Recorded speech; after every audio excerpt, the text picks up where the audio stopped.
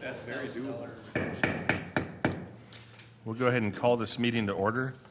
This is an open meeting of the Grand Island City Council. The Grand Island City abides by the Open Meetings Act in conducting business. A copy of the Open Meeting Act is displayed in the back of the boardroom as required by state law. Next, we'll proceed with our Pledge of Allegiance.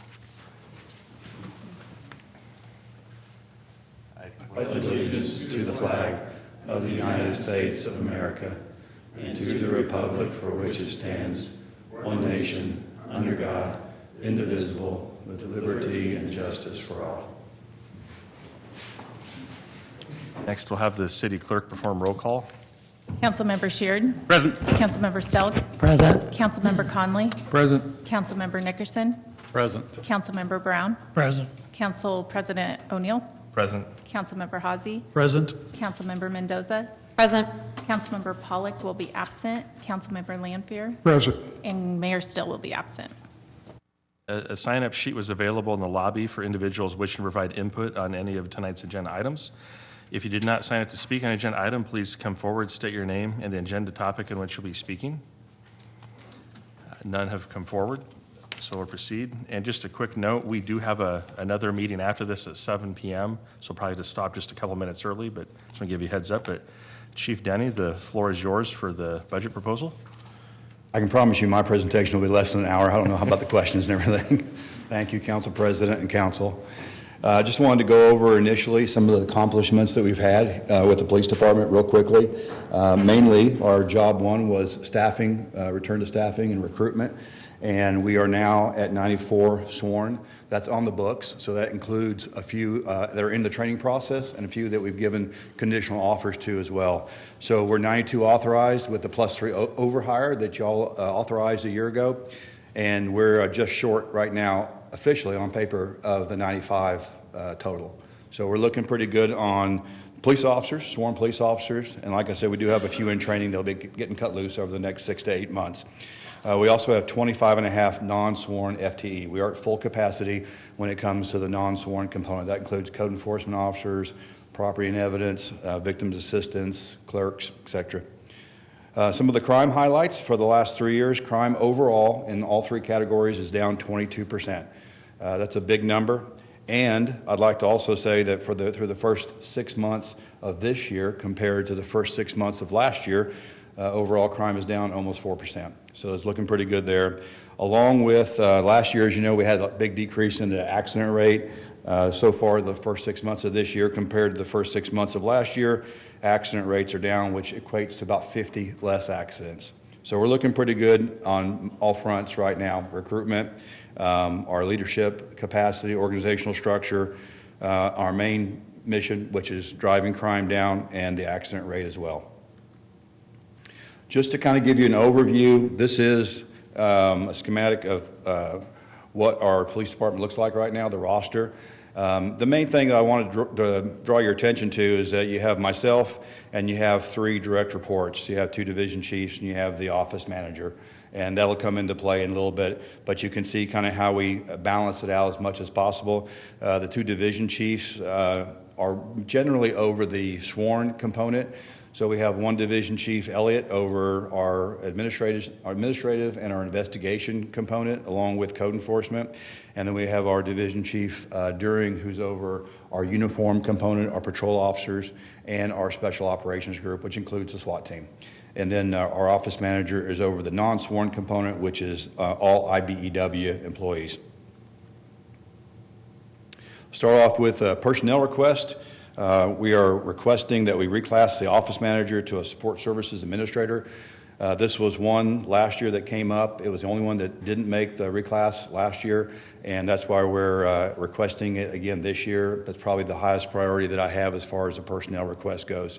Additionally, when I add 1 lieutenant, and I'll talk about each one of these in depth here in just a second, add an admin assistant. We do not have any admin assistants in the police department, and 3 police officers, FTEs. So to go into more detail about the personnel request, the support services administrators position, this is in progressive departments, some in Nebraska, a lot of outside the state, several in the DFW area where I came from. This is a common thing to civilianize a chain of command that does not supervise sworn components. So there's no sworn police officers that this position would supervise. Mainly it puts all in the chain of command, the IBEW union. It also it cleans up some of the areas from the other two division chiefs. So it does eliminate asking for higher paying positions, number one, such as lieutenants or another division chief. And those positions, I might say, don't have the technical expertise that this civilian position does have. So it supervises 12, like I said, 12 IBEW employees, including 4 direct reports.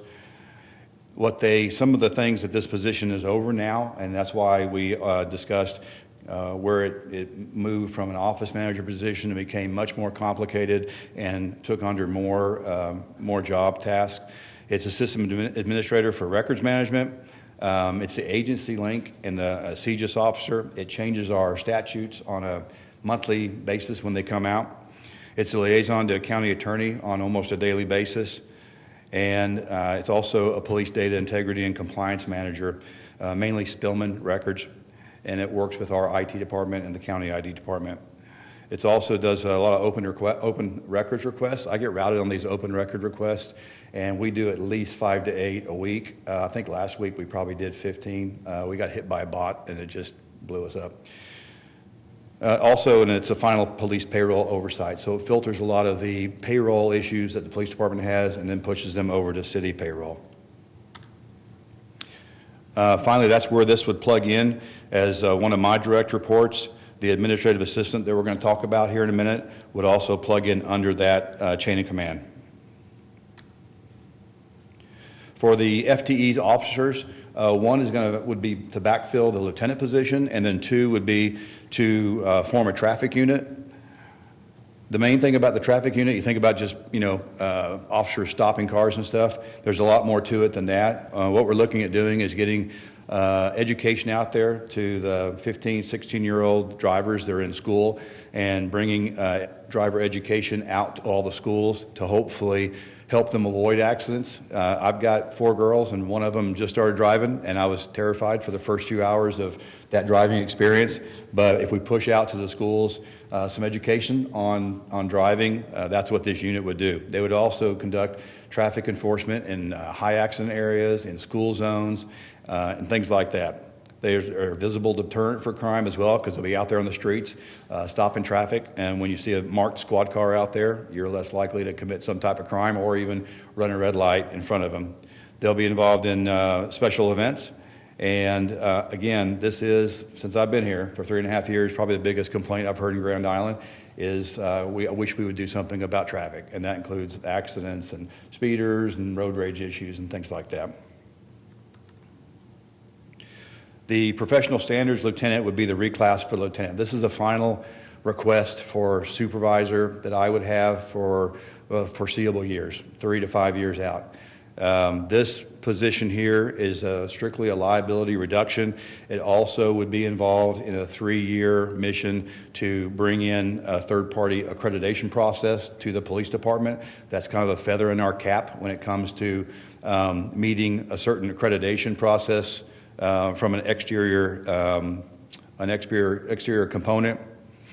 It would improve the oversight and compliance of a department training. It would supervise a sergeant and an officer initially, probably eventually 2 officers.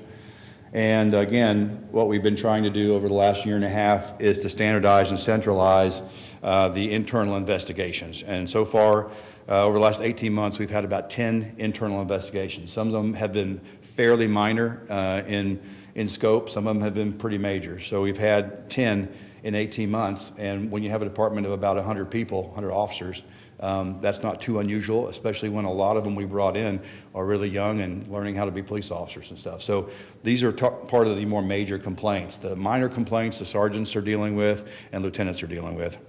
It's also a risk management because it identifies trends in individual officers and in groups. And we can identify those trends and deal with them, whether in training or anything like that, early on. It's also a part of community trust and transparency. So when we're talking about investigating ourselves, this is one of those components that we talk about where we're gaining community trust when we have all our policies in place We do our investigations in a transparent manner, and we standardize them. And finally, the police administrative assistant. This is just a low-cost way to get a person there that would handle a lot of the tasks that are currently being done by much higher-paid positions. It includes myself, the division's chiefs, the office manager, the train division. It would take a huge load of mundane administrative tasks off of these groups that are being paid a lot more. And so this is just a low-cost way to do that.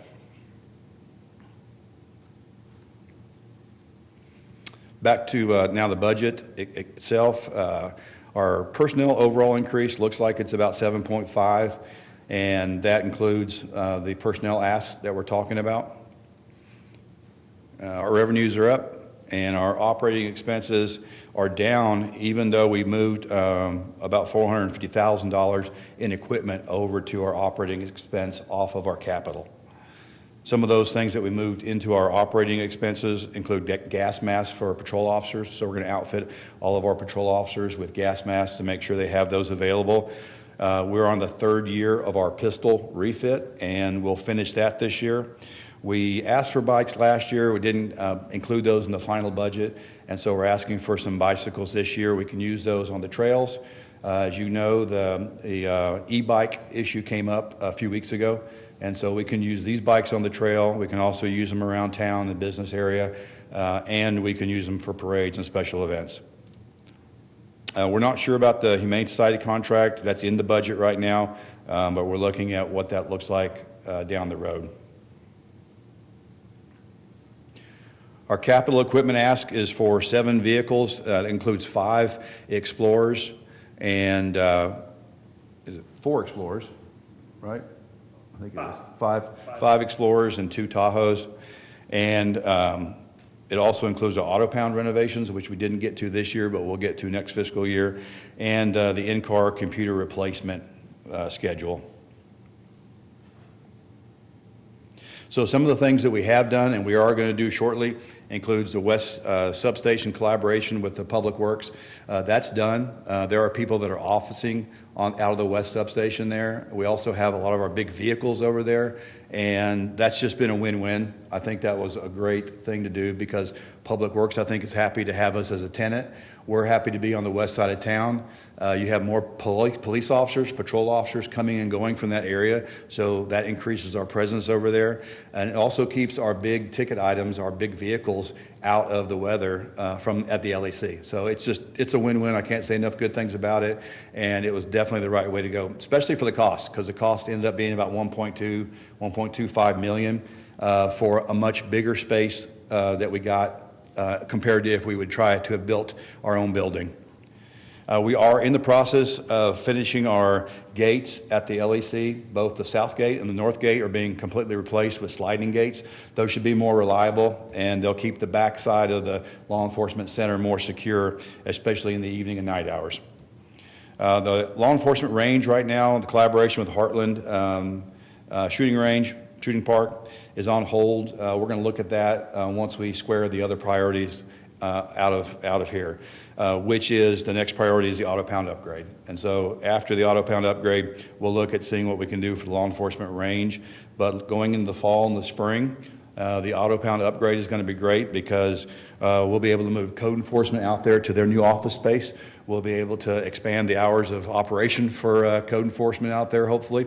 And there'll be people there to deal with customers and tow trucks coming in and things like that. So that's their base of operations anyway, and right now we're sending them from the law enforcement center out there on an as-needed basis, and it's not as efficient as it could be. So if we give them their own place to work out of, that's going to be a win for them and for the community, the customers that we deal with, along with freeing up some office space in the law enforcement center. So we'll have a few extra places in the law enforcement center, and we won't have need for, at least in the foreseeable future, adding office space anywhere else. I think we're doing pretty good now that we have the West Substation and some office space out there. We have the auto pound we will have the auto pound with some office space. So we're looking pretty good as far as the expansion goes incrementally.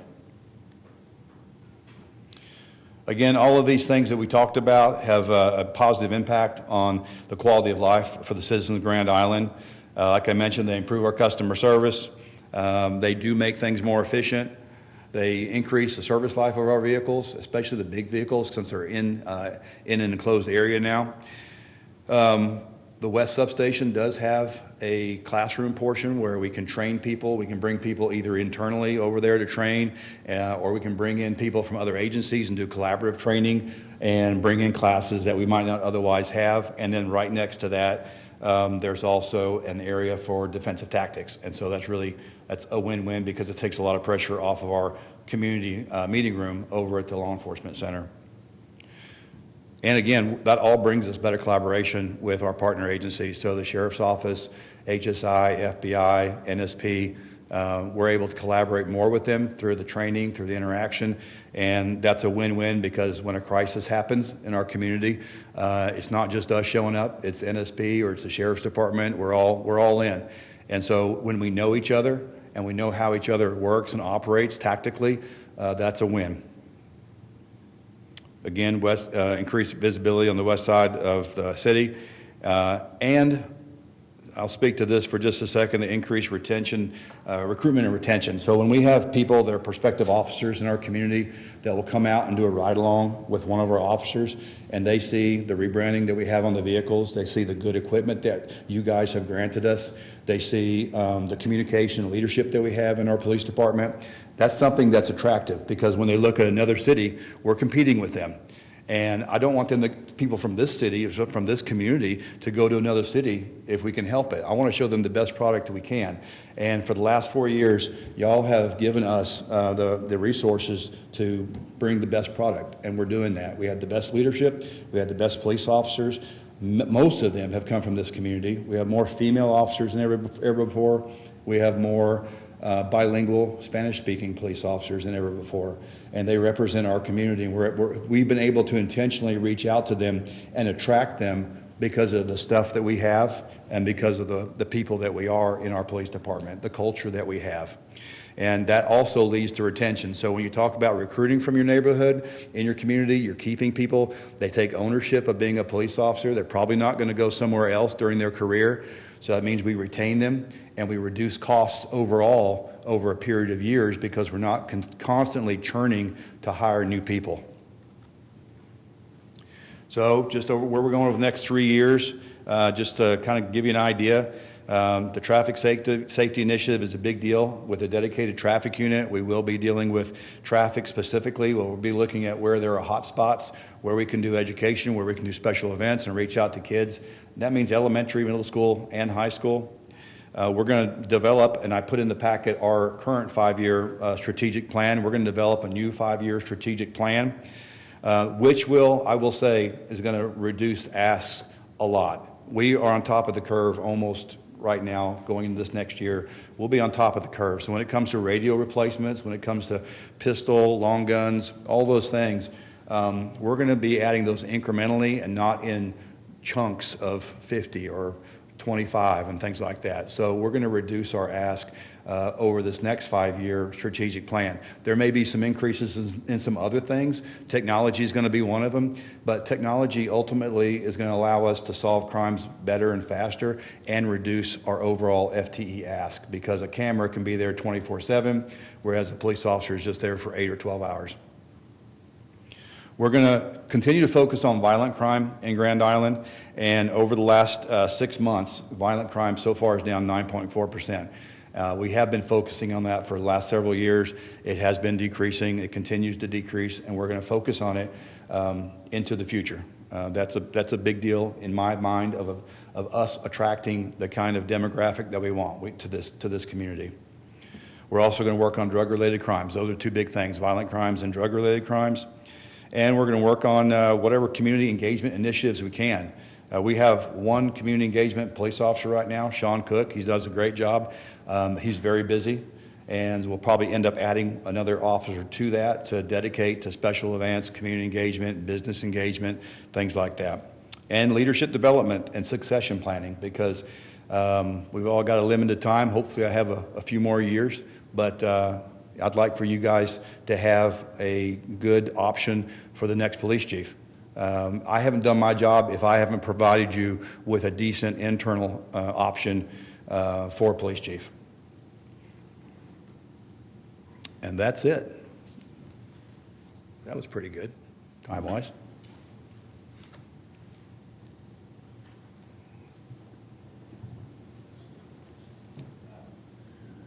Mr. Hazy? Thank you, Ryan. So thank you, Chief, for the presentation. I want to say first a couple things is that I think that the community outreach level of what our police department is doing is better than I've ever seen. So kudos for that. I think our staffing level is awesome because I think when you came on board, that was one of the major concerns of the council is our staffing level and the burden we were putting on those that were still working and working a lot of overtime. So I think the staffing level improvement is great. So a couple of questions. One of the ones, some of this, your top priority on your support service administrator, I got a couple of things I want to ask or point out at this point. Some of them might be Aaron's and not yours, so I mean, if the question needs to go to Aaron, we'll do that. One of the things in the job description, because we just went through this last year, and then the mayor formed a 3-person committee, and that 3-person committee just finished here a couple months ago, and and unfortunately, everything that we did and our recommendations from that committee to the mayor didn't make it in the packet, and so I'm assuming you have seen our recommendations. Yes, sir. Okay, so on the job descriptions, one of the things that I think is interesting, probably a bit surprising, and I don't, it's talking about doing employee payroll, purchasing, accounts receivable, accounts payable. There's all kinds of things that we're already doing, including payroll. I thought our payroll system was pretty well automated, and we did payroll improvements. I don't know if every department has somebody who organizes payroll for them, and so maybe your department might be different than others. We don't, as far as I know, we don't have other people in other departments doing payroll outside of finance. I don't want to speak for Chelsea, but I think we have some people in some departments that filter that. Is that right, for Mickey? But- Yeah, it is my understanding that there's someone in each department that at least reviews time cards. Yeah, we have a liaison in each department, but actual payroll is done in payroll. Okay. Yeah, I mean, I came from a company of a couple thousand people, and it was all automated. Even our expense reports were all automated, and we never needed a third party. When I turned in my expense reports, I didn't need to hand it to somebody to do my expense report or plan my travel. It was all automated. And so I think there's some automation features that I would love to see the city engage in if they're not already. But some of the other stuff with the accounts payable, accounts receivable, doing the travel and training, those kind of things, I'm a little bit surprised that we have a person that helps coordinate that with us. So I think there's things in the job descriptions which I'd like to, maybe it's a different conversation. There's things in there that I don't know we need to have at that level. Maybe we do. On the wage setting, when I looked at the wage setting, one of the comments that I saw is that, when we looked at the wage last time, we tagged it on the supervisor, the police record supervisor. Well, the reason, because that job was easy to match. There was, in our array of, I don't know how many, 10 people, we had 10 matches. Everybody does that, and so it was an easy match. But in the office manager one, when we were looking at it again, we only had 2 matches. That's why, under the Nebraska CIR, we have to have a minimum of 3. And the reason that we don't set our wages on 2, and in this case, it is set on 2, or at least the recommendation is to set it on 2. We have a match in Ames, Iowa, and this position pays $154,000, and a match in Rapid City that pays $107,000. Well, that's a big discrepancy, and so when you only get 2, your middle is $131,000, and so that's why we don't do 2. And that's why we don't base it on 2. Ames isn't even a match. In our committee, we went through and we looked at Ames. Ames has 4 police records clerks and 13 911 dispatchers. And so this is a mix between, Ames is a mix between John Rosenlund and his dispatch and his supervisory dispatch person and a police records clerk. And so we don't have that organization. So Ames isn't a match because we don't meet the CIR requirement of a 70 to 80% job match. So we have 70% that doesn't even do police work. I mean, in our case, it happens to be in John Rosenlund's department. So I don't think Ames is a match. So I don't like using 1 match or 2, and so I think that the wage setting matches need to be reviewed, and they were reviewed a couple of months ago. and now we've got different ones today, and so I want to go through that, but I want you to know why 2 matches doesn't cut it. You know, and the one that does lead the pack on wage setting at $154,000 a year of Ames isn't a match at all.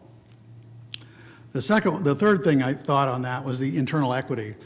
What I thought from Aaron's comments from what I read is he was looking at internal equity from inside the department, making, you know, because she is an important part of this executive team.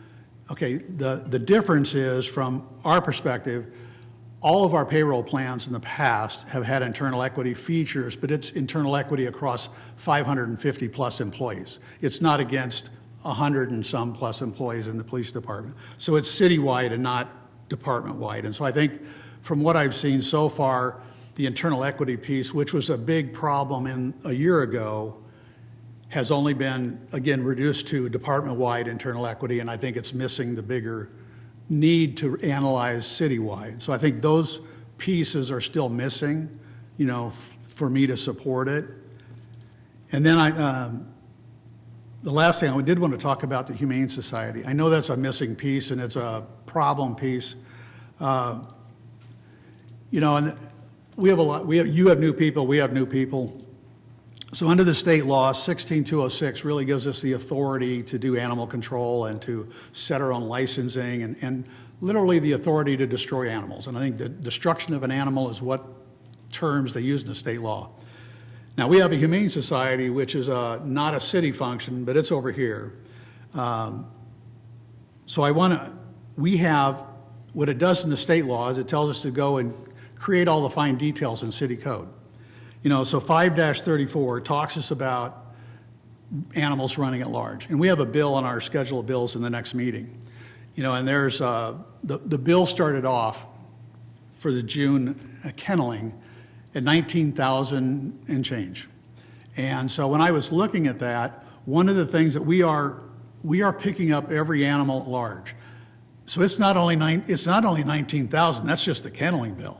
I imagine there's another 30,000 because these were all ACO pickup and taken out there. So we're talking about, we're spending probably 50,000 in a month just to go pick up animals running at large and taking them out to the Humane Society. So 5-36 in the city code talks about dangerous animals, and we absolutely want to pick up dangerous animals and remove those so people in the community don't get hurt. But I think there's room under 5-34 for animals running at large where our city code says may be impounded. And so I think that there's room that we don't have to take every animal and create this large kenneling bill and things for the code, the ACOs to do, the animal control officers. They're running out, and in tonight's, there's like 2 rabbits. We picked up a rabbit, we picked up another rabbit, we picked up 2 chickens, we picked up a guinea pig. Some of those things, I don't think, and each one of those, the chicken and the rabbit and the guinea pig, each one cost us $135 for kenneling. And nobody came and picked them up. They're not a danger to the community. Humane Society may want to do something with them, may not want to do something with them. That's kind of like their call.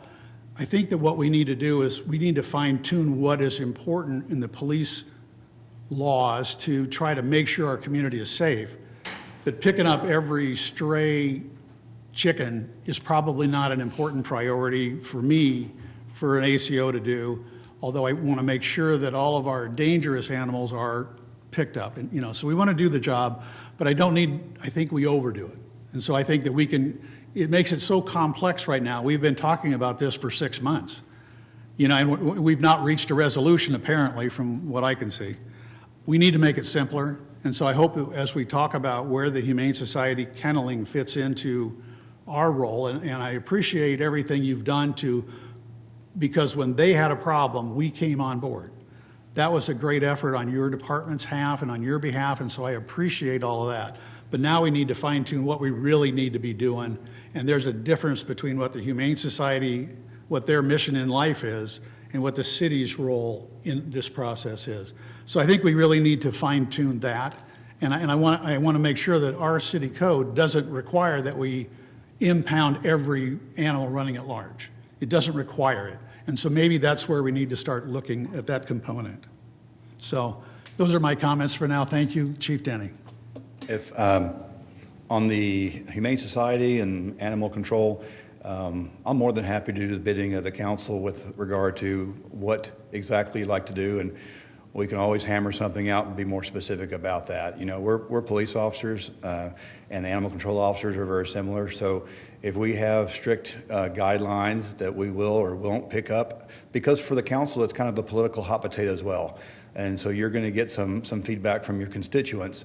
And so as long as the council sets the tone for what we will and won't pick up, I'm fine with that. I don't, you know, I've had two dogs dropped off at my house just in the last couple of months, one by the postman. And so we had to find the owner of those animals or put them in the shelter. So no, I think the police department is more than happy to do anything that the council deems that they have the temperament for based on the feel of the community.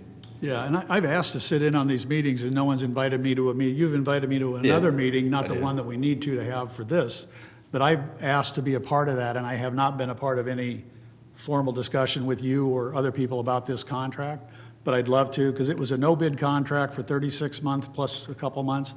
You know, it needs to be bid out. I think there's all kinds of issues with it, and I'd love to be a part of this, a positive solution, so we're all on the same board.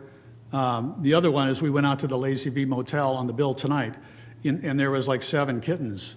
And it was a $945 that the taxpayers are paying to haul those 9 kittens to the, no, it was 7 kittens. To haul the 7 kittens, $945 is in the bill tonight that the city taxpayers are paying. Again, we don't pick up feral cats. This is all one haul on one location, and I just think it's too much. I think that what we're doing is good, but I think we need to fine-tune what is important for the community, what is important for your ACOs to be doing, and it's not picking up every rabbit or chicken or you know that's out there running at large. And even though the Humane Society, I would say that people who pick up a stray cat or something stray and they bring it out there, that the Humane Society should still function as a Humane Society without regard to the kenneling contract with the city. I don't disagree with you. I will say that we have looked at any other option besides the Humane Society as a repository for some of the animals, and there is not an option out there. But again, the police department's more than happy to carry out the edicts of the council, whatever the appetite is there for repercussions from the community, you know, positive or negative. So we're more than happy to do that and follow out those orders. I will say for the support services administrator position, we did ask for it last year. It is a cutting-edge position, but it is something that reduces costs overall, and it allows us not to have a lieutenant or division chief added to our budget. Number one, that wouldn't solve the problem, because this position, and it's about the position, not a person, from office manager to support service administrator, this is a position that reduces our cost overall. It centralizes command structure over the non-sworn component. It's something that's done, if it's not done but a couple places in our array, I can't help that, but it is done in a lot of places that I've looked at academically, I've been a part of as well. And this place, I feel so strong about this position, I'm talking to the whole council here, that last year I offered to give up my step raise or reduce me step raises to fund this. I'll do the same thing this time coming up. That's how strong I feel about this position. Well, I think one of the things, Chief, is that all city employees, all 550 plus of us, we use the same wage study. What I want the wage study to be, it's not the position, the wages are incorrectly set. The wage study needs to be accurate and done like we're doing for every city employee, and not have a unique way of setting this person's wages. So my issue is about using a correct wage study to set the salary, position or not. I'm not necessarily for or against. The issues against it are, as you say, evidence is not under a civilian in any other cities in our array. That's what we found when we did the same survey a couple months ago. It's not done in our array, so it's not a common thing. It might be something, the right thing to do, but it's just not common. So my point is I want to make sure that the salary array, if that's the organization you want and the council wants, that the salary setting component of this is the same for all 550 plus people and not uniquely different for one. That's my issue, and it has been and is today in front of us. It's uniquely different for one, because we don't do it this way for anybody else. I understand that. We did put this up last year, and I thought we had come to a conclusion, at least an understanding of this position at this point this year. Mr. Stelk has a question as well.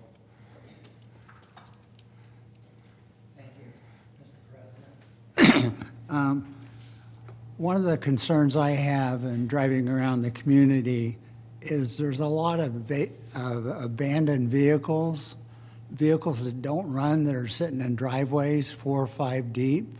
You go around the back and they're back behind a fence and that. And years ago, we used to have a community cleanup day, and they get rid of those vehicles. But I guess I'd like to see a little bit more attention put to vehicles that don't run. How long can they keep them on their lot? It's kind of distressing, and it kind of brings down the value of the neighborhood, and that if there's a bunch of vehicles on a lot.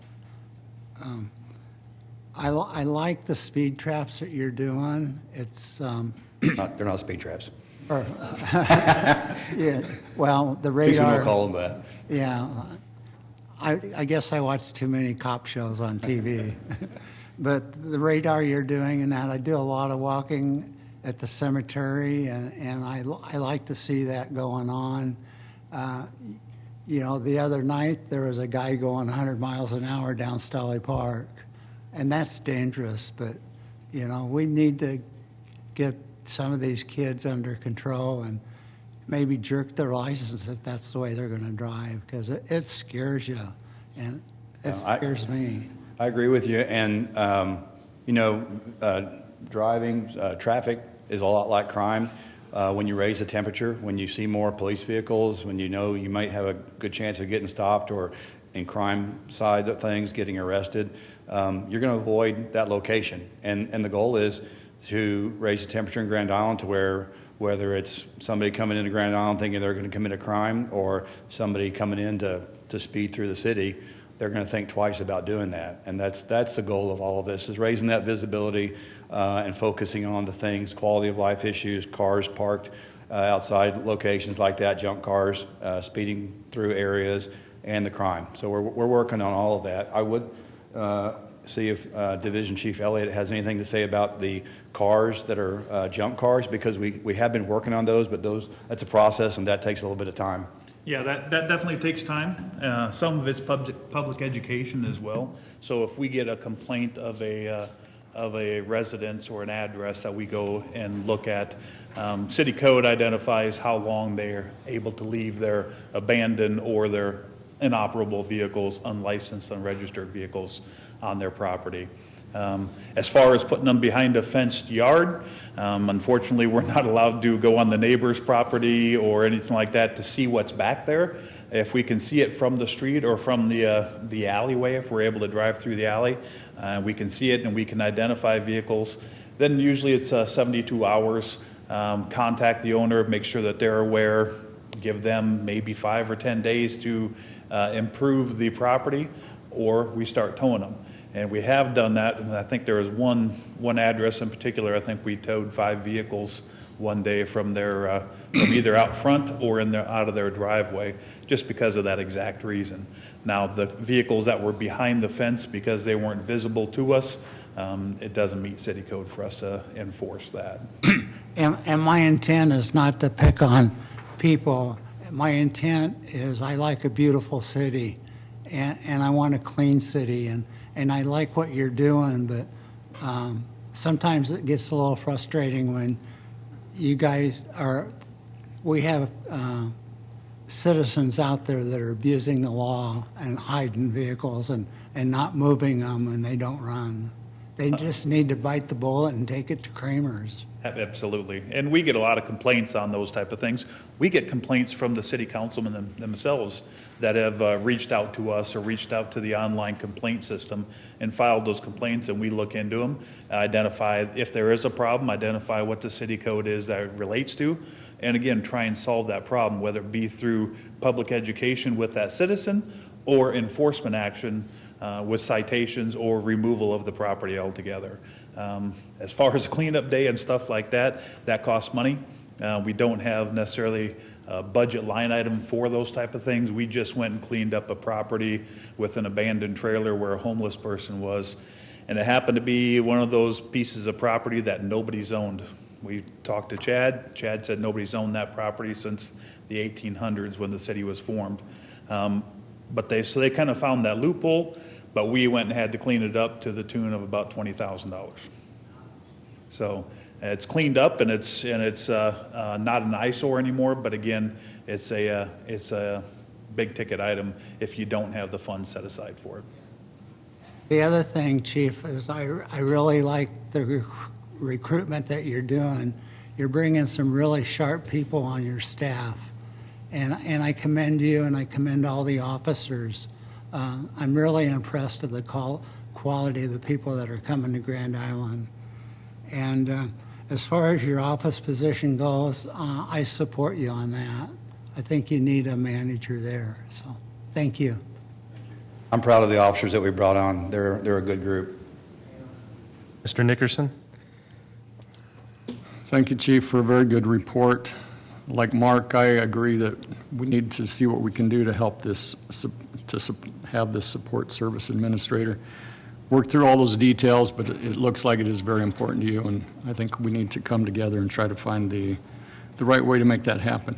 You got such a good report and a lot to be proud of, not only from your leadership, from the division chiefs, and then you've got your lieutenants and your sergeants. I looked at that org chart, and I thought, holy cow, that is a lot of stuff going on. And every one of those sergeants has 5 or 6 people reporting to them, and it just goes through the whole system. So that's our police department. That we don't see that. We see the patrol car running around, but that is what keeps this community safe, and every aspect of it, you know, from the detective side to everything that goes, all the nuances here, the records keeping, that is it.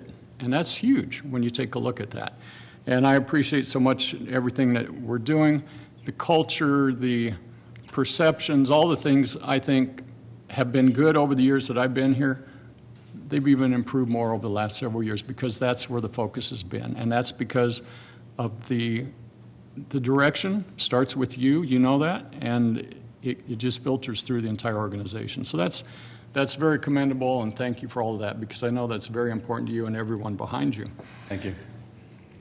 When we take a look at the ask that you have tonight as we go into the budget time, I mean, obviously you have a lot of things that are very important to you.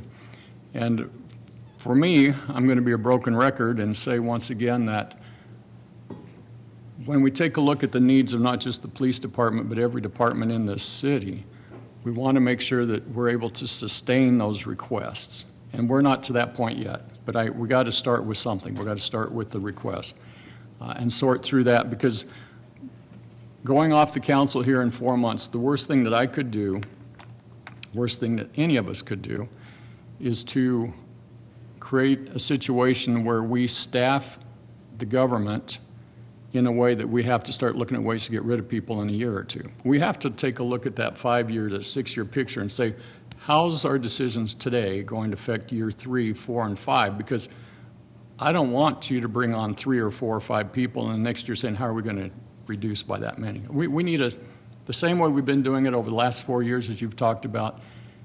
It's been very structured, deliberate, affordable, sustainable, and that's the path we have to have. I don't know what those answers are tonight, but we know where the requests are starting, and you kind of hedged that at the beginning, saying, you know, of all the staffing, the most important thing to me right now is this support service administrator. That's really at the top of my list, and maybe we'll have to take a look at some of those others. But one of the things I also want to check with Patrick while you were presenting was, you know, how are we doing on our vacancy savings? Because that's always been, that's kind of a way of knowing how we're doing on staffing. And very good improvement there, which tells me that we are seeing more consistency in people that are staying. We're not seeing the turnover. You're starting to see those new recruits come in and stay.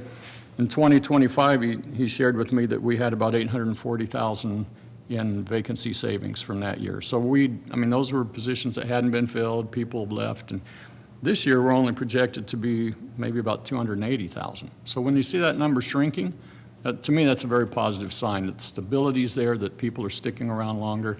And that's the progress that I like to see as kind of a barometer of how things are going. I think that's a very good snapshot there. So thank you for that. Again, you talked about the quality of the recruits, and we want to continue to build on that. But I just want to make sure that even those that are behind you understand that when we have to make decisions for the entire city, we have to make sure that we're able to afford that 2 years from now, 3 years from now, 4 years from now. And we aren't at a spot where I know where we're at on that yet, but that will be in the next few weeks. We're going to have a very good idea where that is. But I can't say enough about the good things that are going on. I serve with Sergeant Wood on the Animal Advisory Committee. He has also been involved in some discussions on some code updates that they may be presenting to us in time for animal control and those type of things. So that'll be interesting to see how that all pans out. So very good people. Thank you for the work you're doing. I wish I could say, you ask, you get it.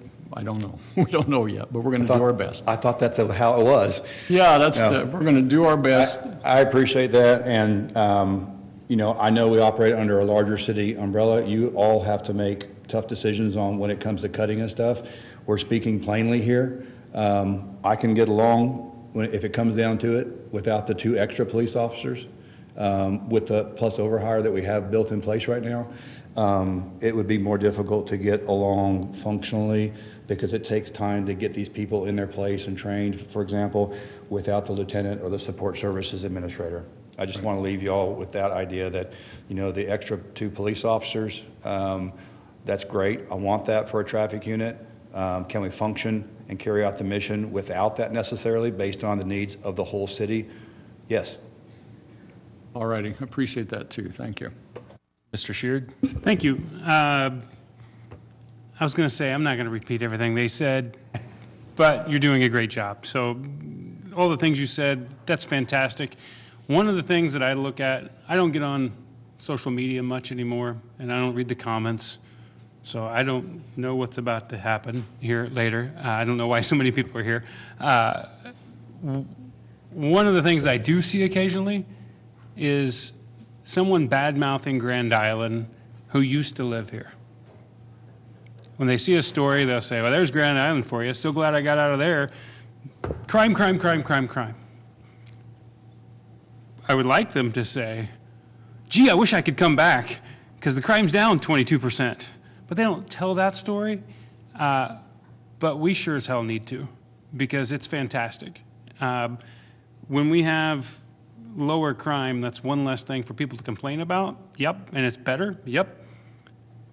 But when people outside know about it and start to talk about it, it's probably as important to people wanting to come here as anything else.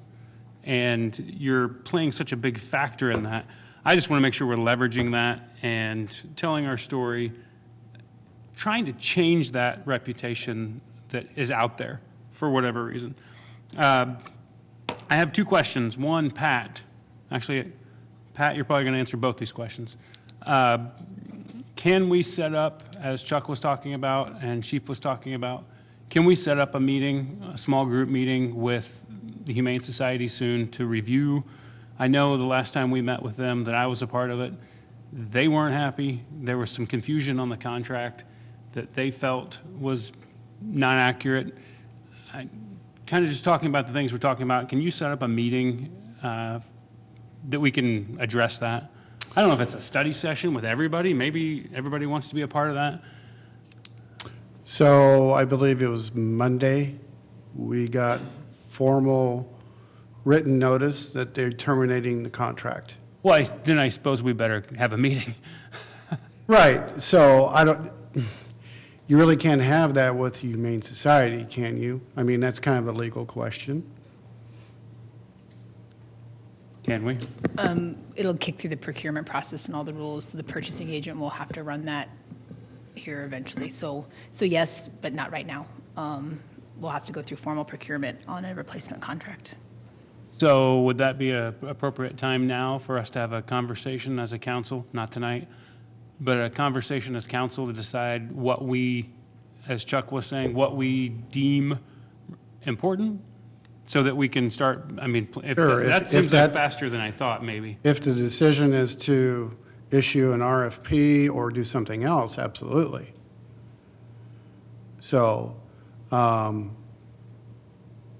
Maybe it's just a topic to Let's, talk out about. of scope for We- agenda right now, but Yeah, something for us to come up. figure out something that we can have that conversation. Okay, I'll To work hear on it. from the community and hear from council Okay. on that topic. I'll work on it and send something out to council. More related to this is, as Chuck mentioned, his issues with the salary comparison to Ames and having the two. Is Aaron here? Can he speak to how this salary, what he was a part of, how this salary came to be? He's not here right now.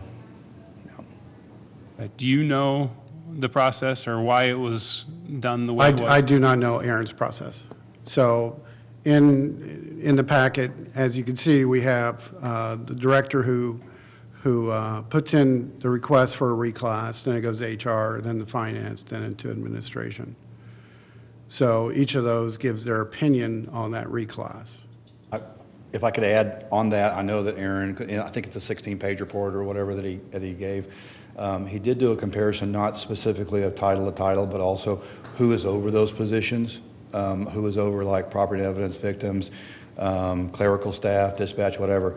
A lot of those used to be traditionally a sworn component. So ultimately you had a sergeant or lieutenant or a captain or something over those areas. They don't have an understanding of what those jobs do because they probably didn't do them, and so they don't have an understanding of from coming up through that chain of command what those jobs entail. It wasn't really the best way to manage, and it's not financially the best way to manage either. So when you have a support services administrator, for example, that does the job of what a lieutenant does in Bellevue or whatever, for example, it's a lower cost and it's a higher skill set because they know what they're doing. Most likely they've done that job for a long time. I can tell you that the sworn officers here, if you made us do something like be an administrator over Spillman or the payroll, it would be messed up. That's not our lane. Chief, I don't think, I'll speak for me, and I heard Chuck say it, and I think I heard two others that said, I don't think we have a problem with the position. I just want to make sure we're all comfortable on how we got to the salary, and that we're comfortable with approving it or adjusting it if it needed to be, but getting this passed without friction. Right. That's where I'm at. Because I 100% agree with the position and everything you've said. Point made, love it.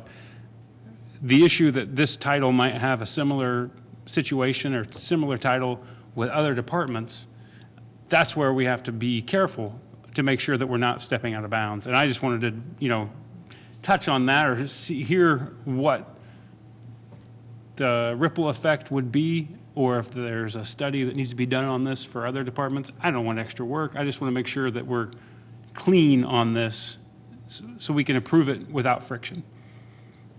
I think it would be more analytics on the full entire organization in that position, that role.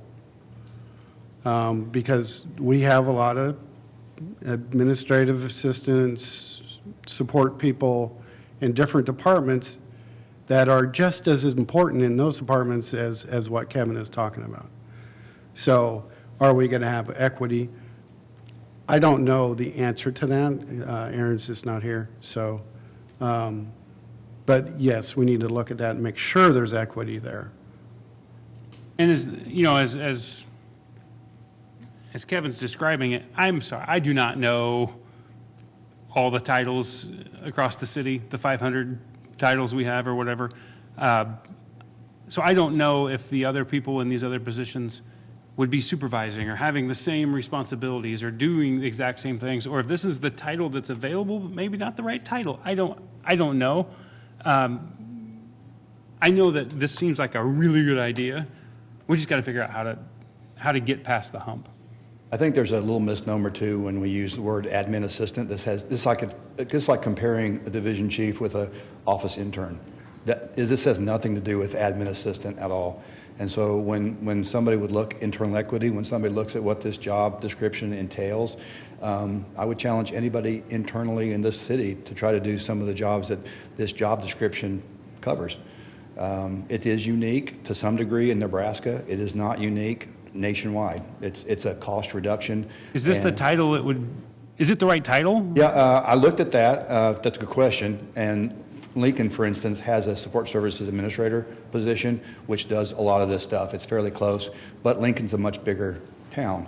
And so we really couldn't use that as a comparison necessarily. But they do it this way, they overlook, it's basically modeled. Yeah, Lincoln is one of those more progressive departments that puts a lot of the civilian structure under a civilian component for cost effectiveness and for skill sets. And there's, obviously from the Dallas-Fort Worth area, there's plenty of departments in the Dallas-Fort Worth area that do that as well. Yeah. Well, I know, Ryan, we're getting close to when you wanted to call it, but I appreciate hearing this. I like the plan. I'm hoping we can get through this. Thanks for educating us. Thank you. Okay. I know we're getting closer. Chuck, did you have something real quick? Real quick. Okay. Yeah, Chief Denny, you had said that there was no alternatives other than the Humane Society for the kenneling. You know, I have had, like within the last year, a comment with other kennels, somebody who owns other kennels in Grand Island, and the comment is they don't want to step on the toes of the Humane Society, and so they're going to be respectful and not bid because the Humane Society wants it. And so I think there's political parts to this contract. I don't, you know, again, this one was a no-bid contract, but I think there are others that would be interested if the Humane Society has in fact put in a, I don't want to do this anymore. I think there are absolutely others that would be interested, and so I wouldn't want to close the door that there's no other alternatives, as you said, so. One thing I might cut in here too, so there'll be another review of all the positions on the 18th of August as well, so there will be continued conversation. I know there's been a lot.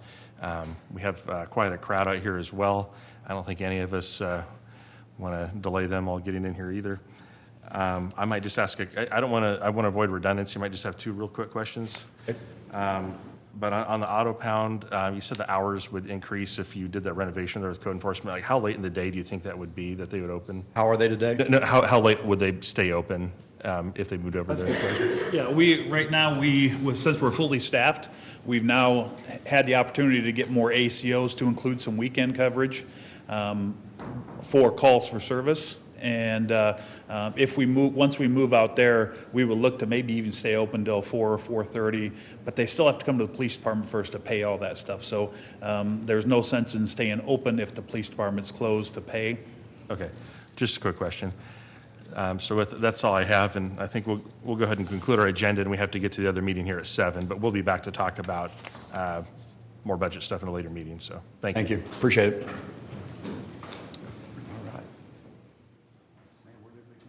And somebody needs to make a motion to adjourn the study session.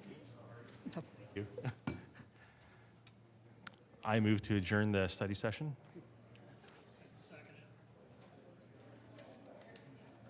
We need to vote as well. All in favor, say aye. Shut off, so, yeah. I think you had to adjourn. Aye.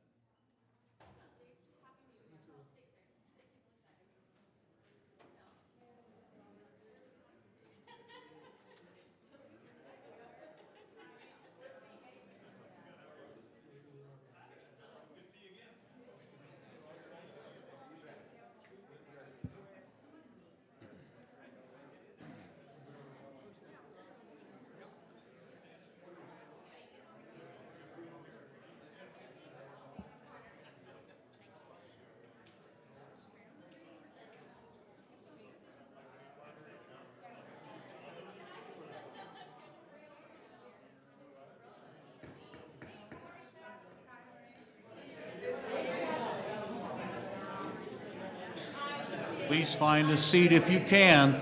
We will begin our meeting shortly.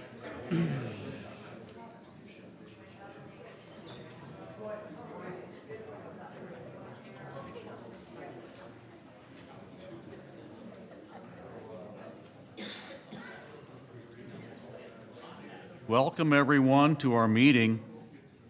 The date is July 28, 2026. The time is 7 p.m. This is an open meeting of the Grand Island City Council. The City of Grand Island abides by the Open Meetings Act in conducting business. A copy of the Open Meetings Act is displayed in the back of this room as required by state law. The City Council may vote to go into closed session on any agenda item as allowed by state law. Now, please join us in the Pledge of Allegiance. I pledge allegiance to the flag of the United States of America and to the republic for which it stands, one nation, under God, indivisible, with liberty and justice for all. The city clerk will now perform roll call. Councilmember Sheard. Present. Councilmember Stelk. Present. Councilmember Conley. Present. Councilmember Nickerson. Present. Councilmember Brown. Present. Councilmember Hazy. Present. Councilmember Mendoza. Present. Council President O'Neill. Present. Councilmember Pollock will be absent. Councilmember Lanfear. Present. And Mayor Steele. Present.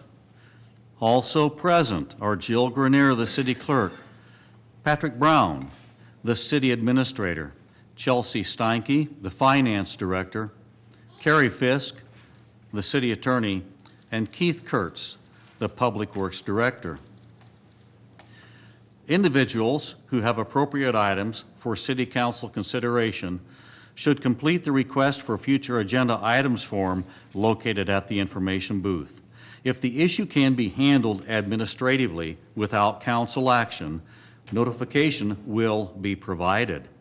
If the item is scheduled for a meeting or study session, notification of the date will be given. Council members, do you wish to remove any of tonight's consent agenda items for further consideration?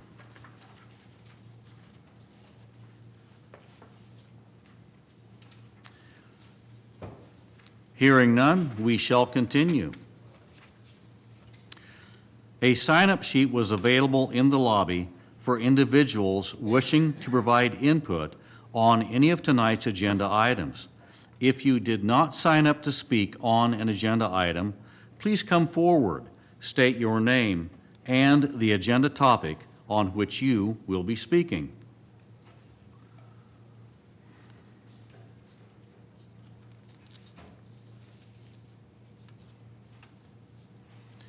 No one has come forward, so we shall continue. The first item on our agenda is Board of Equalization 6A, consideration of determining reestablishment of tap fees for subdivided lots in Sanitary Sewer District number 530T. Council, is there a motion to adjourn to the Board of Equalization? Mr. Hasse. I'd move that we adjourn to a Board of Equalization. Thank you, sir. Mr. O'Neill, I second that motion. any discussion?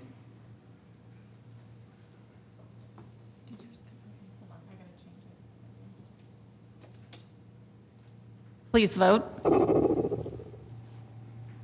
Motion adopted. Mr. Kurtz, please proceed. Yes, good evening. So this item is fairly straightforward. In working through some development potential areas south of town along 281, we began looking at the assessments for the TAP district that was built probably about 10 years ago-ish. And since that time, some land has changed boundaries or ownership or different things like that. As such, we are wishing to redistribute those fees accordingly based on the new parcel sizes today and the new ownership. Something to note on this particular assessment is there was 4 different tiers of assessment based on how far away from the sewer main the property lies. So all of those original assumptions were calculated using the present boundaries. So nothing has really changed other than we're just redistributing those dollars appropriately for the current situation. Thank you, Mr. Kurtz.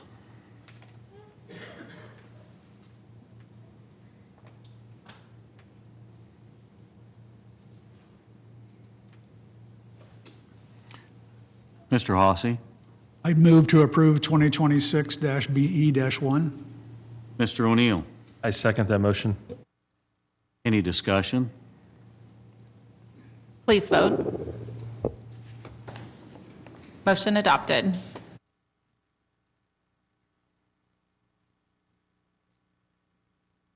Council members, is there a motion to return to our regular session? Mr. Lanfear. I move we return to our regular session. Thank you, Mr. Sheard. I'll second. Any discussion? Please vote. Motion adopted. Agenda item presentations and proclamations. 7A, All-American City presentation.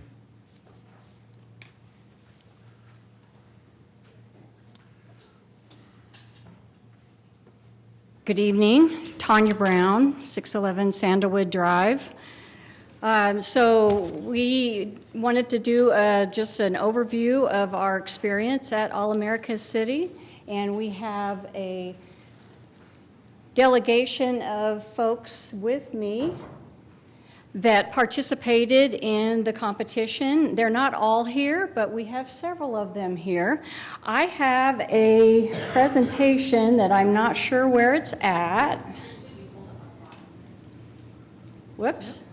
How about that one?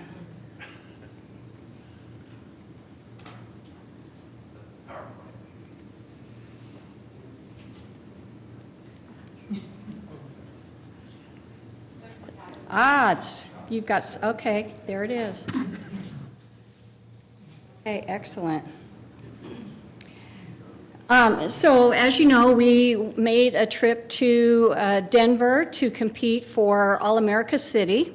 That was based on us being qualified as a finalist in the All-America City competition.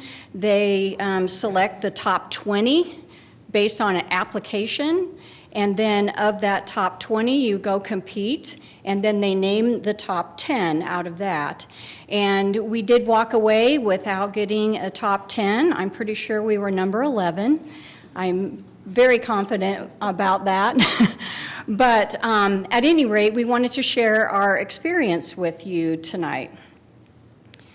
Just some historical information, in case you weren't aware.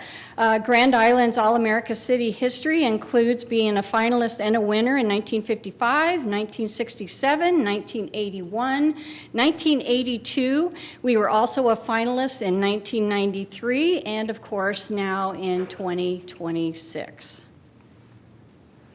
The theme for this year's All-America City competition was strengthening civic health and building trust.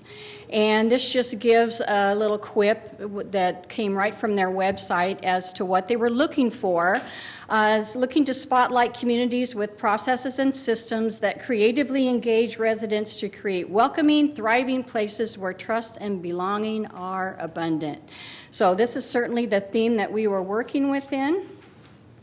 In case you're curious about who we were competing against, this shows a map of the top 20 finalists and where they are geographically located. And then I went ahead and listed those cities that walked away with the top 10 title and those of us that remained a finalist. So just wanted to give you a little perspective on where things were located. I'll give you a second to look that over. One thing you should walk away with from this slide is we were in tremendous company. This was the 250th year, and the National Civic League really played up this year, and especially the theme. And they got a very great slate of competitors for this year's competition. So in the application process, you not only get to brag about your community's history and a lot of other things that you do as a community to foster that civic health, but they also ask you to highlight 3 very specific programs. So in our application, the programs that we highlighted were associated with neighboring, the Creative District, and Elevate. And we're not going to give an all-out presentation on those particular programs tonight, but they were the highlight of our stage presence. So when we went on stage to bring our application to life, our task was to take these 3 programs and to give them our 10 minutes that we had. And so if any of you are not familiar with these programs, please do ask about them, because they're programs we can feel very, very proud of as a community. So what I wanted to spend the time with tonight, though, was to talk about our reflections of the competition. This was our delegation that went. We had 9 of us. I can tell you that we were one of the smaller delegations. I was absolutely shocked and amazed at the number of people communities brought. We weren't the only ones that had a smaller delegation. There were a handful that did, but there were a lot of people there, no doubt. But I can tell you, every one of the 9 faces that you see on that picture right now were 110% proud to be on the national stage for Grand Island. And having sat through and watched most of the presentations by the other communities, we truly did stack up very well with our programs and our presentations. So we have a lot to be proud of with that. And I will go ahead and I think y'all can see who is here, who was part of the delegation. I've got their names listed, but here with me tonight is Sarah Tall, Jessica Hendricks, Brad Melamat, and of course, you know, Chief Denny. So they were part, and of course, Jack Sheard sitting up there that didn't remember his t-shirt, and Spencer Schubert is hiding in the back. But I thought what would be kind of nice would be for those of us that were able to make it here tonight to just give some brief comments about what our experience was like. And so, I don't know, we'll just go in kind of the order that we're standing up here. But Sarah, would you like to comment? Apparently, yes, I would. Thanks. Again, I'm Sarah Tall. I am the Director of Programs and Operations with the Greater Grand Island Community Foundation. The foundation is the district administrator for the Creative District, which is why I was invited to be part of the delegation. And it was really exciting. I think we were one of the only organizations, one of the cities out of 20 that really talked about arts and culture as a vibrant part of our city. And there were a couple of questions from our presentation about that specifically. And so Chris Hochstetler, who's one of the board members of the Creative District, and I were able to field those questions, and it really, I think, put us apart. And so I want to thank the council for your support of the Creative District and how unique it makes our city on a national stage. And I'm going to take this opportunity to shamelessly plug that we have an event on Monday, the Let's Talk Creative District meet and greet from 4 to 6 at the Chamber. So if you'd like to learn more about your creative district, please come. All right. Just Jessica Hendricks, Executive Director for Leadership Unlimited. Our program, Elevate Grand Island, was one of the ones highlighted in the application. Many of you have presented for different aspects of programming that Leadership Unlimited does, and so to be able to talk about our programming on a national scale and the work that we're doing to really diversify what leadership looks like in our community, the efforts that's going in behind it, and the community support that's within that to make leadership on nonprofit, on your council table here, really school board, any elected seat, to make it more inclusive and looking more like our community is what we're focused on. And to be able to highlight that and kind of show a unique way that we're doing it in Grand Island was exciting. So thanks for including us. Say a few words. Brad Mellema, Grand Island Tourism. It was an honor to help represent Grand Island on a national stage in Denver, Colorado, with some amazing communities. It really was a celebration of civic pride, and we learned a lot about what other communities are doing. We're able to take that in. I also think it goes without saying that we have the ability to come out. We've done this a number of years ago, but we have the capacity now. Thank you, Tanya, and for the application and the capacity to see this opportunity and get this done as a community. So many communities may see this and like, we don't have the time, we don't, whatever. We stepped up and really put ourselves out there to do that, and so I was proud to be able to be a part of that. We talked about police community engagement, especially with respect to National Night Out, and so that was kind of my part in the whole thing. And I think I echo everybody's opinion that we talked about it afterwards, after we saw the other presentations, and we came away with some really good ideas about what we need to take back next time, if and when we go back next time to win it. So I think I'm pretty confident about what we took away and what we learned for the next time we do this. Yeah, and that was one of the fun things about it is when you sit and watch other communities present what they're doing, not to mention the breakout sessions that you had outside of the actual competition, you really gain some great perspective about things that we could be doing, things that we could do better.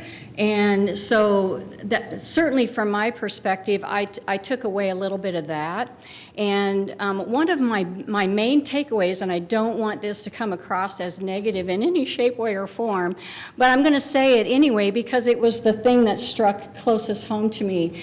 And that was that by the time they named the winners and I reflected on their presentations, there was a closer tie between the civic government of that community and all of the things that were happening in the community. And I think we fell short, this is my personal opinion, we fell short in not being able to reflect that in our presentation. And so I would love to take our fresh perspective and go back in about 2 years and bring home the top 10 because we learned enough that I think, like I said, I'm pretty sure we're number 11. I think we could definitely do it, and that would make Grand Island really stand apart too as a fifth-time winner. You saw one of the first slides I gave talked about some communities have earned 7, so we're right up there. We are right up there.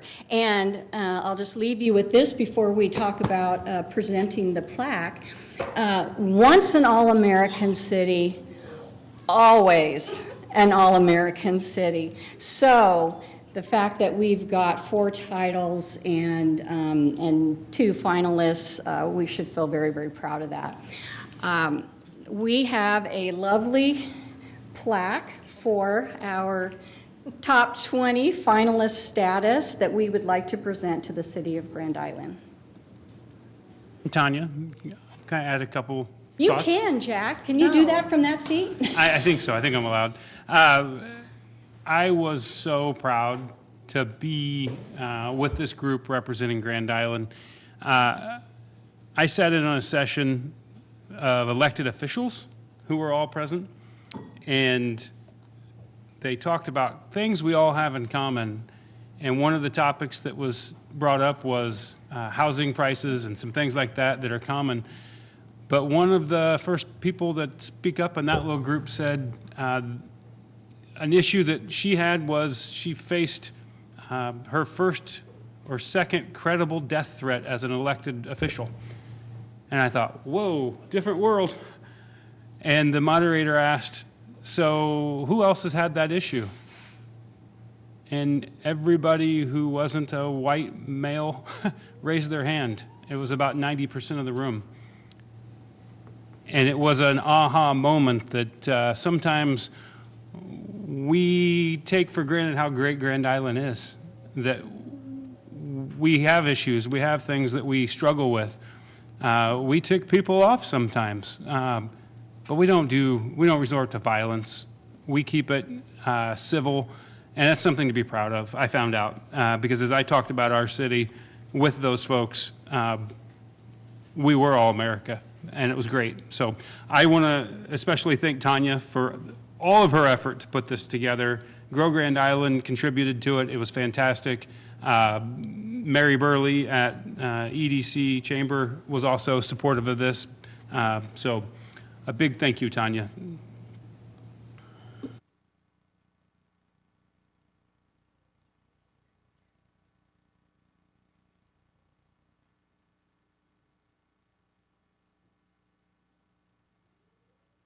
I don't know if you want to do anything official, if you want me just to lay it over there on the desk.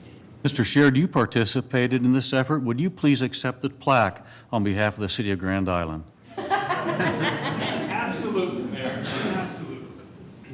Want to get a picture? Come on. I was going to say, get a selfie.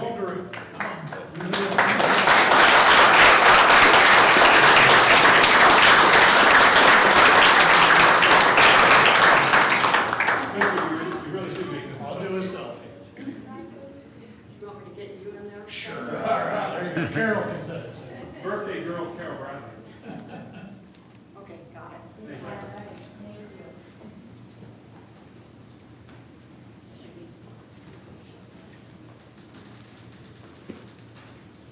We will now take up the State Fair presentation.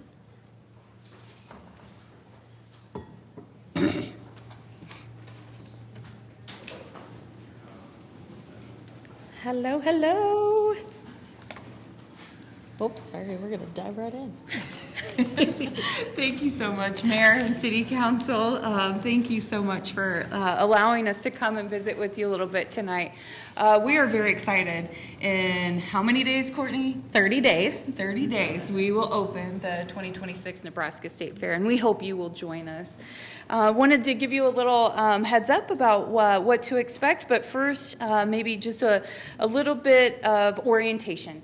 The State Fair is held at Fauner Park campus, has been since 2010. What a blessing that is. Other partners that are on Fauner Park campus certainly include the city. You can see the field house, the Big Iron Event Center, and then the Northwest parking lot all have city logos on them. We're grateful for your partnership on the campus. Other partners on campus include VenueWorks, who manages the Big Iron Event Center, as well as Grand Island Casino Resort.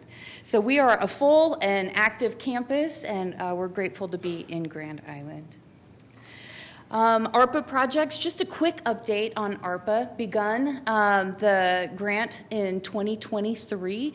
It will conclude this year at the end of 2026. So quite a bit of progress has been done. All of the items in purple on the map are complete. The items in green are just about complete. They will be done in time for this year's State Fair. And then the small section in red is our last section to break into, as well as any punch list items. But all of ARPA is complete at the end of 2026, so we're very excited.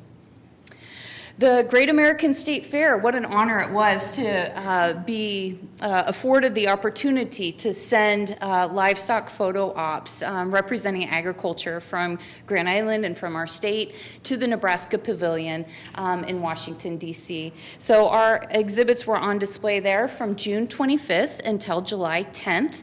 We have invited the entire pavilion to have representation at this year's State Fair as well. So it was kind of a last minute request for us, just 30 days out from the fair, but we hope to confirm early next week how many of those exhibits are able to also make their trip to Nebraska State Fair. We look forward to showcasing that this year.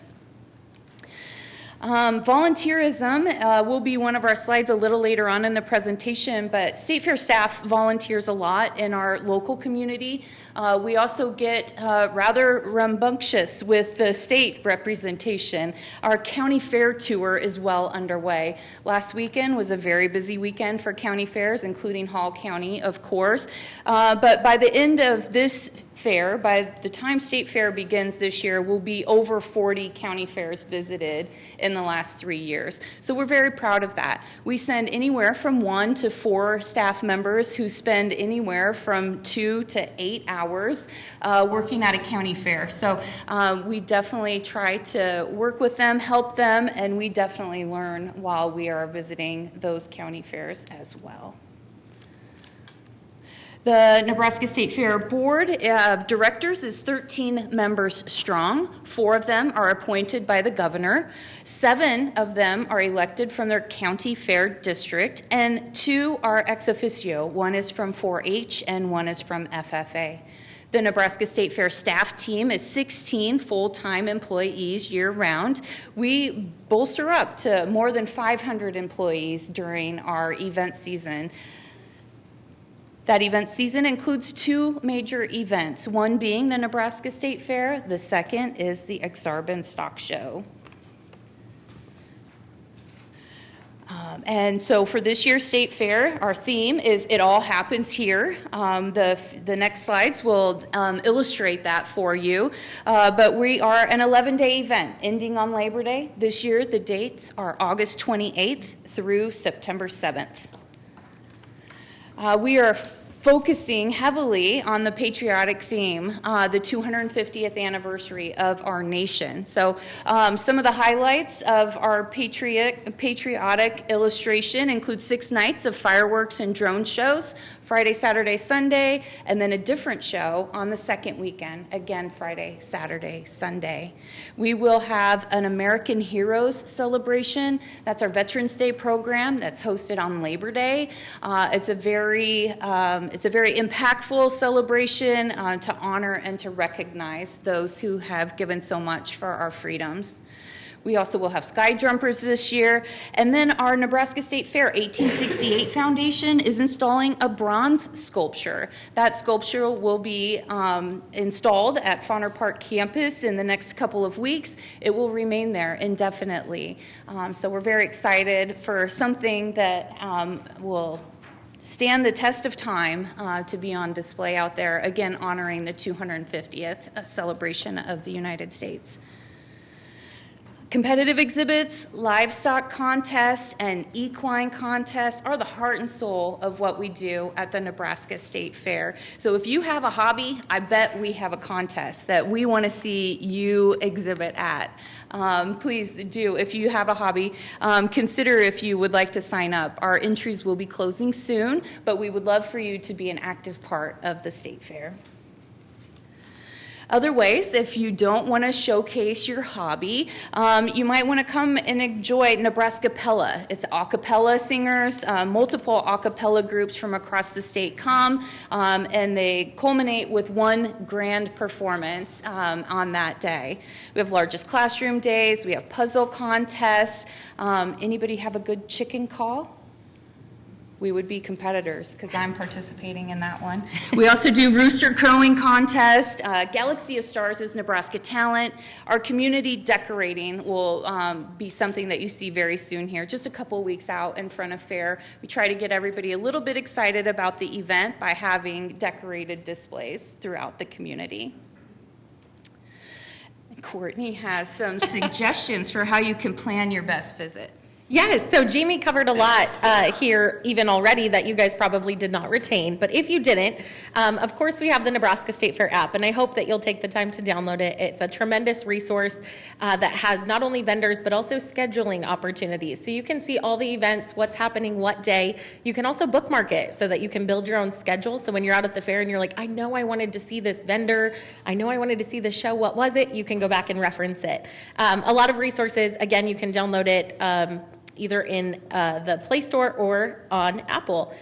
And then our visitor's guide. You guys are the first to see this. We had some get delivered here just in the last week or so. Our physical copies of the Gatebook will go out in newspapers all across the state and then will be scattered about at different businesses and such. You have a physical copy in your hands, but we also have a digital copy on the website. So if you need to reference it or if folks are asking, what the state fair might have or where they could find more information, direct them to our website. That digital copy does allow you to keyword search too. So if you're looking for something specific, like last year, cattle dogs was the highest searched item in the gate book. If you're looking for cattle dogs, you can keyword search and find when they're going to be there.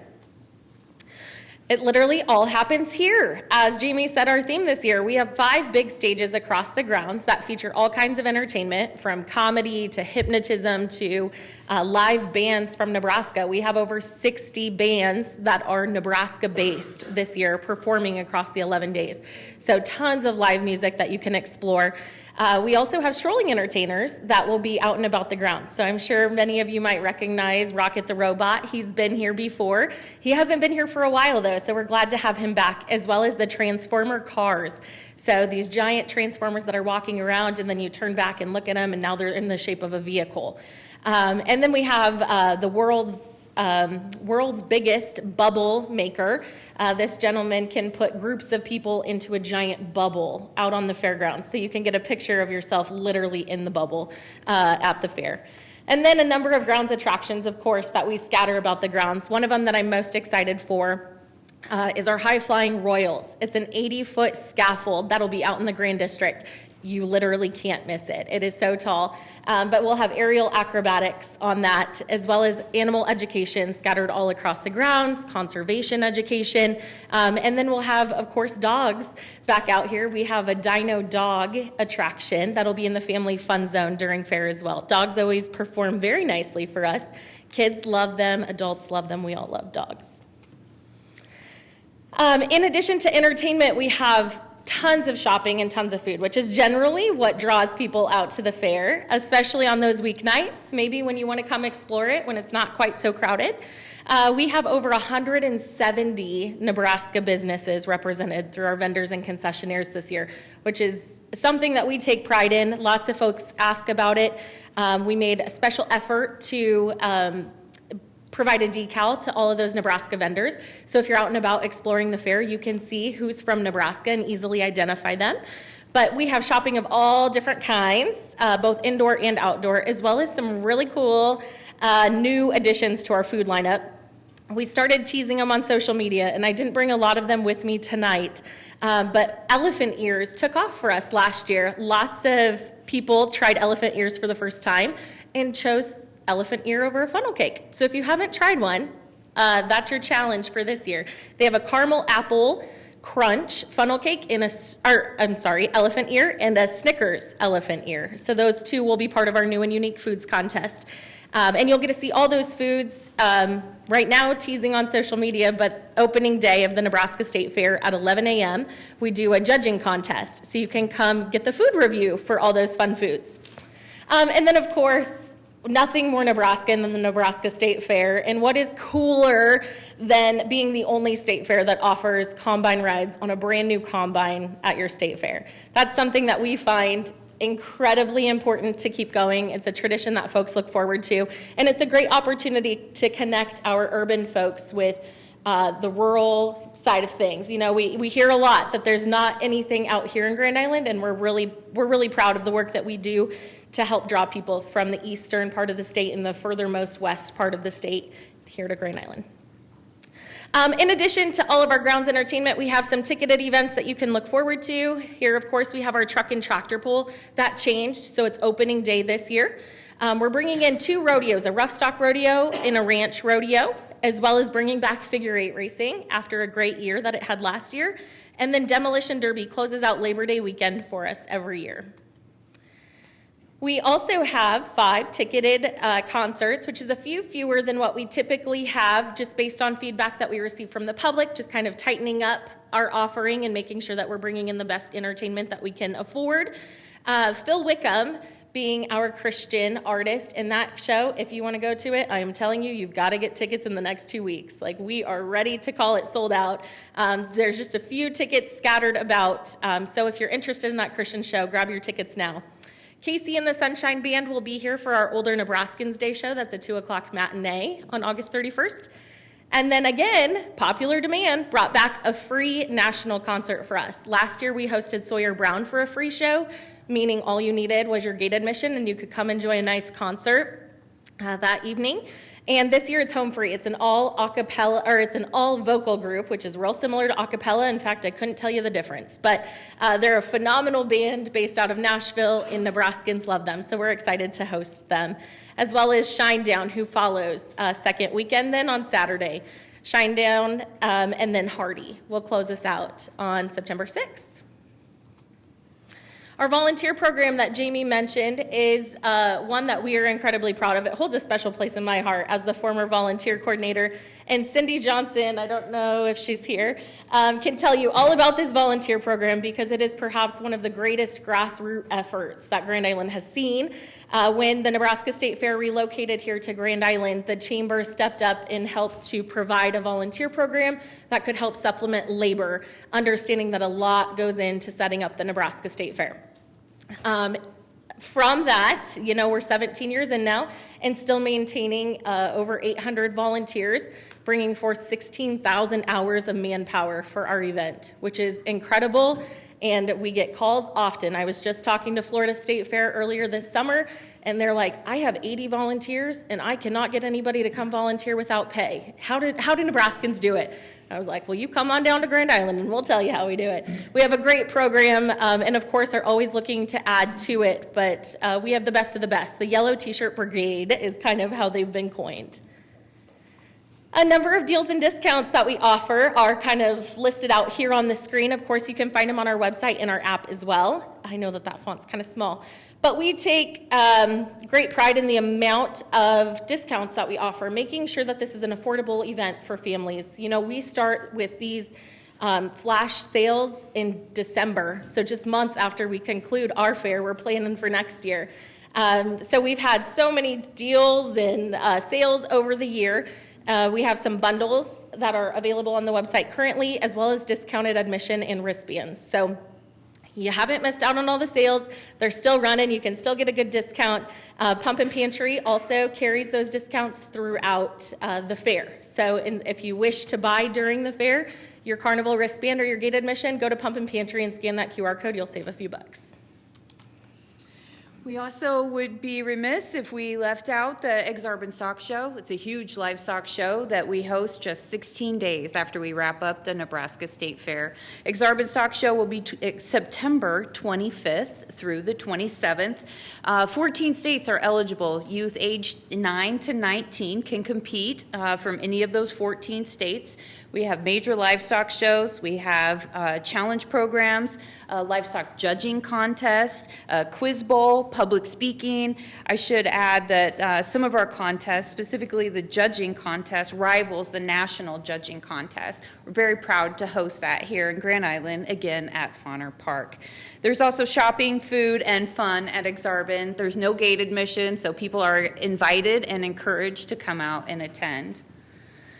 With that, we have some reminders about the date, and I do want to call Cindy Johnson up. Cindy Johnson's a consultant for the State Fair.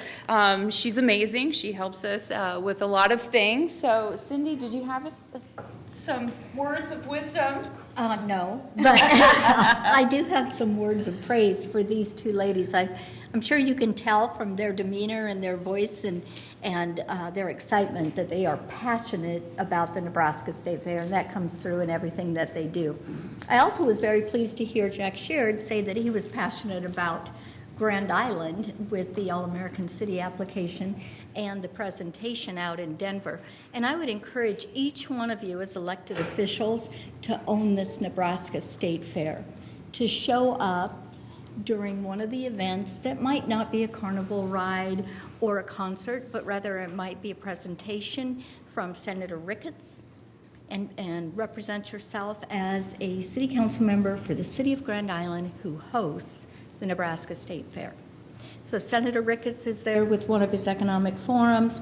Third in a row, there's going to be a discussion, debate between the senator candidates on opening day. We would love to show the support of this elected body at the 10 o'clock opening in Earl May Square. Yes.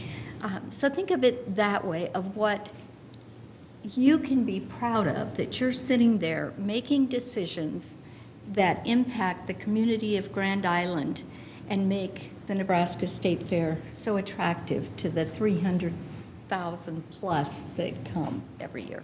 334,383. She said it. So thank you very much. Thank you, Cindy. Thank you, guys. Do you have any, I don't know if there's commentary, but we have completed our report. Thank you so much. We hope to see you at the fair. Thank you for your presentation. Thank you, Mayor. Thank you.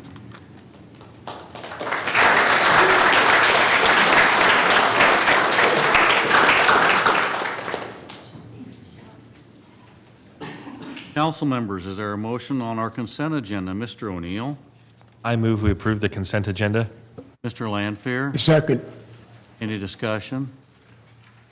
Please vote.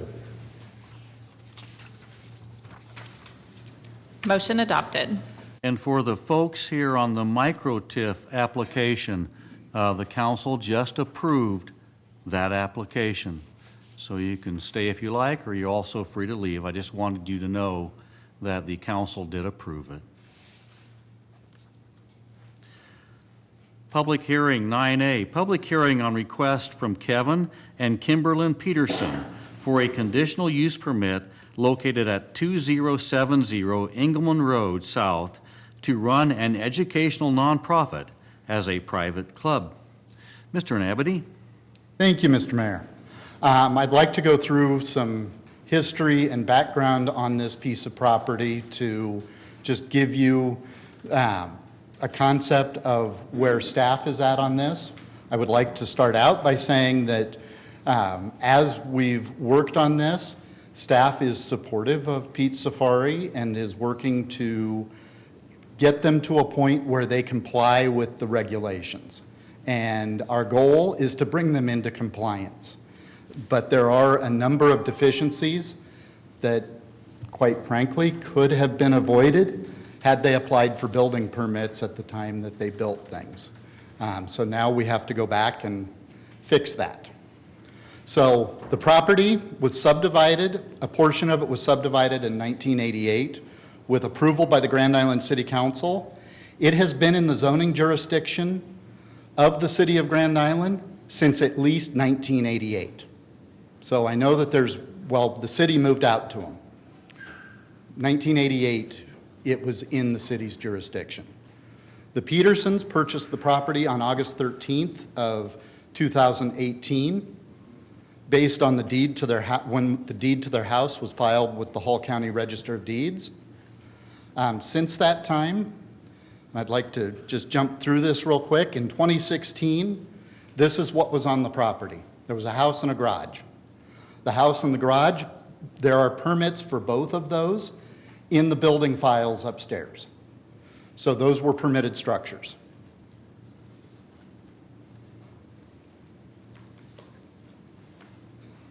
(2019), so this would have been flown in March of 2019, about 6-8 months after the Petersons had purchased the property.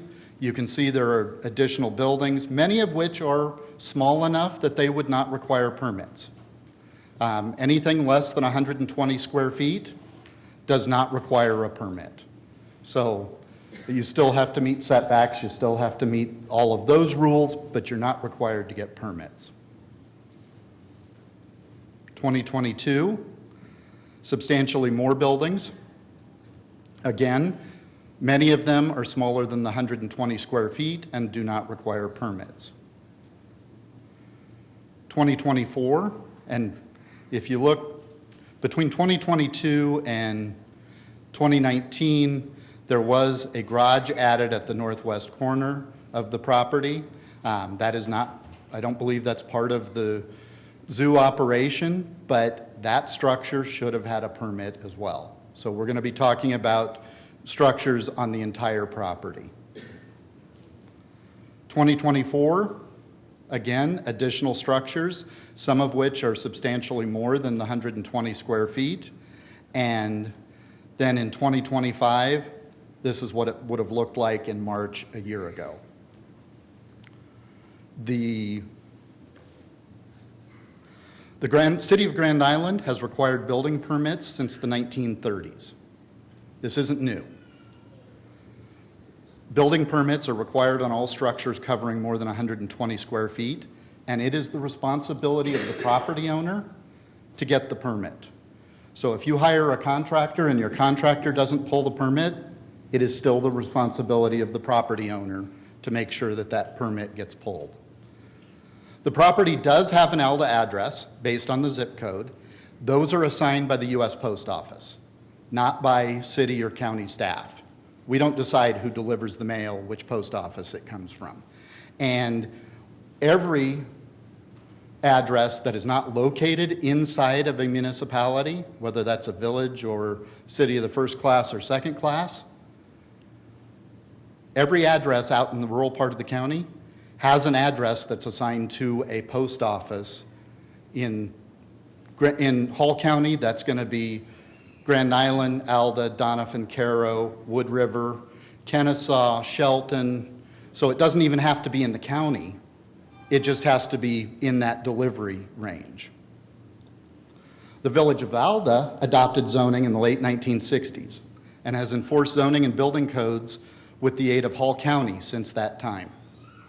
Alda and Hall County building codes are identical to those used by the city of Grand Island. Zoning questions for both Grand Island and Hall County are directed to the Regional Planning Department and have been since the interlocal agreement was signed by all entities with zoning jurisdictions in Hall County in 1968. The Regional Planning Department did not ever receive an inquiry regarding where a zoo could be located anywhere in Hall County, whether that was in Alda, whether that was in Hall County, or whether that was in the city of Grand Island. Inspectors,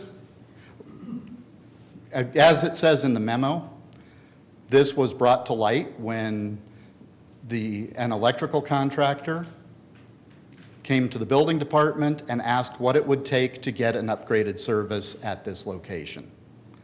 In reviewing the property, the inspectors discovered that there were many unpermitted buildings and sent Ed Klemick, the chief building official, sent a letter to the Petersons, stated that we could not issue a permit at this time, that there were outstanding issues that needed to be resolved prior to issuing that permit. They contacted their attorney, Galen Stellick. Galen contacted the city. I had talked to Galen about it and suggested that maybe changing to a B2 zone and adding zoos to the B2 zone would make sense. This property is on the intersection of two section line roads. Our comp plan supports rezoning those properties on those intersections to that commercial zoning district. The next week, Mr. Stellick invited the building inspectors out to view the property and do an assessment, see what was needed.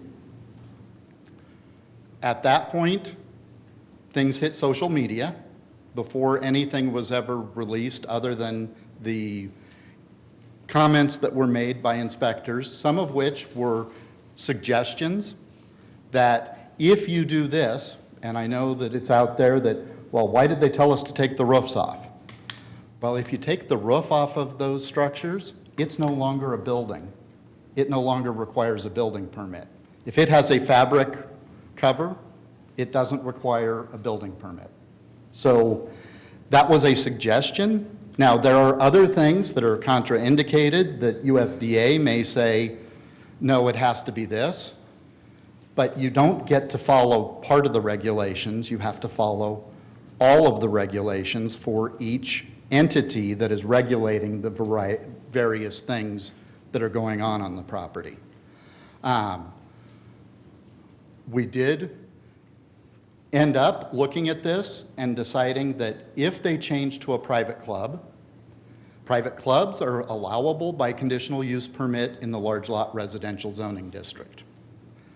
That would get them into compliance at least with the zoning regulations and that section of it, and allow us to put in conditions on when they needed to meet the various other things that were deficiencies, including things like missing not getting building permits. There are, you saw at the beginning in 2016, there were 2 structures there, both of which were permitted. Now there are 39 structures there. 22 of those are small enough that they don't require permits. But that means 15 of them are large enough that they should have building permits. And those building permits have not been applied for. Along with running a business, you have responsibilities for providing bathrooms, for providing parking. Those are things that are required within the building code and the zoning regulations for any commercial enterprise. Those things have not been complied with.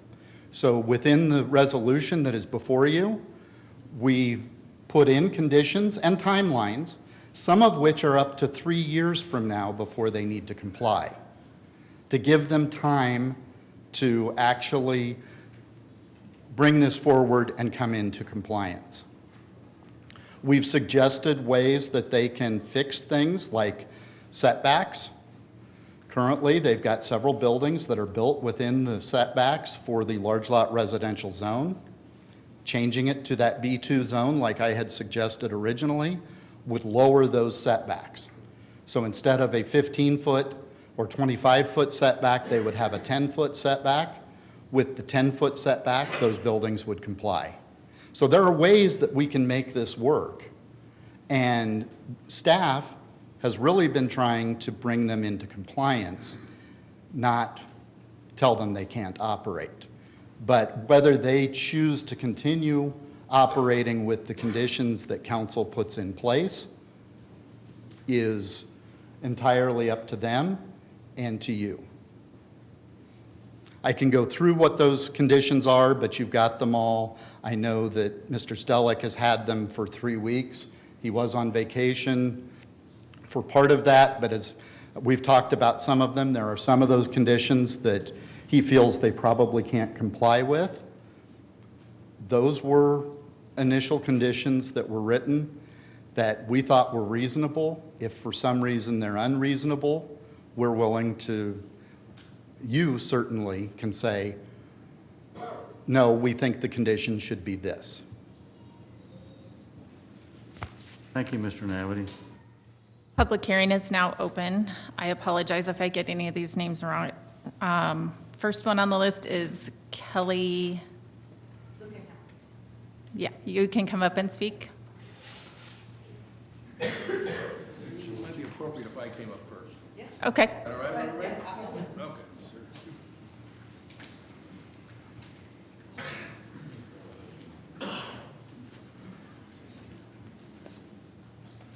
Good evening. I'm Galen Stellick. I'm a lawyer in Grand Island, and I represent the Petersons. And you have in front of you a well-thought-out, well-conceived memo from Chad Nabity that I will refer to periodically. This whole matter started with a violation notice that Ed Klimick sent to the Petersons on May 18th. And he recited, as Chad indicated, that you applied for a building permit or an electrical permit, and we got to looking at it, and most of the buildings that you have out there aren't even permitted. Now, 22 of the 37 structures are small enough, below 120 square feet, to not require a building permit. Some are a little bigger than that, but they house zoo animals. About 44 zoo animals, everything from camels to lemurs, etc. Now, in 2018, when the Petersons bought this property, they didn't intend for it to be a zoo. They didn't intend for it to be a private zoo, a quasi-public zoo. They love animals. They love exotic animals. And Mr. Peterson's father did too. And so this has been something that has been part of the Peterson family. So over time, they've accumulated or gotten animals. They build enclosures for the animals to be in. word got around. A limited liability company was created so that they would have a structure in which to operate.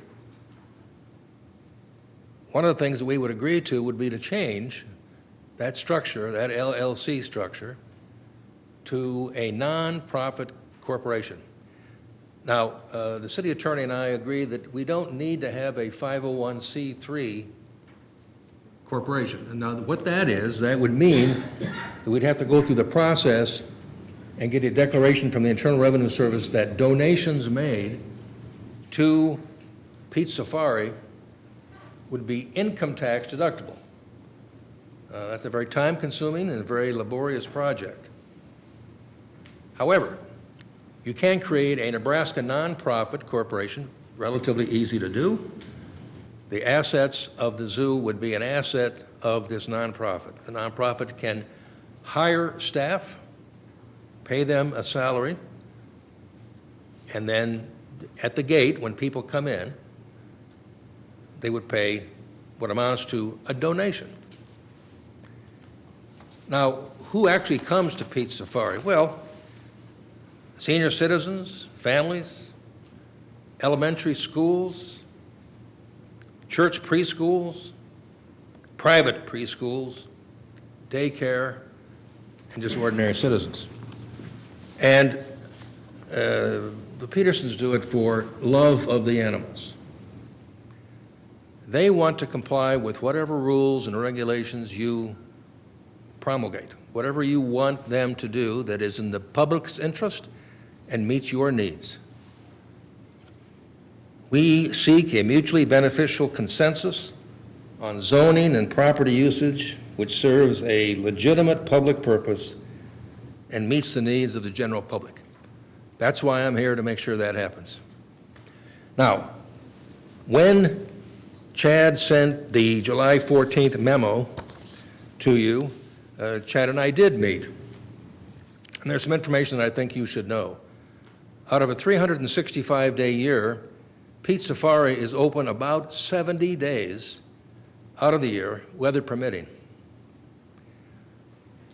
They report not only to the city, they also report to the USDA, the United States Department of Agriculture. That comes out and inspects the animals, inspects the structures in which they're housed. The state fire marshal also. Now, it's interesting that in the last 2 weeks, due to anonymous complaints, the state fire marshal showed up,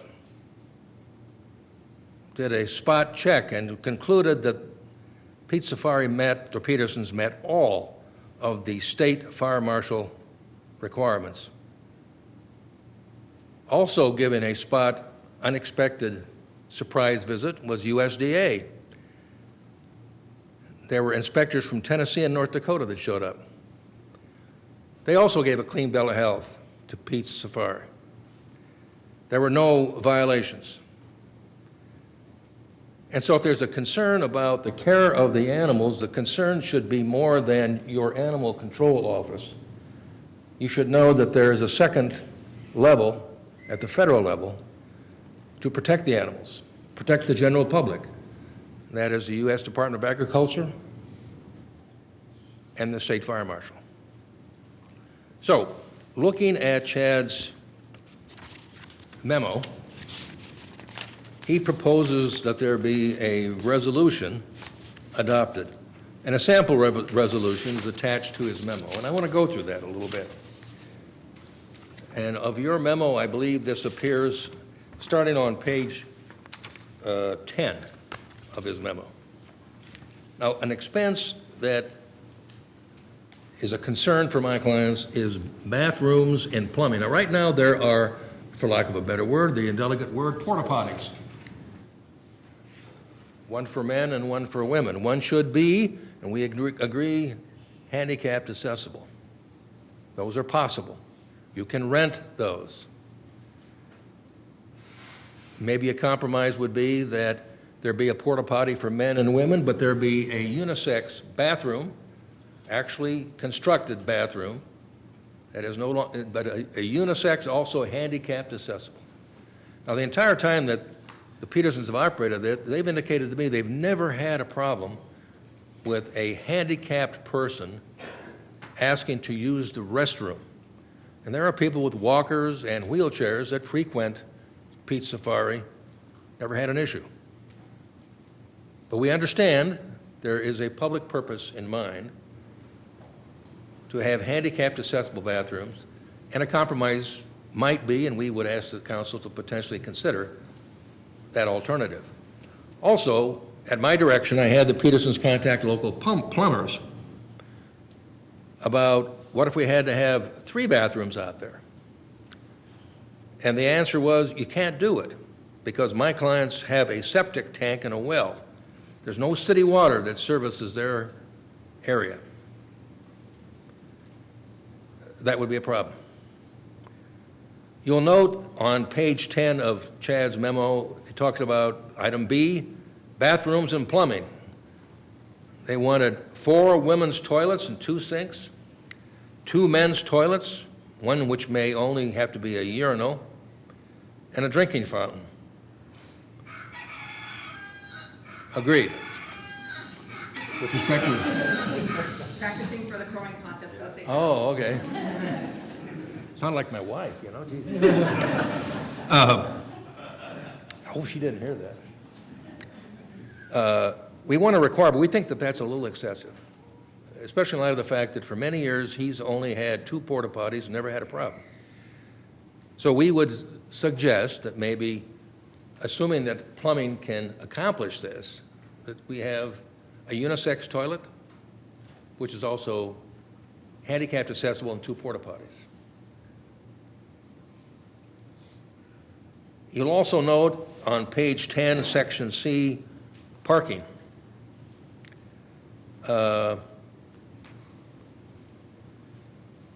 We wonder why it wouldn't be possible to have parking with crushed rock as opposed to concrete, paving, stones, or asphalt. That's a big expense. Section C. So we'd ask the council to consider that as an alternative to this.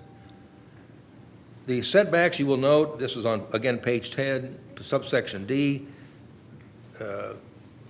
It says buildings 2, 3, 19, 20, 21, 22, 23, and 24 are all located in the front or side street that violate the setback requirement. One of those buildings has been, they didn't even complete it. They demolished it. They took it down. Okay? Now, on the next page, page 11, the requirement that Chad suggested as part of this resolution is that the Petersons provide the city with a complete list of all animals permitted by the United States Department of Agriculture. We'll provide the city and Mr. Nabity with the complete list of every animal that's out there. But that'll be duplication because that number has already been, that list already has been given to the USDA. They regularly inspect the property. Middle paragraph, you need to insert chips into these animals, zoo animals. Now, every veterinarian in town will tell you they can easily insert a chip in your dog or cat. But a camel? Okay. That requires sedation of the animals. I don't think that's necessary under these circumstances.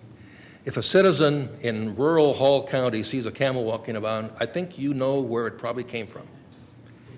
You know, it doesn't need to be chipped. The biggest thing is, I think, that there is immediate community response would be available through USDA and the State Fire Marshal. So having oversight by the animal control officer, and I think the city contracts with the Humane Society, the Central Nebraska Humane Society, I don't have any trouble giving them a complete list of every animal that's out there. And if they want to come out and inspect, I guess let them. They're just like part of the public as far as I'm concerned. So these are things that Chad and I have discussed. We're willing to work with the city.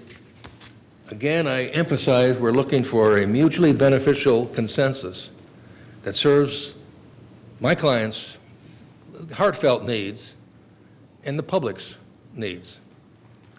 Are there any questions? They may have questions after the public hearing is done and they make a motion. They Okay. can't speak on it now. Thank you. Thank you. Kelly, would you like to speak?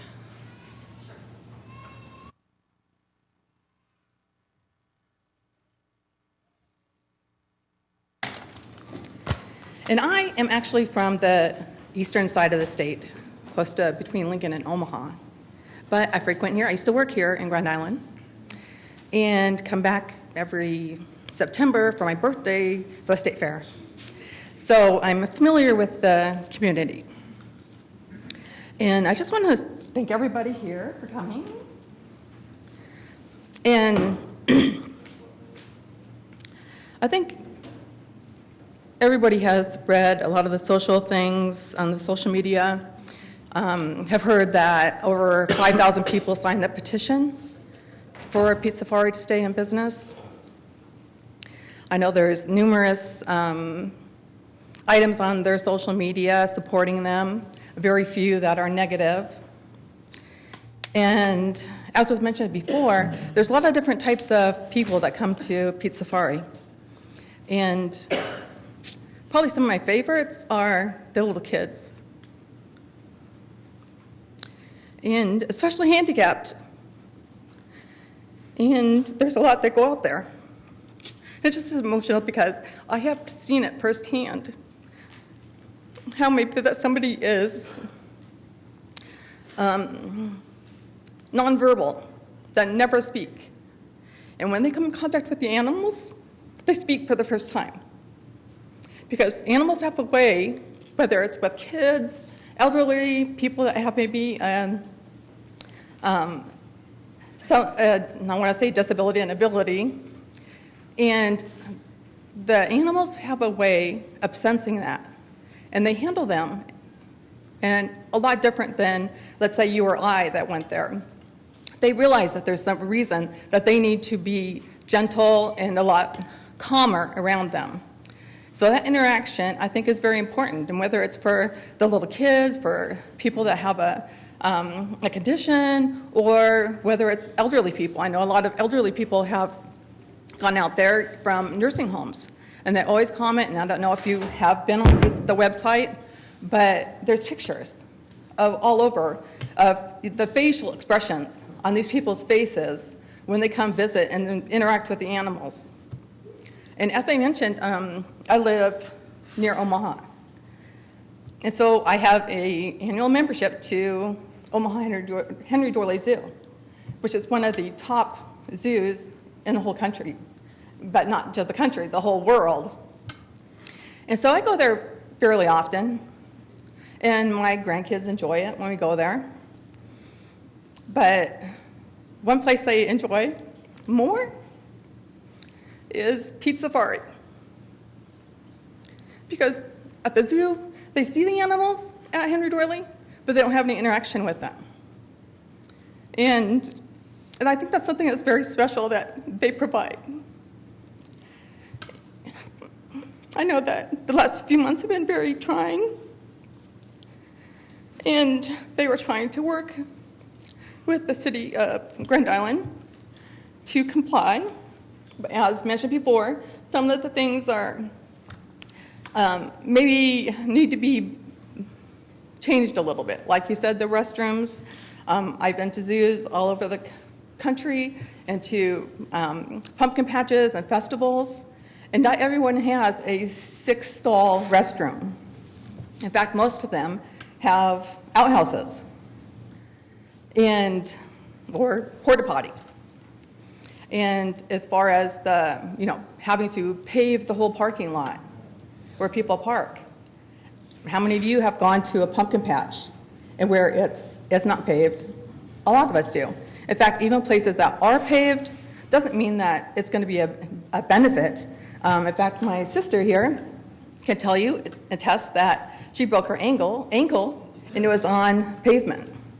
And I think everybody has, seen somebody fall on pavement. Just because it's paved doesn't mean that there's going to not be an injury or an incident that happens. I would like to ask you to please consider approving them for the conditional permit. I think they're a great asset, and as you see on social media, so do a lot of the other people in Grand Island, and they don't want to lose that.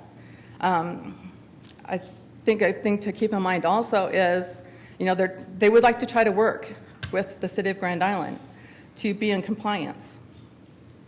But one of the good things about their place is that it's not something that's super fancy, with super buildings and all this fancy stuff, because that wasn't their intention. Their intention was to share their love of animals with the community. And by doing that, they were able to keep the prices, for admission low, so that every family that wanted to bring their kids there could bring them. They could afford it. Same way with schools and nursing homes and all the other places that, it's affordable so they can come there and enjoy it. I know a lot of people have said that, we'll pitch in, we'll donate money to get you into compliance. And that's good as long as it's, reasonable. But if it's unreasonable, it's going to price it so they would have to charge so much it wouldn't be affordable for many families anymore, which would defeat the whole purpose of having it. And it's a very educational, as I mentioned, people visiting there. And like I said, something that's irreplaceable is just that bond that they have and, with the interaction with the animals that you don't get at any other place. Definitely not at Henry Doorly Zoo. You can see the animals from a distance, but you're not going to really have any interaction with them. In fact, sometimes the pens are so big, you don't even see the animal. It's like, I've gone there to try to see the zebras, I don't know how many times, it's like, they keep saying they have zebras, but you never can see them, but I'm guessing they're there somewhere. But please consider granting that conditional permit to them so they can continue sharing their love for animals with the rest of the community. And I know I heard in the All-American City Awards, talking about showing, support and, improving different things in Grand Island to help get that status of All-American City, like in 2 years from now. I think with Peace Safari being a part of that, they just might get that award in 2028. And I also wanted to mention that, in the Nebraska State Fair presentation, that, they mentioned the City of Grand Island partnership and partnering with them.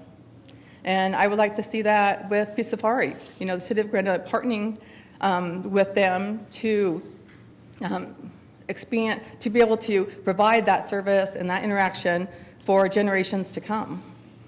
Because again, like I said, it's something that is very valuable and I think is a very positive thing for Grand Island. If you look at how many people have commented on their social pages, I'm not the only one. There's thousands and thousands of people who have commented or signed a petition that they think that Peace Safari should remain a great part of the Grand Island community. Thank you. Bobby Joe.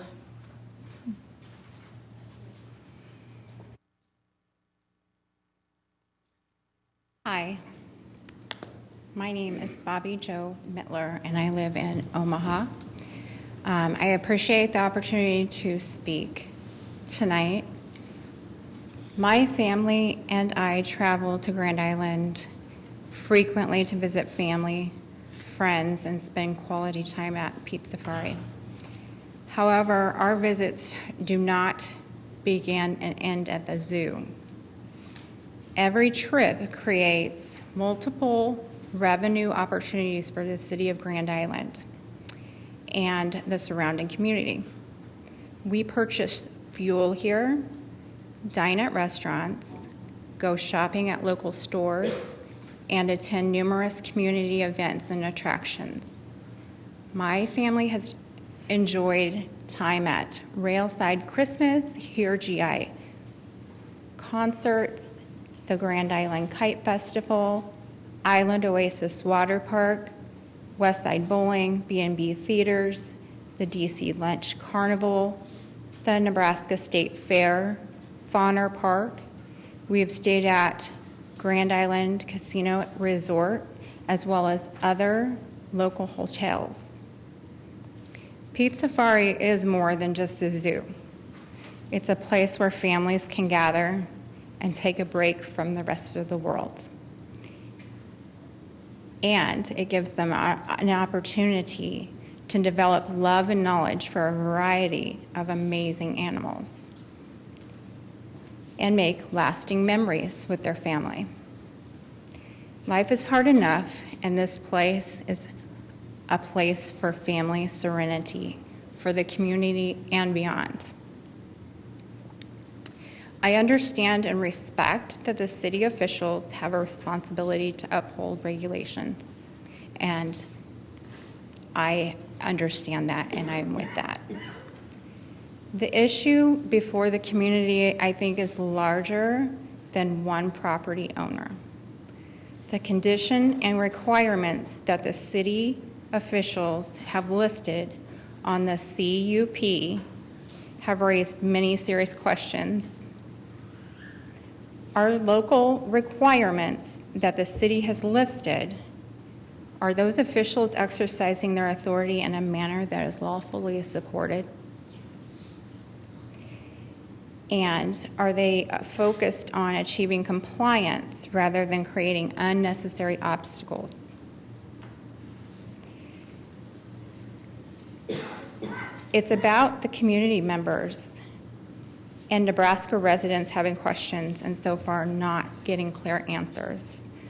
What concerns me is not simply the outcome of this case, but the process. There is a saying, if you can't be honest, be vague. That is simply not acceptable for this and should not be tolerated. The zoo has been operating since 2020, with the city being fully aware of its existence. Why were regulatory concerns or inspections not carried out prior to now? My husband is a master plumber in the city of Omaha. We want to know how the plumbing fixture calculation was determined. What specific regulation codes were used? Were the amount of visitors in attendance to the zoo taken into consideration for that calculation? These are just a few of the many questions that need to be addressed regarding the proposed CUP. The council has an opportunity to demonstrate that Grand Island values fairness and accountability. The citizens of Grand Island, the surrounding communities, and many visitors who support this local economy are paying close attention. They're not only watching what decisions are made, they are watching how these decisions are being made. I respectfully ask the council to continue to work with the owners of Pete Safari and to find a practical and lawful solution that allows this unique attraction to remain open while remaining issues are resolved. Thank you for your time. Keith Sire.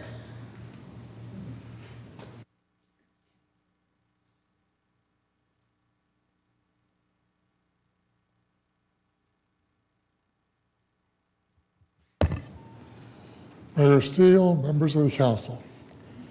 It's been 31 years since I stood here. I used to spend a lot of time at this podium. I'm not here at the request of anyone. I'm here on behalf of myself and my family. I've been to the Pizza Safari for many times over the years. And I'd like to say that for my family, it's the #1 attraction in Grand Island. We have the State Fair, we have the casinos, we have Fauner Park, we have Exhibit, and we have the Heartland Event Center, and we have many other things, the water park, other facilities. But Pizza Safari is unique.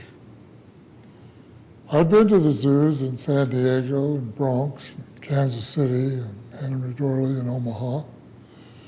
Fine zoos, but they are sterile environments compared to Pizza Safari. If you haven't been there, go there and experience it. Yes, it's something like a farm, a little rough, a little rustic, but that's part of the charm. That's why my family, when they come back to Grand Island, put Pizza Safari at the top of the list as the one place they'd like to visit again when they're in town. And we go.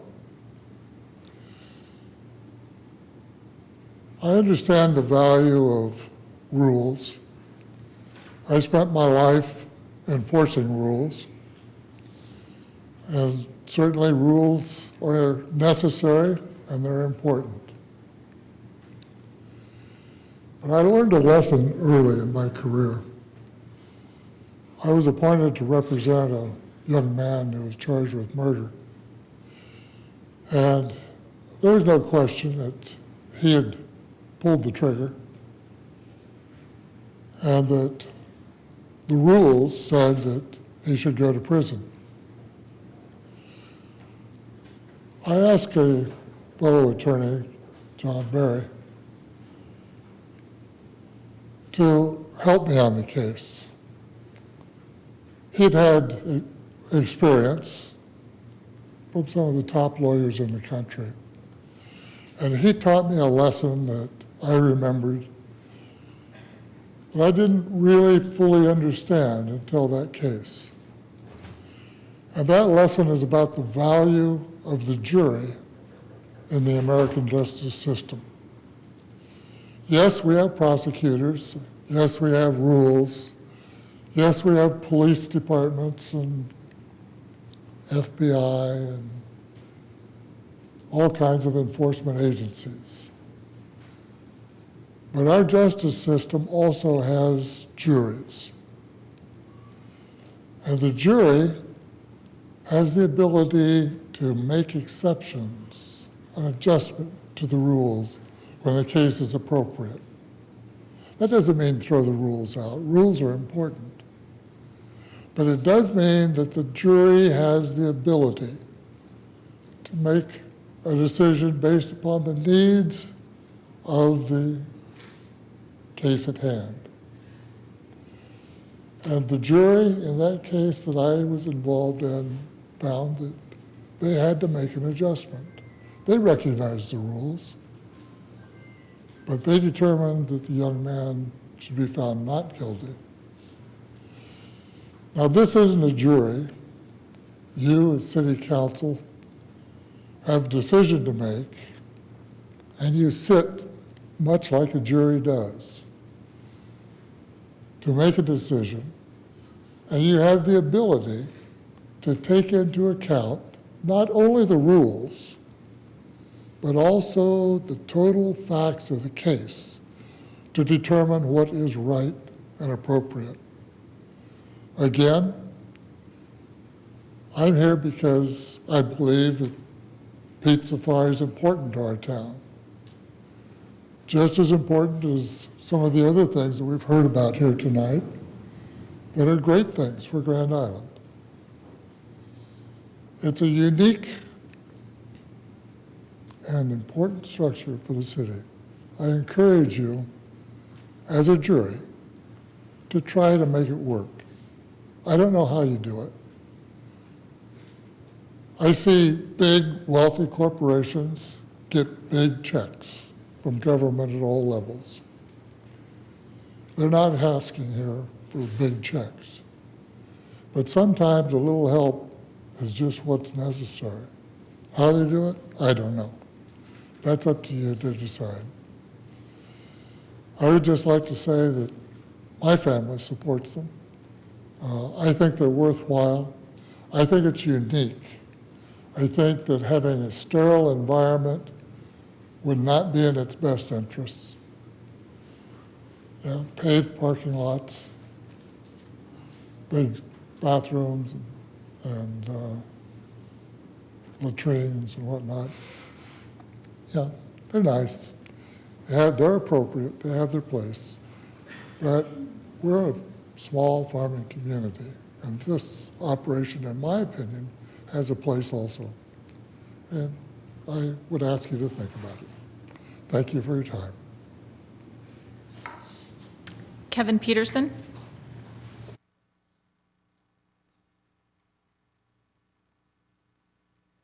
My name is Kevin Peterson. I operate Pete Safari. I want to thank everybody for allowing me to be here this evening. Galen Stellick, he kind of went over some of the things. I don't want to kind of beat them up. I just kind of want to go over a couple things. We have a lot of private groups that come out to the zoo, a lot of special needs groups. Integrated Life Choices, Mosaic, Goodwill, Mid-Nebraska Individual Services, not just Grand Island, all of central Nebraska. They love coming out, and people light up. Some of the workers that bring them said they've never seen them individuals smile till they came out there. It's not it's not a big profitable thing. We wanted to offer something spectacular to the Hall County, and we have done it. You can look at our reviews on Google or Facebook. We are 5-star. People think it's amazing. People come out to the zoo, they will personally find me and thank me for what I've done. If I go somewhere to an event or to a grocery store, anywhere, I'll have kids come and latch hold of my leg to say hi or thanks. It's just gratitude, and I don't even know who them kids are. It's just a whole different atmosphere. It's a spectacular thing for Grand Island.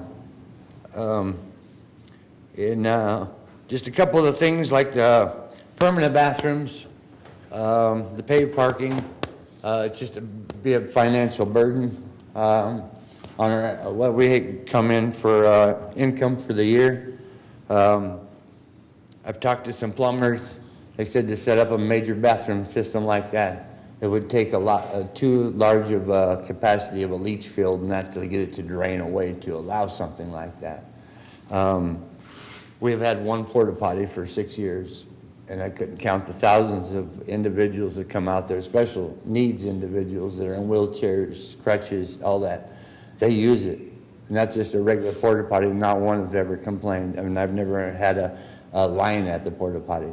I think it would be sufficient if we added another handicap accessible porta potty, and maybe like 2 other ones would be more than efficient to accommodate our crowds.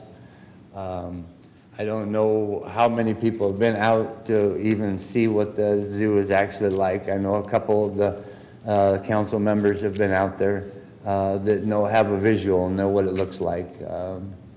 If anybody else would like to come out, I'd be honored to show them around and show them the things that we're up against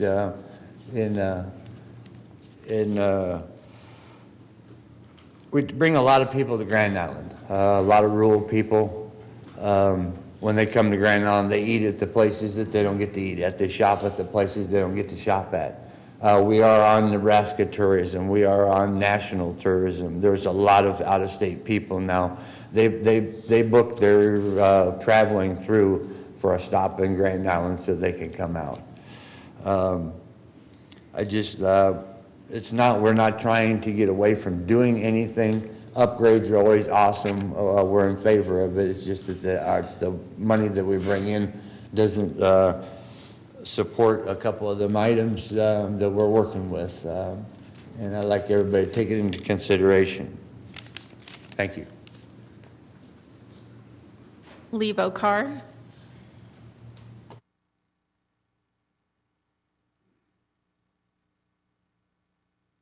I want to say thank you for letting me talk. We have all night, don't we?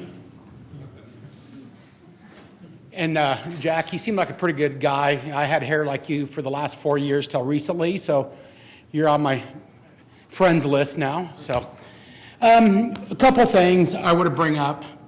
I like to be a little bit of devil's advocate. I'm not here to beat you guys up. I just want you guys to think outside the box.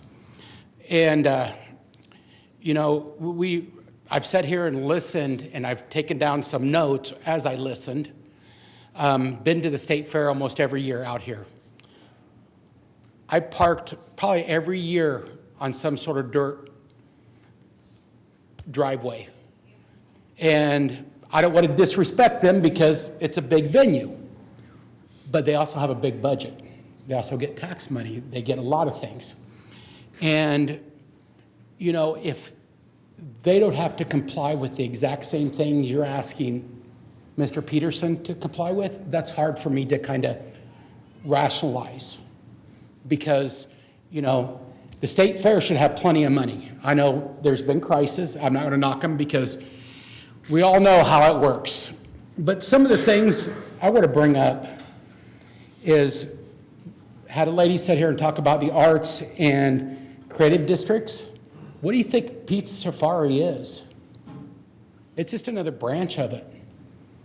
You know, I challenge everybody to go out there once. I loved it. I got kissed by a camel again. It's been almost 40 years. So, you know, we're not dating yet, but, you know, it's a wonderful thing. I grew up on a dairy farm, and I don't know how many times I've been licked by a cow or any other animal. The bathrooms. Being in rural Nebraska, I understand when you don't have, you know, city water, or even some places have county water and sewer. It is a struggle. And I don't think people really realize, unless you've lived on a farm or grew up around one, how big of a burden it does bring to do that. You know, the other thing is, I've gone to many places here in Grand Island, and me having a lot of medical issues, do you know how many times a public area don't have a bathroom I can use? I mean, what's the difference if they don't, or if, I mean, I was just somewhere earlier today, and I think I had to cross my leg and run next door, you know, but, you know, it's, you know, I'm just asking, you know, to work with these people. We talked about what it does for special needs. Grew up in southeast Nebraska most of my life on a dairy farm. I joked we had probably just as much as a zoo. It's just we had 300 chickens and a couple hundred cows and turkeys and ducks and salamanders, and we had rattlesnakes on our property even. And I mean, you named it, we played with it. You know, there was never a whole lot off limits. My uncle was Down syndrome. He would have been 82 this year. Back then, if anybody knew anything about handicapped, they would have been placed in a state facility and never saw again. My uncle, we called him Uncle Shorty, because obviously Down syndrome's not very tall. He worked on that farm. He could overhaul a Farmall engine tractor. He could do things that was amazing, but one thing he could do was work with those animals. It was always funny, if Grandpa couldn't figure it out, or my mom or whoever worked on the dairy, go get Uncle Shorty. There's something about a bond with people with special needs that is so unique, and it's a two-way street, because for some reason they bond to them, but the animals bond to them. And it's unbelievable. And we've seen it all over. You know, if you get on social media, we see a lot of those things. And it's absolutely awesome to see. And then, you know, we're in Nebraska. You know, I sit here and watch politics. In Nebraska, we work together. We don't work against each other. You know, if we want to watch working against each other, turn on CNN, turn on Fox, turn on anything. We're in Nebraska. We got to work together and figure this out. Not easy always. And I'm not knocking you guys for having to do your job because, there's things that we have to do that we don't always like. Believe me, I've been married 31 years. I do a lot of those. So, and I want to ask you one question, and you think about this. Where do you find a petting zoo or anything like Pete's Safari in Nebraska? Anything close to it at all? How far do we have to go out to see anything like this? It's shocking when you start thinking about it. I don't think Kansas has anything like this. Iowa, Colorado. If it's, it's awesome. And, being new to the town, I see things a little differently. I'm not going to knock any of your jobs. I've been in a public office at once, and it's a tough job. That's why I never did it again, So, I always say stuff like this needs to bring the community together, to work together, not divide us. Because at the end of the day, this is Grand Island. My cousin was a principal at Grand Island High for a long time. And, he always talked about how great Grand Island was. So let's work together and solve these problems, not make it a bigger problem. Work together. Come up with some, hey, think out the box. I mean, we've always seen some crazy things that, whether social media brings it, whether it's a donor brings it, or maybe it's just people coming out and helping. You never know what's going to happen. And, I know the building inspectors have a tough job. I've talked to them a lot since I moved to Grand Island, but I've never had a whole lot of issue. Sometimes I wonder, but, I get it. They also have a job. And, probably the worst thing for me is you guys are telling, not just me, but the Petersons, that we have to do something. And I'm not saying it's right or wrong, but we have no representation in Grand Island because we don't live in Grand Island, but we fall in that 2-mile area. I want to ask you, if I come to your house and say you have to do something because I said so, and you can't represent because say I have an ALDA address, but ALDA annexed you, how would you feel? That's why, I'd rather see you guys work with them. Make it a better community. Make Grand Island proud, not, as I call it, the crap show, social media can get ugly, but, I think most people want to see this. I feel deep down you guys want to see this. And if you haven't been out there, get out there. If you bring food, that camel will probably kiss you too. I mean, I don't think there's a doubt in that. I mean, that guy, and the state fair, you should invite the camel out. I think that'd be a heck of an attraction out there. I don't care what anybody says. He is quite a character. So, and you know what? And we in rural Nebraska, ain't this about animals and people? At the end of the day, it's about animals and people.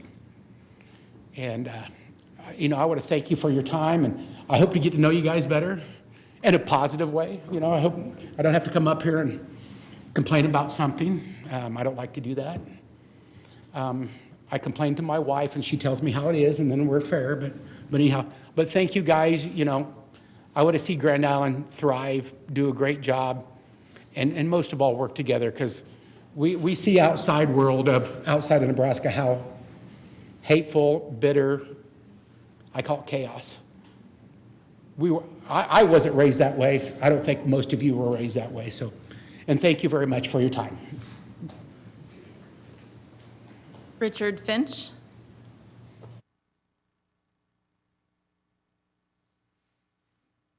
Good evening. My name is Richard Finch. Some of you may recognize me from the train at Solly Park. Others may have seen me at Third City Christian Church, where I work at full time. I'm here just to speak about how appreciative I am to have such a place where my girls can have birthday parties, and that in the past 2 weeks, the Summer Connect program at the church has been down there, probably between 80 and 100 kids split between two groups. It's we talk about wanting to include people. We talk about wanting to have families. We're growing more than 53,000 residents strong.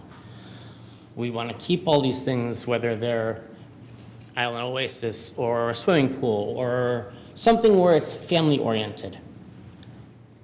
Family-oriented. It's not just our families, it's their family directly impacted by this.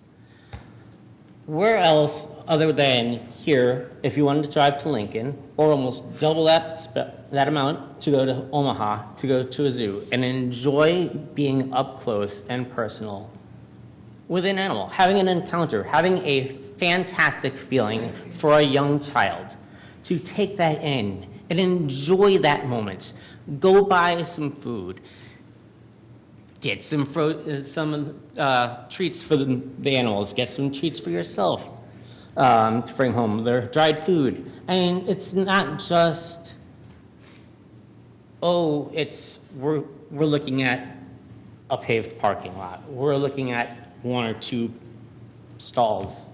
As the gentleman said before, we have a state fair that has mostly been unpaved since the entire time.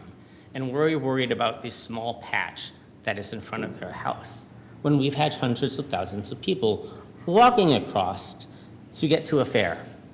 They've got closer parking for handicapped accessibility than the state fair has had. We want to be inclusive. We want to be, Grand Island it's supposed to be the good life. This is Nebraska. It's supposed to be the good life. This is a great thing for Grand Island, Nebraska. I understand we have things we need to work on, as was mentioned. I don't see why we can't come through to a compromise on this, honestly. I think it would be a huge loss for our community if we did not have the Petersons and we didn't have Pizza Safari. So let's think of it as Nebraska should be for everyone, not it's. This is the greatest place to be. This is a great time to be here. And I'm from Connecticut originally. So to me, this is nice. I mean, you can be city-bound, stuck in traffic, and having to go everywhere. I'm right here in rural Nebraska, enjoying rural Nebraska. This is what it should all be about. You're local. You're family-oriented. And I hope we all take that into consideration today. Thank you for your time. Joyce Hawsey.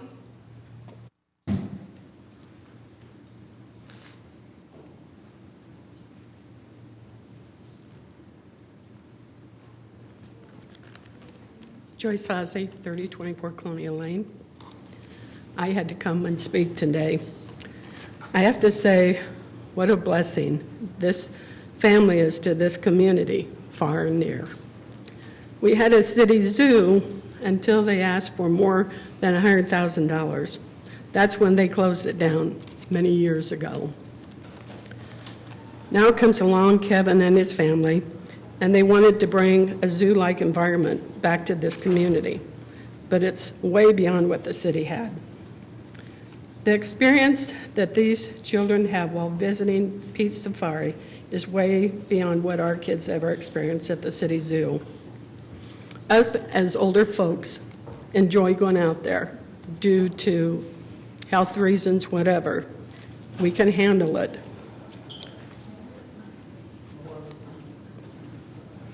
We're fortunate that we have somebody who doesn't come with a money name, and I won't mention them, to put hundreds of thousands of dollars.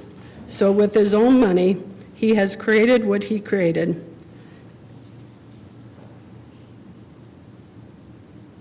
We give hundreds of thousands of dollars to the golf course, to Humane Society, to the shooting park.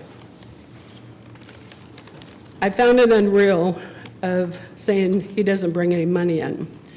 Yet when I talked to my neighbors, the first thing she said was her little grandkids from North Platte wanted to go to Pete's Safari, which afterwards they went shopping and out to eat. The other neighbor, his kids are from Omaha. Well, guess where they went? Our son-in-law, who is from Florida, he was so impressed with Pete's Safari that he said, I have to go talk to this man I've never seen a zoo like this ever.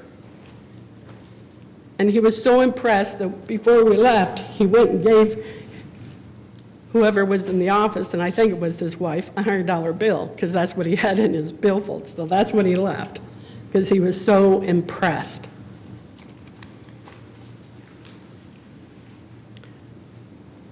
I think about the people who do come here and what they try to figure out what to do with their kids. If they're staying at a hotel, it's like, okay, what can we do with the kids? Well, you know, going to Pizza Safari is pretty special. This place brings everyone around, and you can't tell me they don't go shopping, get gas, or go out to eat. The things that we are asking of them to do is unreal with the bathrooms when he's not on city water or enough land. And we don't even require our own city golf course, which I would love to have paved, because when my husband comes home, he has more dust in my door wells and he has to go to the car wash. We don't have it at the shooting park. So why we're trying to make this man do what we're doing is beyond me. He's willing to spend, he had told us that he was willing to spend the $5,000 for a handicap porta potty, but he doesn't want to spend it if they're going to continue on trying to find ways to shut him down. We've been out there many times and have never felt he doesn't have a safe place. I wish I could show you all of the fun videos I have that I have taken of the kids, the grandkids, the niece, the great, and the great-great niece and nephews. And if you ever want to get a cool picture, he was right. Go stand where Willie is, and he'll come up and he'll photobomb you, because he loves getting his picture taken with you. The kids won't remember the buildings, but they will have the special memories from Pete Safari. What they will remember is who took it away from them. Today is my birthday, and they say you get to make one wish, and I bet you can't guess what it is.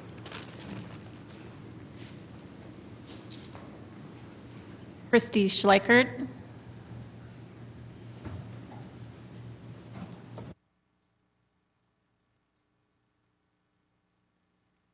Hello, my name is Kristen Schleichert. I've known Pete and Kim for years and years. I truly appreciate what Galen brought forth. I had not seen the memorandum, but I'd heard words about what it contained and what was required and what should be done. I'm going to point out many things. We've talked about the porta potties. I've gone to how many venues? I'm sure every one of you has been to a venue that had a porta potty. Glad to have it. They pick them up, they take them off, they're clean, they're sanitary. To ask him to put in bathrooms, someone suggested he's on a septic system. I just installed a septic system for a house with 4 bedrooms. It cost me over $13,000 to put that in for 4 people. 4 bedrooms, maybe 6 people. So what is he going to have to spend to have 60 and 80 people? Now we're going to end up with leaks. Now we're going to have underground issues. Porta potties taken off, it's sanitized, it's brought back. We have a clean system that way. I've gone to state parks where the porta potty is nothing more than a shed over a porta potty. Now they have to empty those, or they're up on a hill, or there's something else. So if there's a handicap one, I've never seen it, but good grief, this solves a lot of issues. I don't have plumbing issues, I don't have leaking issues, I don't have sewage containment issues that we have all over the city. I know of Martin Acres and the sewage from New Holland and all over our city. We have a lot of bad issues. So now we're going to take this win on a septic system, make them compliant for 80 or 100 people. Porta potties taking care of that issue. I think that's a marvelous idea that should be allowed in this memorandum to be put forward to not push him off into bathrooms. Let's talk about the fountain. Where are we going to put that fountain? How many thousands of dollars is he going to spend to put a fountain in? My God, no. Somebody's going to come out there and say he can't have a fountain on a public well. That's not going to come up next. So the fountain issues, if you go to an outdoor venue, you're bringing your bottled water, your water, everything, you're bringing your own water. That is not even a shouldn't even be a thoughtful list. We have so many unnecessary regulations are being thrown at Pete that he's going to try to comply just because if I get this list dropped to half, I'm going to be happy. But we're forcing him into compliance because we've set that limit so high. I know a gentleman who had a fire. It had black smoke come out of it. He did not know that there was a tire inside this building that he burned.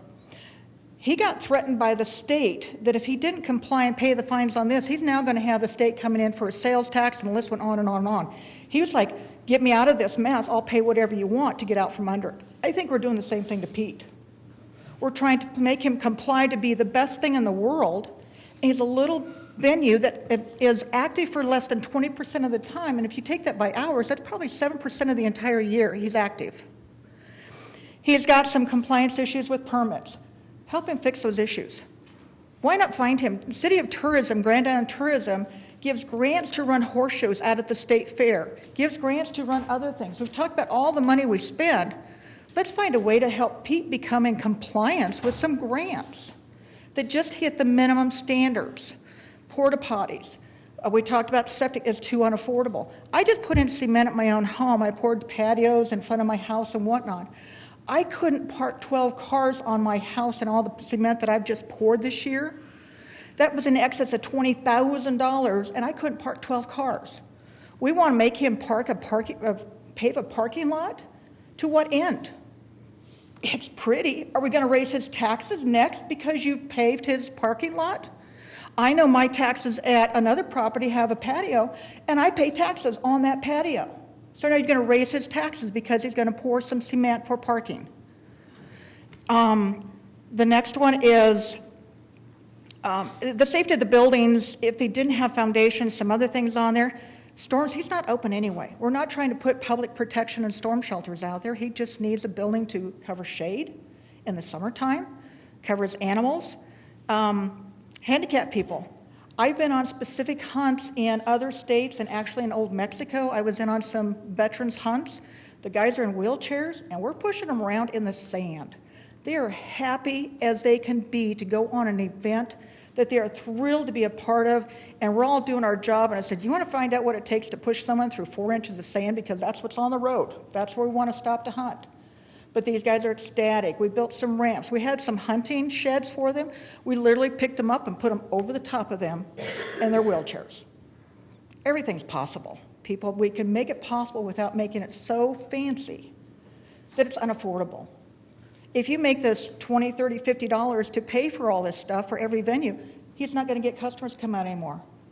Because I'm all about, I can't pay for parking to some of the venues at State Fair. I don't go because I don't want to pay $20 to park and $20 to get in, another $20 for a $10 or $12 bottle of water. These are things become undoable. So going back to Galen, he brought up the thought about the gravel. If that's absolutely necessary, does it have to be on the entire parking lot? We actually put down some of that crushed rock. For $500, I put down enough that I could park 4 cars on.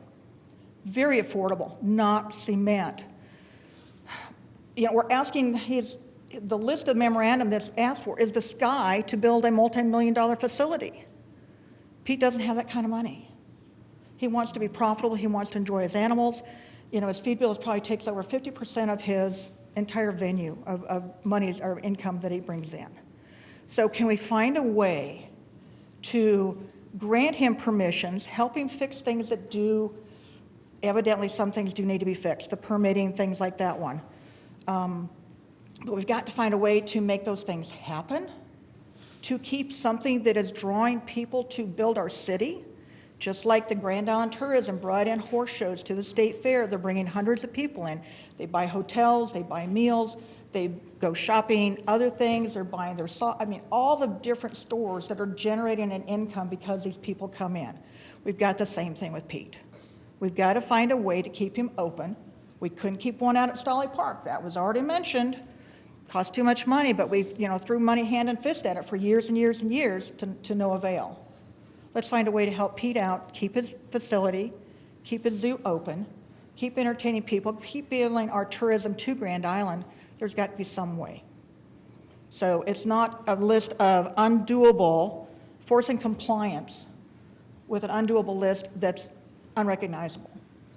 We ask that, because you might have a friend that's handicapped, oh, your permit says you have to have a rolling ramp up to your deck to your house.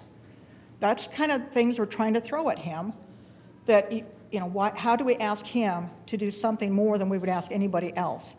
And the amount of time he's out there, so many other things, we're trying to throw out some grand ideas to force compliance, and I think we need to find a better way to keep a very important piece of this town open and available to the people and create an asset to the town that brings tourism, that brings money.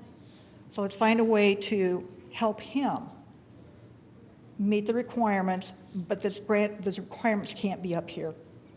What you're asking him is probably hundreds of thousands of dollars to do everything you want. I was just at a venue, and they house max capacity is 350 people, and they have 4 bathrooms. Yeah, the gal from Omaha is asking, where did we come up with the numbers that has to be this? So, and asking him to put in septic systems that aren't going to function for the amount of people. Porta potties are going to be cleaned, sanitary, taken care of. A little bit of gravel for a few places. We don't have to make him do the whole thing. Something's got to come, something's got to give.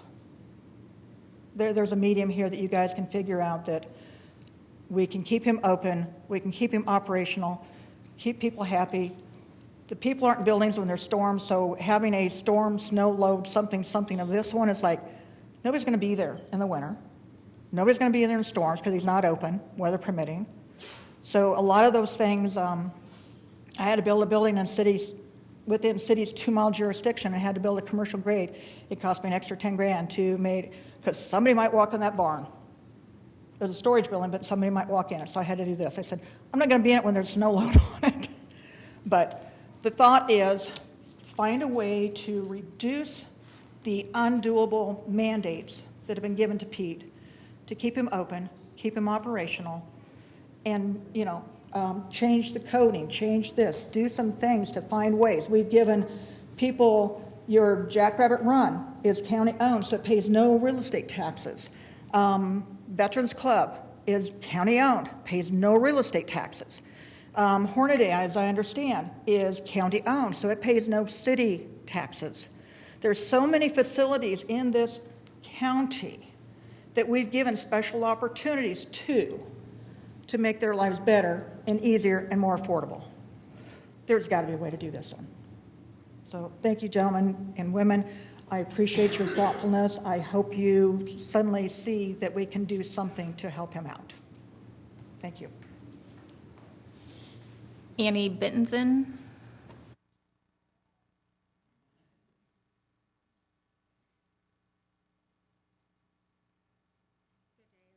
Gentlemen, I'm going to make it personal because I was not born here. I was a native California up until 2005, so I missed that the zoo was here at one point in time because it closed in 2001. My children grew up without knowing what it felt like to touch an animal. I personally didn't get to touch a cow until I went to Husker Harvest Days a few years back. We finally were able to save up enough money to go out to the Omaha Zoo, but that wasn't until 2012. And knowing that they were not able to touch animals was a big deal. I mean, you could go out to Fort Kearny and touch pelts and learn about the different activities out there, but to actually feel what an animal touched, like dogs, cats, rabbits, okay, who cares? But a zebra, a camel, an elephant. And back home in California, we had a sanctuary for peacocks. Good God, they're messy, but they're so beautiful. And I applaud you for keeping them because they are beautiful, but I don't want other people's children to go through what my kids had to go through. To not have that experience of picking up that baby animal. Mila is my favorite. I ask that you please extend give them any opportunity that you can, allowably, to do the things, the tasks that you have asked of them. Everyone here has commented and said so many wonderful things and in support of them. And I ask that you please, please, please consider extending out and helping them in any way, shape, or form that you can. One thing I do want to add is the porta potty issue. I work for Caw Valley Greenhouse, and we are open for 3.5 months out of the year. We have a porta potty when we're on the site. They come each week, they suck it out, clean it out, make it all nice and pretty, and it's great. No problems there. We've used Pete's porta potty with no problems. But anyways, that's enough. I thank you for your time, and God bless you all. Is there anyone else that would like to speak on this item? You can come on up and state your name.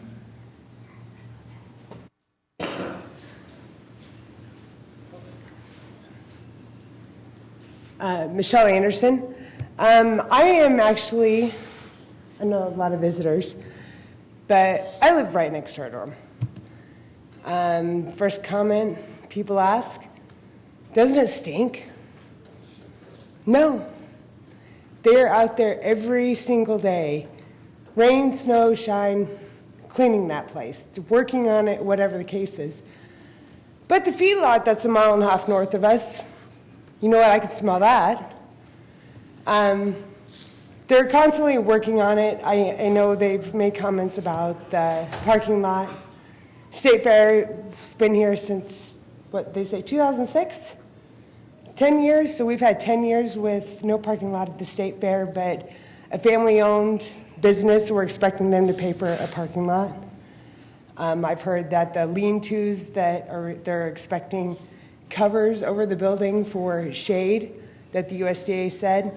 It's part of the structure, so it needs to have cement.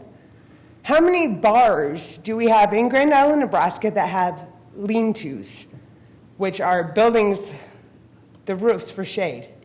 For smoking areas. For smoking areas. If they're smoking in those areas and they're part of the construction, it's actually a violation. So, I mean, it's kind of looking at that part. I know there's other stuff, but I can't remember. Do I? Well, as far as Mr. Dabney said, you know, if we have the laws, we have to abide by them. I built a house in Hall County, out in the county, pulled a building code, building permit. I called the city electrical inspector or county inspector when I was done, and I got this. Do the plug-ins work? Do the lights come on? Sounds good to me. Never bothered to come out. I called the plumbing inspector. Got any leaks? Water come on? Does the water get hot? Sounds good to me. No inspections. But I thought we abide by all the rules. So instead of making things harder for the Peterson family, move your buildings all 5 feet to get them a little further away from the road. Why don't we change the boundary to let the buildings stay where they're at? To move the buildings a few feet remodels the whole zoo. And where we live, Willie's my neighbor. Did you find a cucumber this morning? I missed getting it all the way over the fence to the porcupines. I thought living here next to the zoo was going to be horrendous. We moved in 5 years and 13 days ago. But this is where my wife wanted to live. There are zero issues with the zoo. There's no stench. The animals don't make a lot of noise. Sometimes you hear a peacock at night, but you hear a lot of other things at night too. And another thing about parking. Have you ever been to the Alibi, the Peacock, Fly's Bar, Cow Palace? Those are all businesses in Grand Island with what kind of parking lots? They're not paved, I can tell you that. I fell in them many times. So there's no point. I mean, you're going to a zoo, your shoes are going to get dirty, whether it's in the parking lot or in the zoo. Are they supposed to pave the whole zoo inside and out?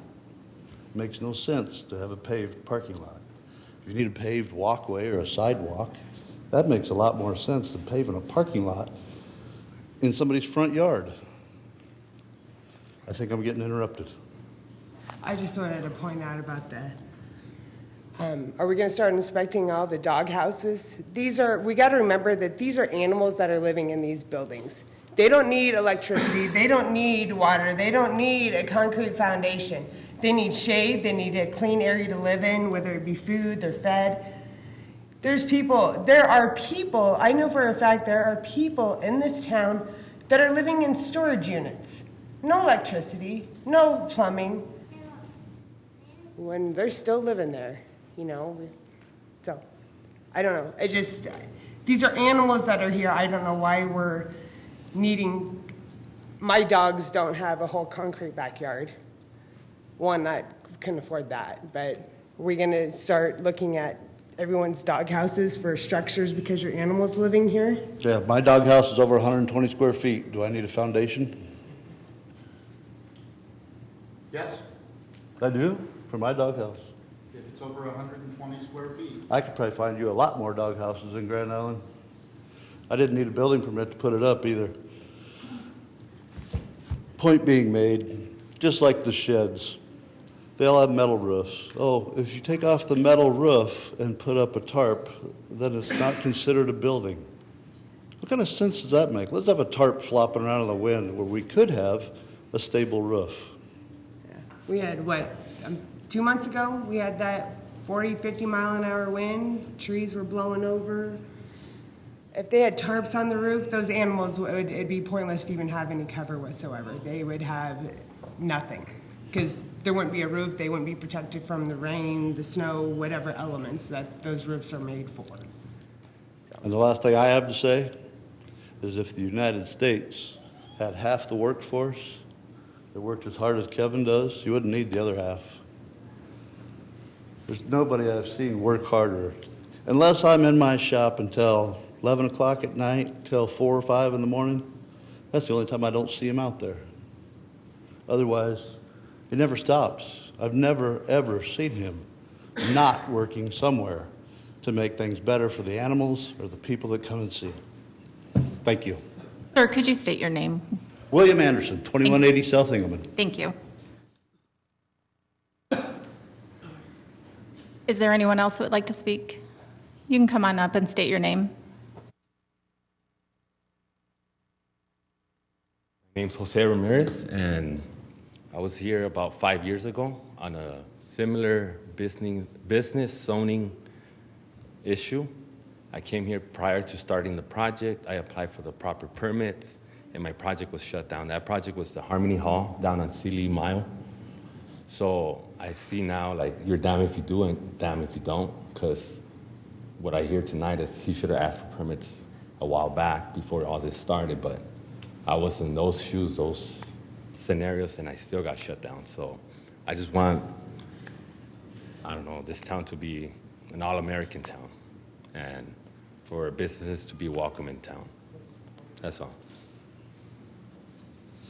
Is there anyone else that would like to speak on this item? You can come on up and state your name. Kim Peterson, 2070 South Engelman Road in Alda. I just wanted to let everybody know that when we started this, it was just for us. And for our love of animals and our family. I forced it on Kevin, you know, this is a big hobby. You know, we should open up to the public and share it and let it support itself. He works very hard. Not only do we try to bring something to the community to share with everybody, we try to make it reasonably priced for the families. We have a large family, 6 children, and working on 11 and 12 grandchildren. So we know what it's like to take your kids out to something, have fun, get them outside, off the computers, and making memories. Not only are we governed by USDA, the USDA is actually really strict. When they come, there's no call saying we're coming. They show up. These guys regulate all our buildings, the food and water situation, where everything is stored. the shelter that is provided to the animals, the space that is provided to the animals. These animals, just because it's a camel, you think it would need a lot more room than a spider monkey. A spider monkey has a lot more energy than a camel and needs the extra space to swing and move and do what an animal does. We are required by the United States Department of Agriculture to keep these animals entertained, give them things to do, keep it so they're not bored, so they have good energy. They're doing some of the scavenging for food, getting treats, doing things like that with these animals. We spend a lot of one-on-one time with them. Also, when they do come up to and inspect, you have one chance. We've been licensed for 8 years now. When they come, if they find one issue, any issue, you lose your license, you're done. You have to then reapply, fix that issue, reapply, go through the whole process again to get your license back. We have not failed one inspection, and they just show up at your door. There's no warning, nothing. Also, Kevin is great with kids. He loves kids. And we've been working with some children. There's children that get in trouble, and they need to do some community hours. We've been working a lot with children that come in that are on probation. A lot of kids have to do community service to graduate. We've had a lot of kids come out and get to work with the animals, learn what it takes, cleaning pens, scooping poop. I mean, what goes in must come out. And it's great to see some of these kids just kind of get excited just to even be there. We've had them ask, well, if I don't have any community service, can we just come back to help? Can we just, feed them, scoop? We don't care. We just want to come back and be with the animals. So we're trying to give and do as much as we can for the whole community. It's not just for us. We're not, Chris, she does all our book work, all our taxes. We're not making a mint out of this. We did it to be the cheapest in the nation. And if you look right now, Pete's Safari is the cheapest in the nation. We want people out making memories and having fun with their kids. Please support us and to keep it going. Thank you. Is there anyone else that would like to speak on this item? You can come on up and state your name.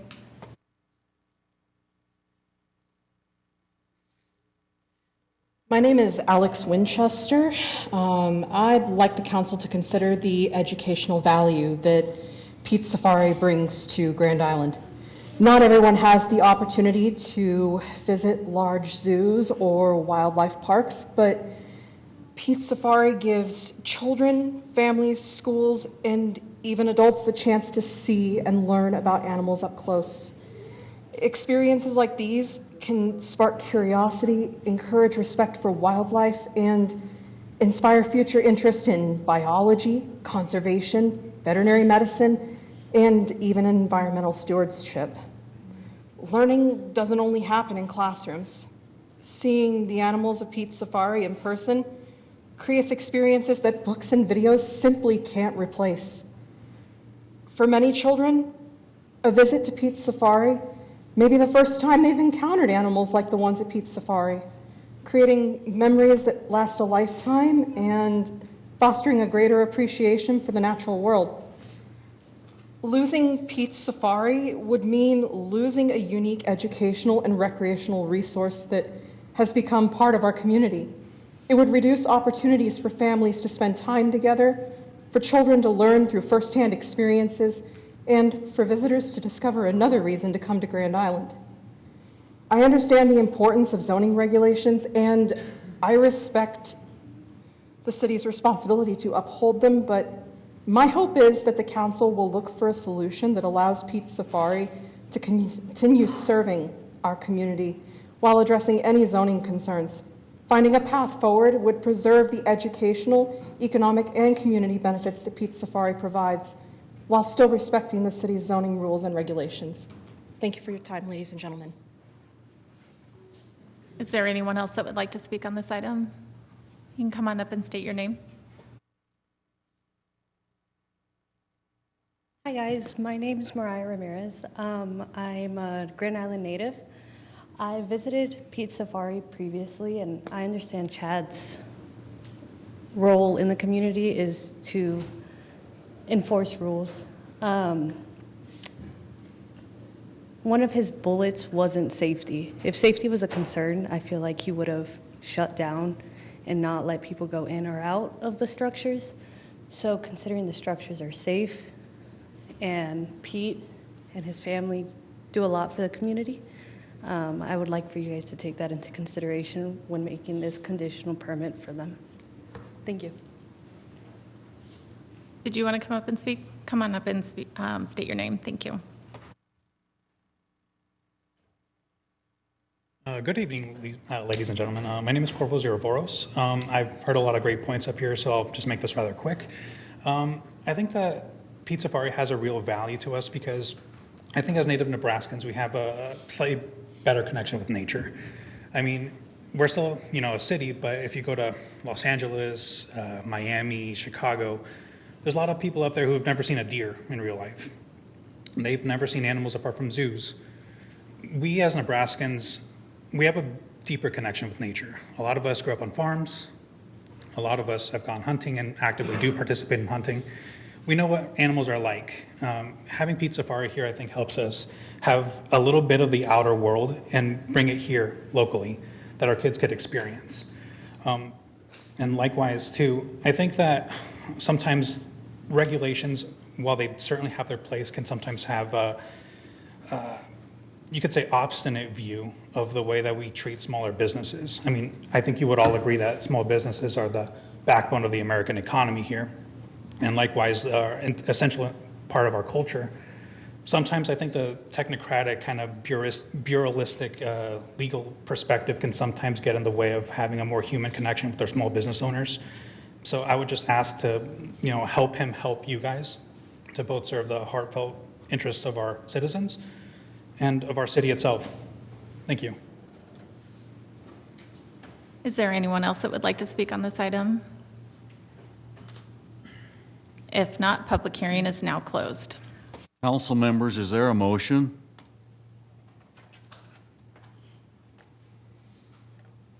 Mr. Sheard.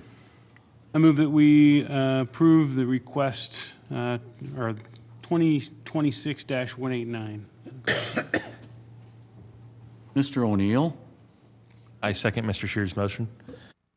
Mr. Hossie, discussion. Thank you, Mayor.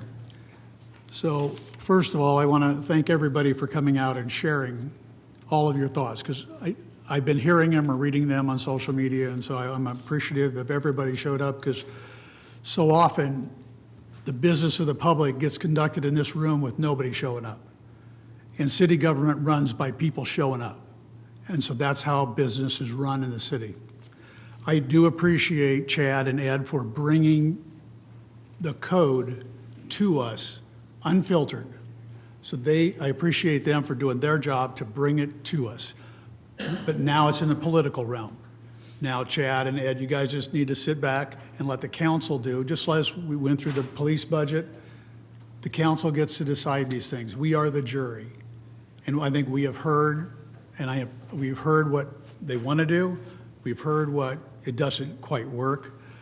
What I heard tonight was Pete Safari is the jewel of Grand Island. It's a great asset. It's an economic benefit. It's all about tourism. It's unique. It's a #1 attraction for family. I have a unique perspective in that I was actually the treasurer for the Grand Isle Heritage Zoo.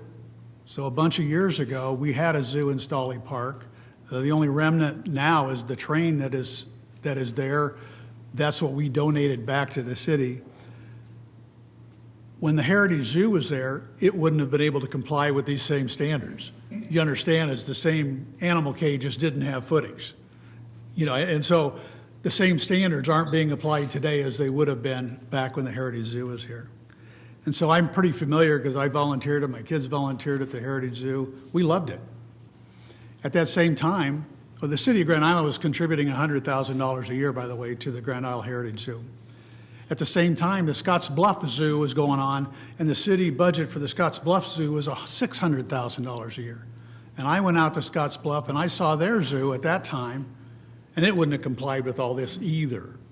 And so it's just not meant to be the rules. The rules are there. They're there for one purpose, not for every purpose. And that's why the situation matters.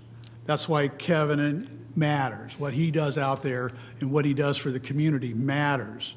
When the mayor has his tree lighting ceremony, who's downtown? Kevin. He's downtown with his little train pulling kids around. He's here. He's working out there. He's doing all kinds of things. So I see problems, what was brought up here and what everybody has already known, consistency in the application. You know, just like the parking lot or the bathroom.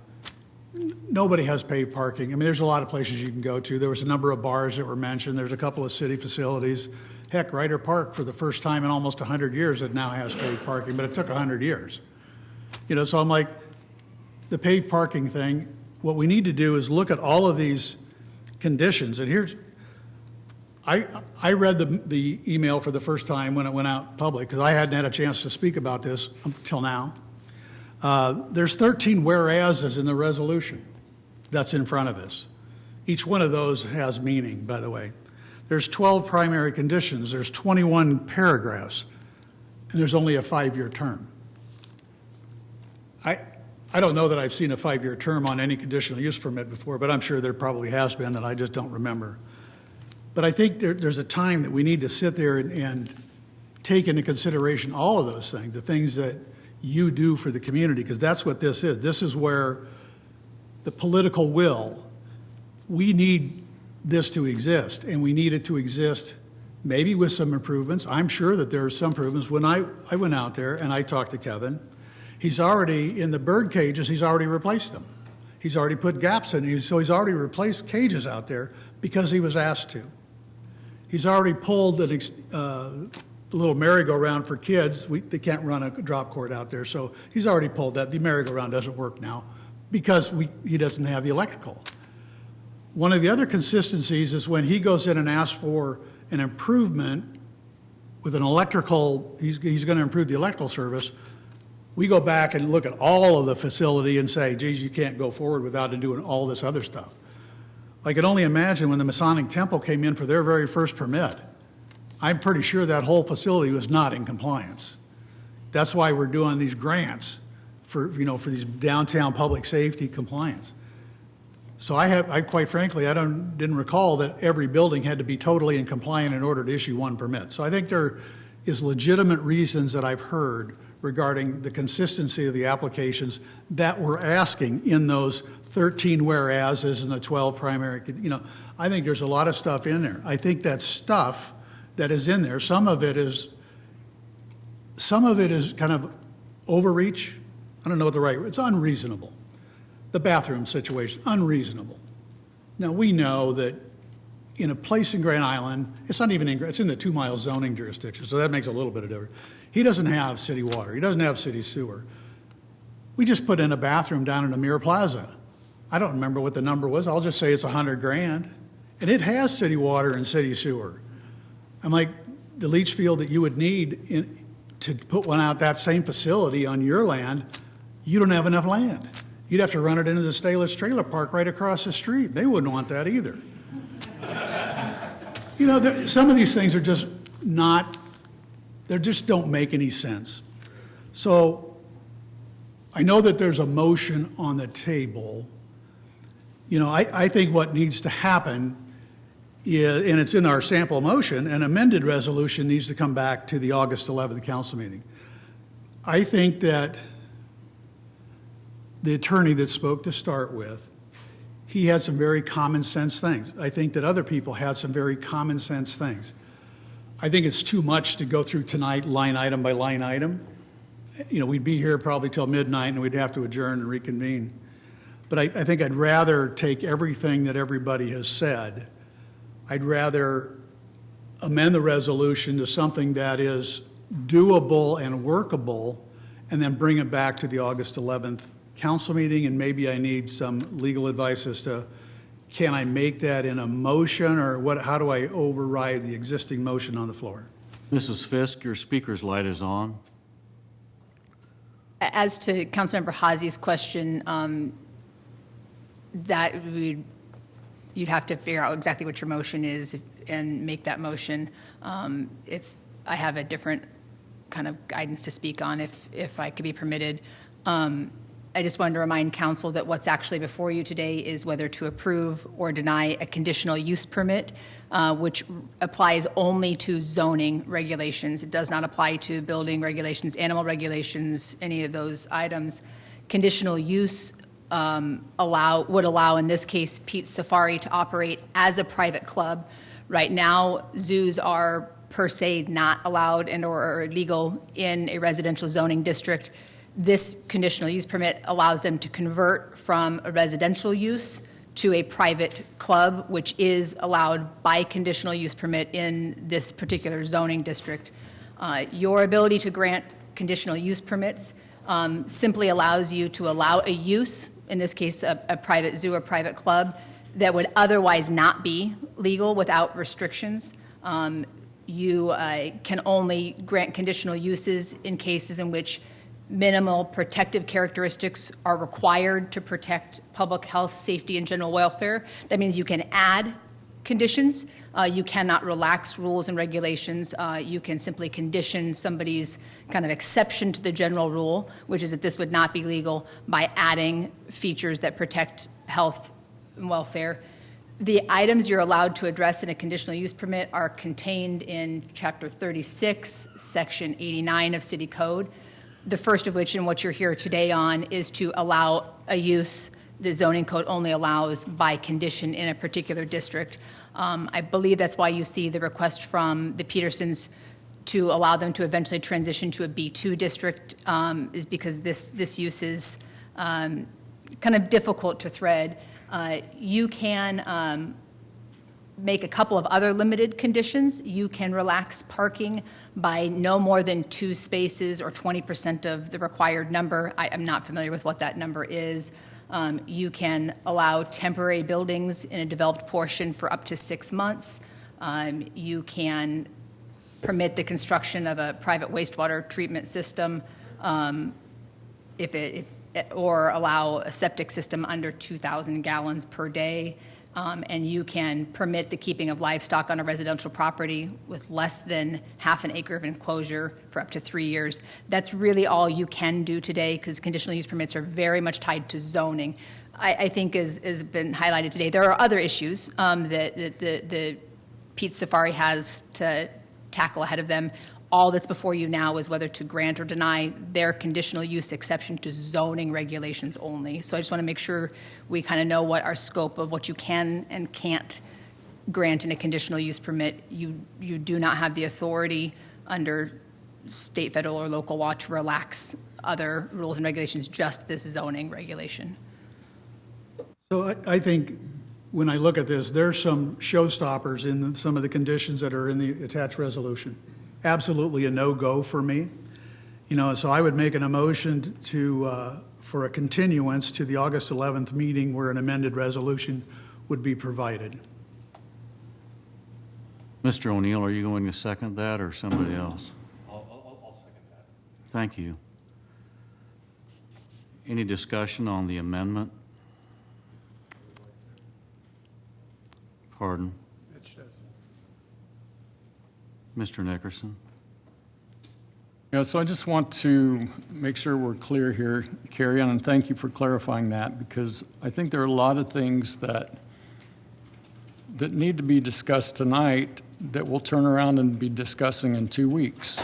And I think what Chuck is wanting to do is exactly the right thing to do, but I think that should occur after we've had a chance to discuss kind of the laundry list of things that would be important to us to have come back to us in that final condition. So I think what's going to happen tonight is if we vote for this right now, we push all this back to 2 weeks, and I'm not sure we're any better for where we are tonight. I would sure like to have time, since you have spent the time to share it with us. We've had the time to hear it. I would like to be able to let the council give you feedback on what we've heard, so that Chad and city attorney and everybody that does all this has a chance to pull that together, so that now we can have a final product in 2 weeks. I think what Chuck has recommended is exactly what has to happen, but we have to have a chance to talk about all this before that happens. So I don't know what to ask Chuck to do, whether he's asking, if we ask him to just postpone this motion till after we've had discussion, because I see we have me, Jack, Ryan, Doug, and maybe Chuck will have some more comments on that, and who knows, other council members. But I'd like to give us all a chance to talk and ask questions so that we know where we want to go next. That's really what I would like to ask. So Chuck, I don't know. The best I would way to- withdraw my motion for now. Good, good. If Ryan's okay with that. Yeah, I was just thinking, we also discuss before we vote on it. Well, we have to discuss this part. That's all we can talk about. I'll withdraw for now. Okay, so I would just ask if, since Chuck had the floor initially, if he has anything else that he'd like to share based on what he presented. Otherwise, I'll do my spiel, whatever that is. No? Okay. All right, so thank you. Just as Chuck said, thank you all for being here tonight. I am sorry that I've not had a chance to get to Pete Safari yet. I did drive out there the other day, but I can't tell you a thing about what's inside it. I didn't even know if you were still open or not.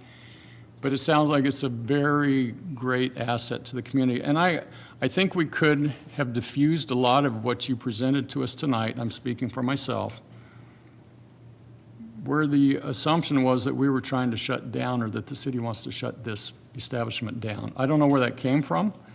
Just because we see conditional use permits come forward or we see people questioning what is, doesn't mean there's anything behind that that's trying to shut a business down. Maybe that's the first thing we do. We're in that defensive mode. I'm not aware of any person on this council that would want to see this shut down.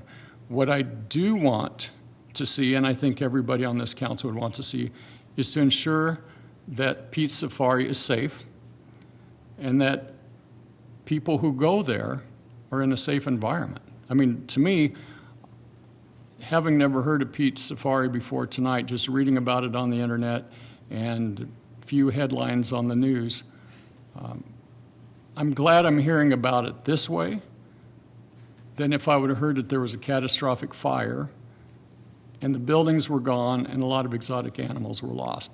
I wouldn't want to, because then all these questions are going to come back. How did that happen? Why did we let this happen? What we're trying to do is make sure that the questionable things that are out there need to be addressed. They really are important. They're important not just for the animals, they're important for everybody that goes. You talk about kiddos with special needs that are going out there. If there's ever anything that would happen that would, God forbid, would be a fire or anything, electrocutions or anything due to things that were installed electrically improperly, that population has a tough enough time just getting through a zoo like that, let alone being able to escape in an emergency. So I would certainly hope that the Petersons and Mr. Stellick clearly understand that the safety things are what's really of importance here. I'm not talking about bathrooms, I'm not talking about parking lots, but I am talking about electricity. That's dangerous stuff. And I read where, I don't know if it's exactly right, but it looked like maybe an electrical cord had been buried underneath the ground and probably plugged in maybe 20 feet away. That's not the way you do things. I'm going to tell you, that's not the safe way to do things. So those things need to be addressed. So when it comes to things like, and I don't know what all the problems are, I don't know about the roofs, I don't know about all that, but I think there are things that we have to use good judgment on. Reasonability, which we've talked about tonight, needs to be reasonable. And the thing that we have to be careful of as a council, and as anybody, that if we turn a blind eye to things that are not right, we set a precedent that's hard to defend for future situations. We have to make sure that we are doing things right, that we're doing them safely, because if we say, oh, it's okay if you just bury cables over here, just bury extension cords, that's okay. The next guy or gal that comes along with a project says, Pete Safari got to do it. Now, how can you going to tell me that I can't do it? That's just one little example because I don't know all the things that are being discussed here. But the safety aspects are huge. The structural safety, I don't know how nitpicky we get on that, but the things that are electrical in nature are very important to me and to those patrons who go there. So that's important in my mind. When it comes to statements made tonight, I don't even know who to ask because it really perplexes me that the statement is made that a state fire marshal comes and looks at our establishment and says everything is okay. I find that hard to believe, and I'm just curious, how would that be possible? Chad or somebody? How could that be possible? Is there a totally different set of standards that a state fire marshal is going to look at in an environment like that? And we don't interact directly with the state fire marshal. Ed may have talked to him, and I'll let him. I did. So I did get contacted by the state fire marshal that. Move up closer to the mic, Yep, middle, okay. would you? So the state fire marshal contacted me a few weeks back, said that they had a anonymous complaint about the electrical issues out there. I said, yes, we're addressing those. I said, do you have any concerns out there? They go, I'm going to stop by and take a look. I did not hear back from them. I did send them an email. I get a response back today, says that they did an inspection out there and they didn't have any concerns.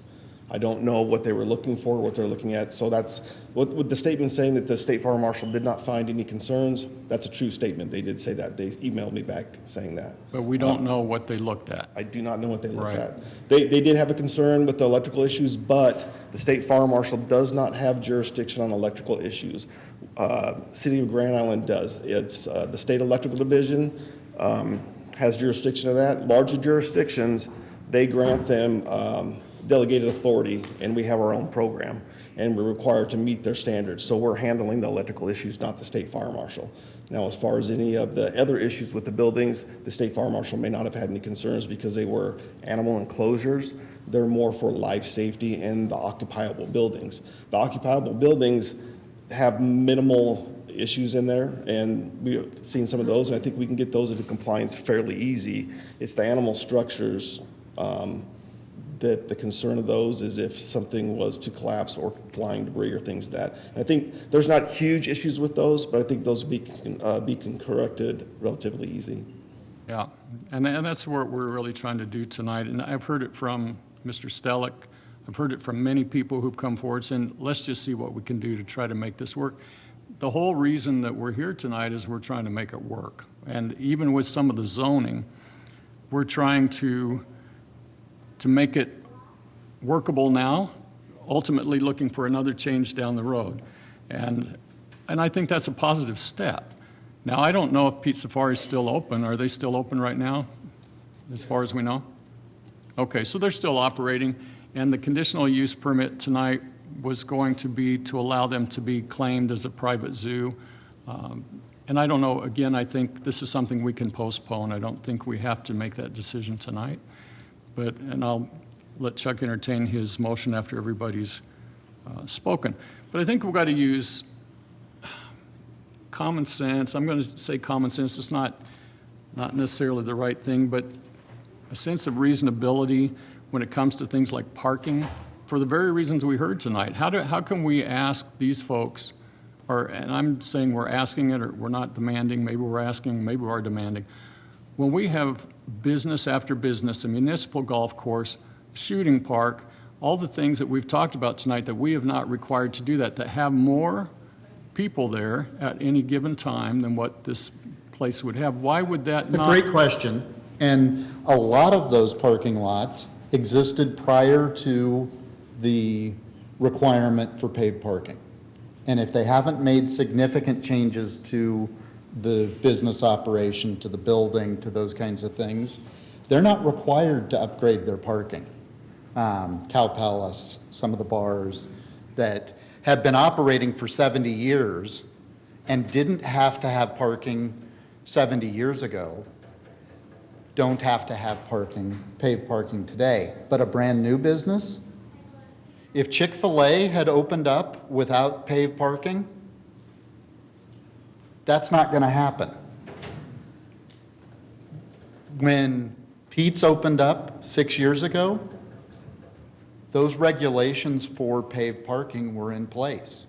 When Staraska's built the buildings on Highway 30 in Engelman, just 3/4 of a mile south of here, they put in paved parking because that was the regulations that were in place at the time that they were creating that use.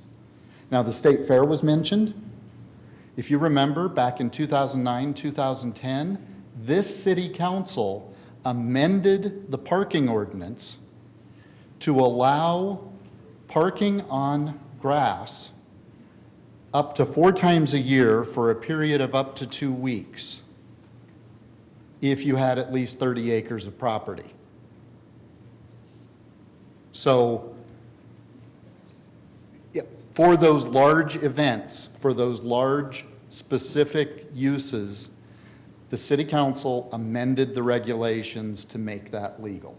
Based on what you Can just... you do that? Yes. Right. So you just gave us a segue to that, to where that is something that we could do based on something that's open X number of months a year. I mean, it's possible. It's possible that if you wanted to do that, you could, you could potentially look at amending the regulations. To do that? Or to add crushed rock versus, I mean, so yeah. we have the ability based on that, and that's, but the But question there is a process for that. Right, and that's would be future things coming before us that I think the council needs to be flexible, that would not be unrealistic for a future business that might be in that situation. Because again, we're setting precedents, but again, everything is its own little animal by itself anyway. You talk about State Fair was its own unique situation. This would be a unique situation, and that's what conditional use permits are. And so we'd have to be able to defend ourselves in the future why this was accepted, and we don't know where we're going with it. But what you have said tonight is exactly right, is that we have the ability to make some of this okay with the crushed rock versus, I mean, which would still be nice, which would still be safe. The porta potties versus, that gets into plumbing code. Right. So then we have to talk through some of those and see what the solutions are there. So I see our attorney has something to interject at this point too.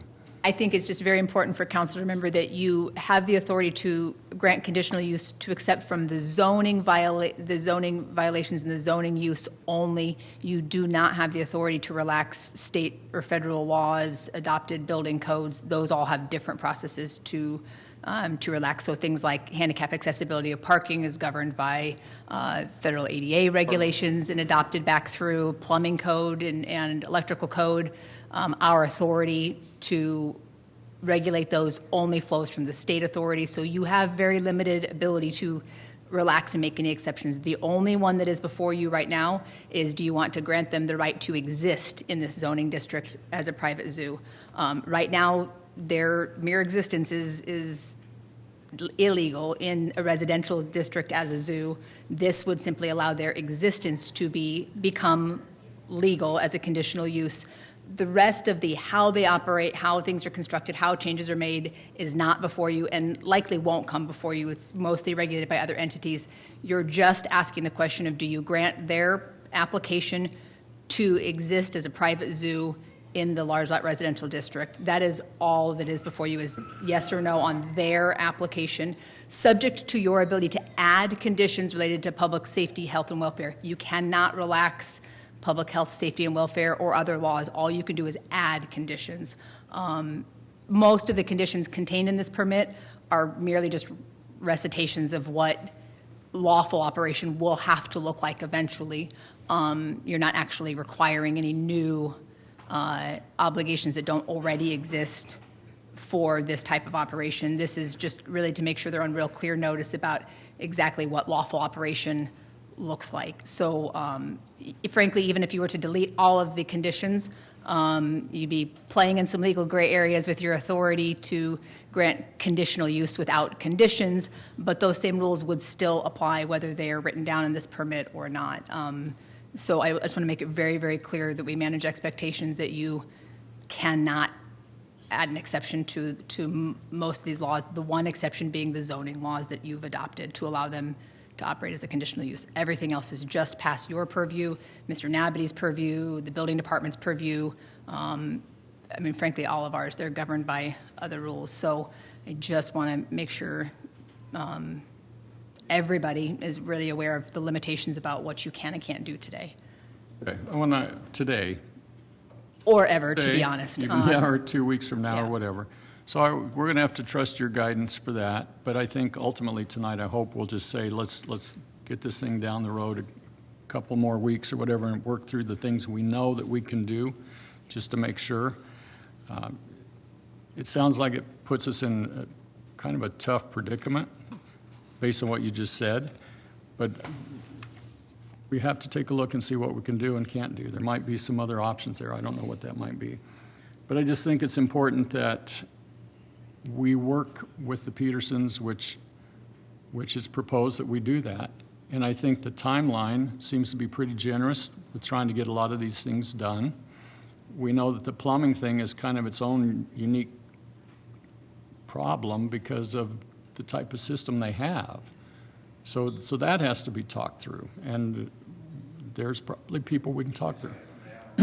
So there's a question, how was the requirements calculated on that? So that's based on what the requirements are in Chapter 9 of the International Building Code. There's Chapter 29 is the plumbing fixture count code in there, and that's based off of occupant load.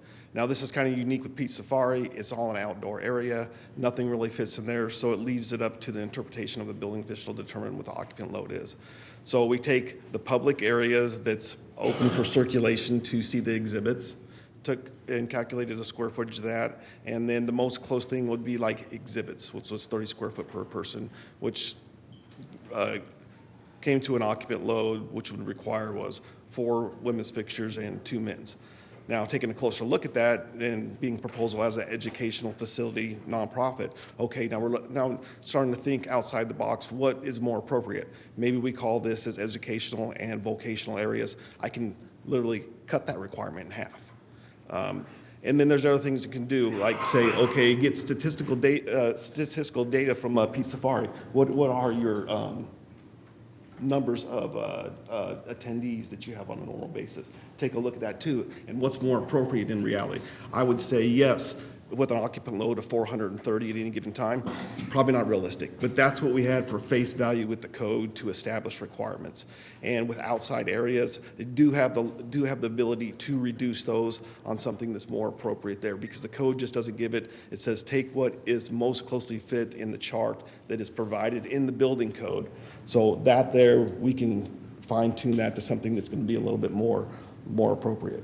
Now, as far as the handicap accessibility, that's a federal standard. That's the Americans with Disabilities Act. It's kind of hard to skate around that and not provide some level of accessibility for facilities. And that's for entrance, accessibility around there, and for the bathroom facilities.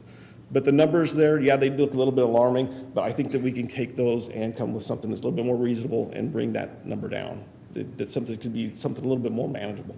Good. I appreciate that too, because I think we need to be flexible and be creative maybe in some ways. I see we've got somebody, I don't know, it'd be the mayor's. It's up to the mayor. I can't. I'm going to, it's actually the council's time to talk, but I'm going to relax the rule, and you're welcome to come forward. Thank you, I appreciate it. I just wanted to comment on Mr. Nickerson's comments about the safety, and I just wanted to remind the council that that's how this whole thing started, because safety is important to Kevin and Kim too, and that's why they wanted to upgrade the electrical, and that's what got this whole thing started, was they're wanting to upgrade the electrical and get that up to code. So I just wanted to remind you that, yes, that's important to them too, and that's why this all started. Right, but I'm not sure if it was for the very reasons we're talking about. They wanted, sounds like they wanted more power there, and in the process, they found some things that were done improperly. So anyway, hopefully we're going to get there. Regarding the plumbing, my husband is a master plumber in Omaha, and I know that we have talked about this. They're only open approximately 70 days a year. They're averaging about 1,000 visitors per month, and that fluctuates. That's not a lot. So to have 4 stalls for the women's is excessive. Also, it's been open since 2020, and I'm not sure why there wasn't a building inspection before now, but that needs to be addressed. because there were no permits applied for. If there had been permits applied for. You have aerial view pictures Yes. from And 2019. we have 29 square miles in the city limits and another 110 outside in the, Do you notice there were buildings coming up? no. But we don't look at every single property. Can we get? It is the Point responsibility. of order, sorry. This is Fisk. Just like a point of order, I want to make sure we don't cross into a line here, because some of the zoning violations that exist can be criminal of nature, and I want to make sure we're not stepping into accidentally condoning or supporting failure to cite for criminal violations. So just, we want to make sure we keep this train on the tracks and related only to the conditional use permit and zoning issues before our council, so we're not accidentally creating a record of things we don't want to address today. And as you said, the conditional use permit pertains to allowing Pete's Safari to exist. And that's essentially all that's at issue with this vote, if there's a motion. Correct, to exist as a conditional use in a residential district. Subject to conditions related to health, safety, and welfare, the addition of conditions. All of those conditions that are listed include building situations and all the other things. So I think that we deserve some very extensive, detailed descriptions of the origins of these, where you're getting this information. Like, give us the ordinance, give us the regulations, just address each one. The large lot residential zoning district requires setbacks that have not been met. Right, and all of that should be in writing in detail, and we should have the cited regulations. I think that's fair to ask for. I think we're going to get there. I think we're going to get there. And I think the more we talk about this, I'm not sure that all this is going to even be done in 2 weeks. I think we'll have to discuss that, Chuck, in your motion. In the interim, can Pete Savari continue to operate until this is decided? I'm assuming they can. Not lawfully. Okay, but they have up till today. Kind of like speeding. If I speed, just because I don't get caught doesn't make my speeding legal. So no, they are not currently operating lawfully. We basically have negotiated that they won't occupy the buildings while this is pending, but their continued operation would be unlawful. Even with a postponement, with us not coming to a concrete decision tonight? Correct. That messes it up even more.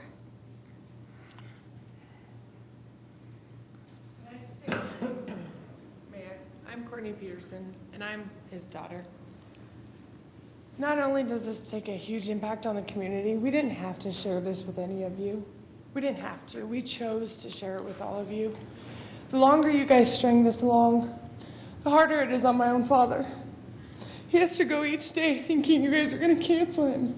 The next time he opens that door or the gate, that's got to take a lot of toll on one person who's trying to do a great thing for the city of Grand Island. That's got to mean one thing to one of you that matters. And she sits here and they keep saying you guys have no call on anything. Then why are we all here? If we're here for you guys, to be in front of you so you can see how personal this is, not only for my father, but this whole community who's came together, who's done community service, who's built the aquariums out there, who come together on all the businesses, all this children that he has. We all volunteered to keep this wanting to grow, but if you're gonna sit here and tell us we're extending it for 2 weeks, I mean, kind of rip the Band-Aid off in a way. It's very complex because you're dealing with laws. You're dealing with safety things. that. We don't make the laws. I understand. We don't make them. I do. But we have people that have to enforce them. Right. And ultimately, we want the safety of everybody that goes to Pete Safari to be number one priority, and so do you. So I'm going to ask one more question of our city attorney and the group that's here tonight, because things can be changed. I know things can be changed. So if we were to go forward with this tonight in the framework that we have, Pete Safari can operate for the time being, but some of these conditions or some of these other things could come back for further discussion once they've been thoroughly investigated deeper, some of the other things. I mean, what keeps them operational is tonight saying, we're going to go down this path the way we are structured, because this is all we have tonight. I mean, we don't have any other really way to change things that take time to study. If we start the process and they're continuing to operate as a private zoo and whatever changes tonight, we can still come back as a council and just study these other issues more deeply to come back for a discussion at a later date. I know you're going to love my answer, but it depends. The reality is this bites the biggest issue off, the biggest issue, just the sheer existence and violation of zoning code. There are some of these issues that may come back before you. For example, the condition that they seek amendment to add zoos in a B2 district and then seek rezoning in the B2, that would come back before you. Some of the items will always escape your review. Federal ADA compliance, for example, is always going to be beyond your scope. So there would be other issues that would come back before you. Part of the conditions that are proposed is to ask Planning Commission and then you to add zoos as a permitted use in the B2 district. Right now, they are not allowed in the B2 district, and then would be to consider their application to move their property from residential to B2. So this would come back before you as granted. Granting this conditional use permit would simply allow them to eliminate the biggest issue, which is the impermissible use of the property right now. It doesn't fix everything. There is nothing you can do that will fix all of the assorted issues, but this is the big issue that your approval or denial will address. So it is a necessary, very large, huge step that you get them an answer to whether or not you will or won't grant their conditional use. Well, I do understand that and appreciate that. So Chad, as it is tonight, if this goes forward, what are the things that are expected of Pete's?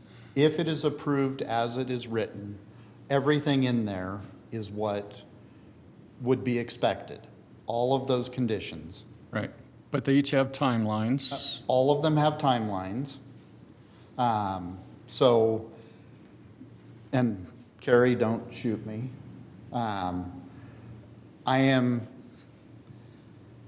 I think you could potentially pass this with a motion that also includes revisiting the conditions at a future meeting, which would not require a new application, would not require another public hearing, but could be just to revisit those conditions at a time certain and make change and allow staff to have time to work with Mr. Stellick and the Petersons to come up with something that is workable for everybody.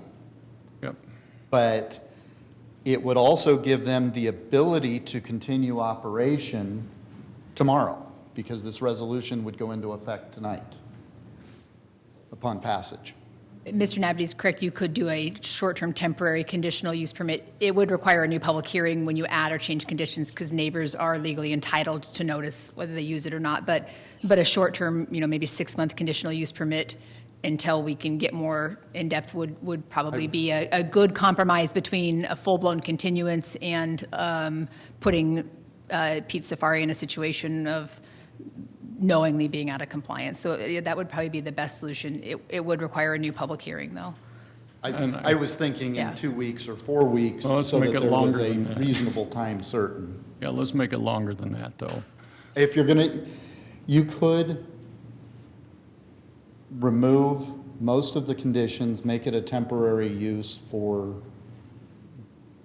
3 months, 6 months, authorize a new public hearing.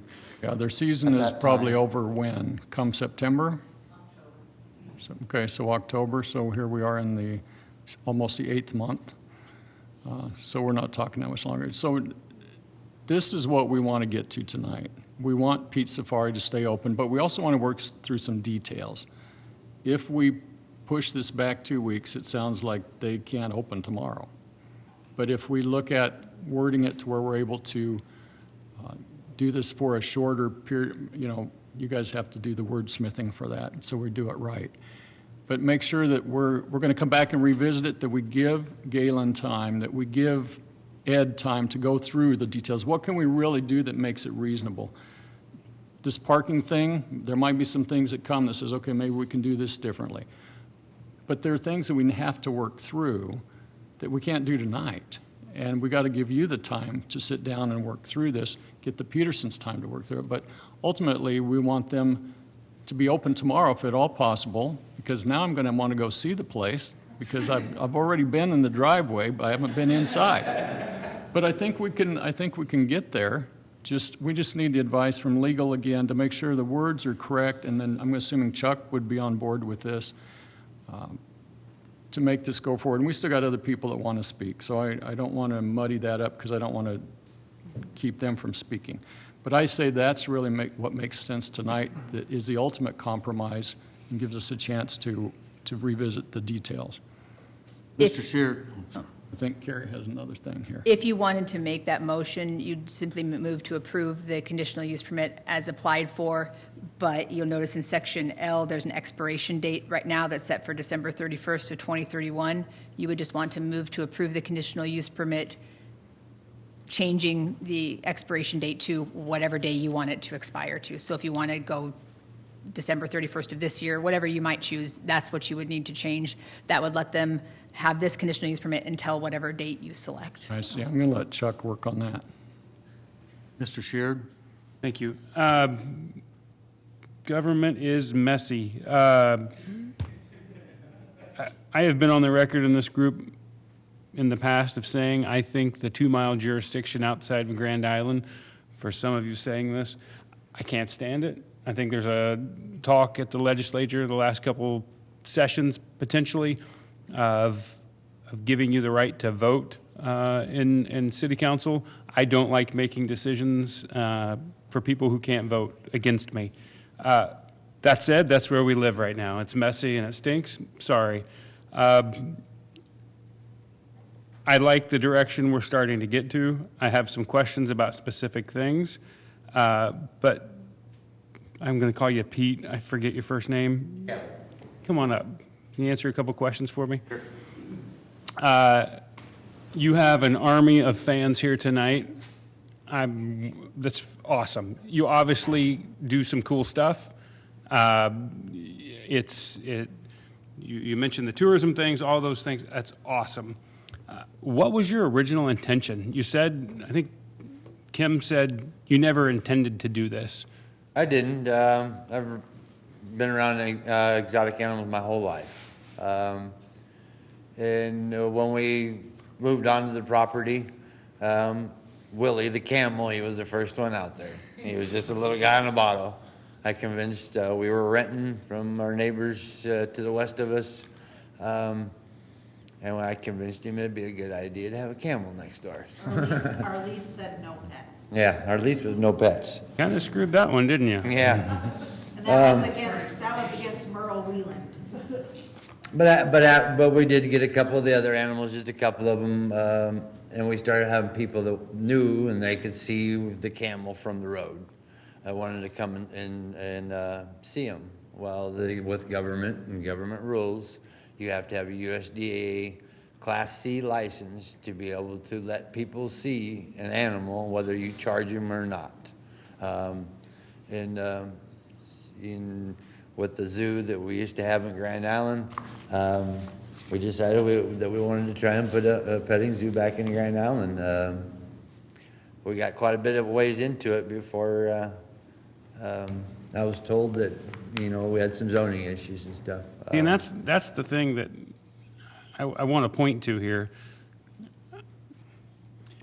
You have a good heart, and you want to do something awesome.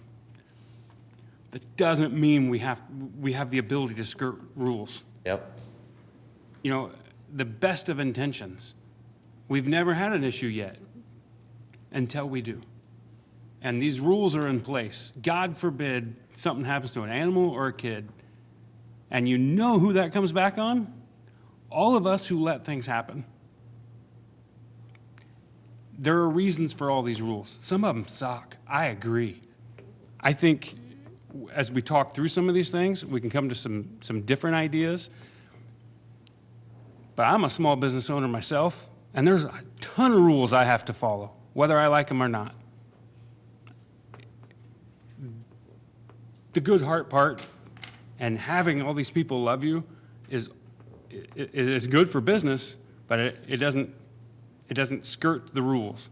So as we look through this list, I know your lawyer, your attorney said you didn't want to be a 501c3, or you do want to be a 501c3? Did not. You do not? No. Okay. And that's one that, after speaking with Galen this morning and Carrie this afternoon, a Nebraska nonprofit would be perfectly acceptable. Okay. As opposed to a 501c3. So that's literally in here that you have to Right. apply by September 1. So that's one of those things that we're going to have to fix tonight. That's why I suggested essentially stripping out almost everything and going with the 6-month. The condition is they can continue to operate as is for these 6 months. They still need to get building permits for all of the unpermitted structures that require them. You're planning on doing that? They have agreed to not use the visitor center and the other buildings that have electrical to them for public use until they get permits and occupancy certificates, because that, we can't let them do that. But can they use the property? Yes, they could. So some of the things we've heard tonight, okay, Chad, you're good. Moving the buildings, we don't need to move the buildings. Some of them, we'll get to that part, but it sounds like the parking is a real deal. Like, I agree. We have rock lots on things. It doesn't bother me. Yeah. But legally, Carrie, there's no way around that? They have to be paved? The handicap stalls do, there's no ability to relax that. They're Handicap have to be sold, but not all of them. It would require a change to building code. Right now, everybody who has those are grandfathered in. So no, there's no possibility right now. If you used every authority you have available to you, you still can't relax some portions of it. But is it, they have to have the entire lot paved forever? That's part of why this condition phases things in, is to try to limit the impact of those building codes. Permanent operation, though, yes, it would have to be paved, But the entire. 4 paved stalls? I don't know the parking lot math exactly under building code, but that's all contained in the adopted building code, how those are. it's actually in the zoning. Oh, yeah, how those, yeah, that parking lot math is not one of my lawyer skills. Parking is in the zoning regulations. We require 1 parking spot per 1,000 square foot of space in a private club. We looked at this, eliminated all of the animal pens, because those are not places where people aren't are. driving. Just the path, walking pathway. We get 15,000 square feet of path. 15 spots. 15 spots, and we have asked for 4 spots initially, and then over the next couple of years, adding 5 additional spots each year. The paving materials are something that is also in the zoning regulations and specifically says that it's a dust-free concrete, asphaltic concrete, or paving block, that's the acceptable materials for parking lots. So, right there, I just have to ask, is that a detriment long-term? That one item right there? Well, it's tough for us, so we're gonna have to get some help from some of our supporters to get you to be able to do that. Because I don't want us to say, well, we can go 60 days, we can just wipe all this stuff out with a conditional, but it's not going to make a difference.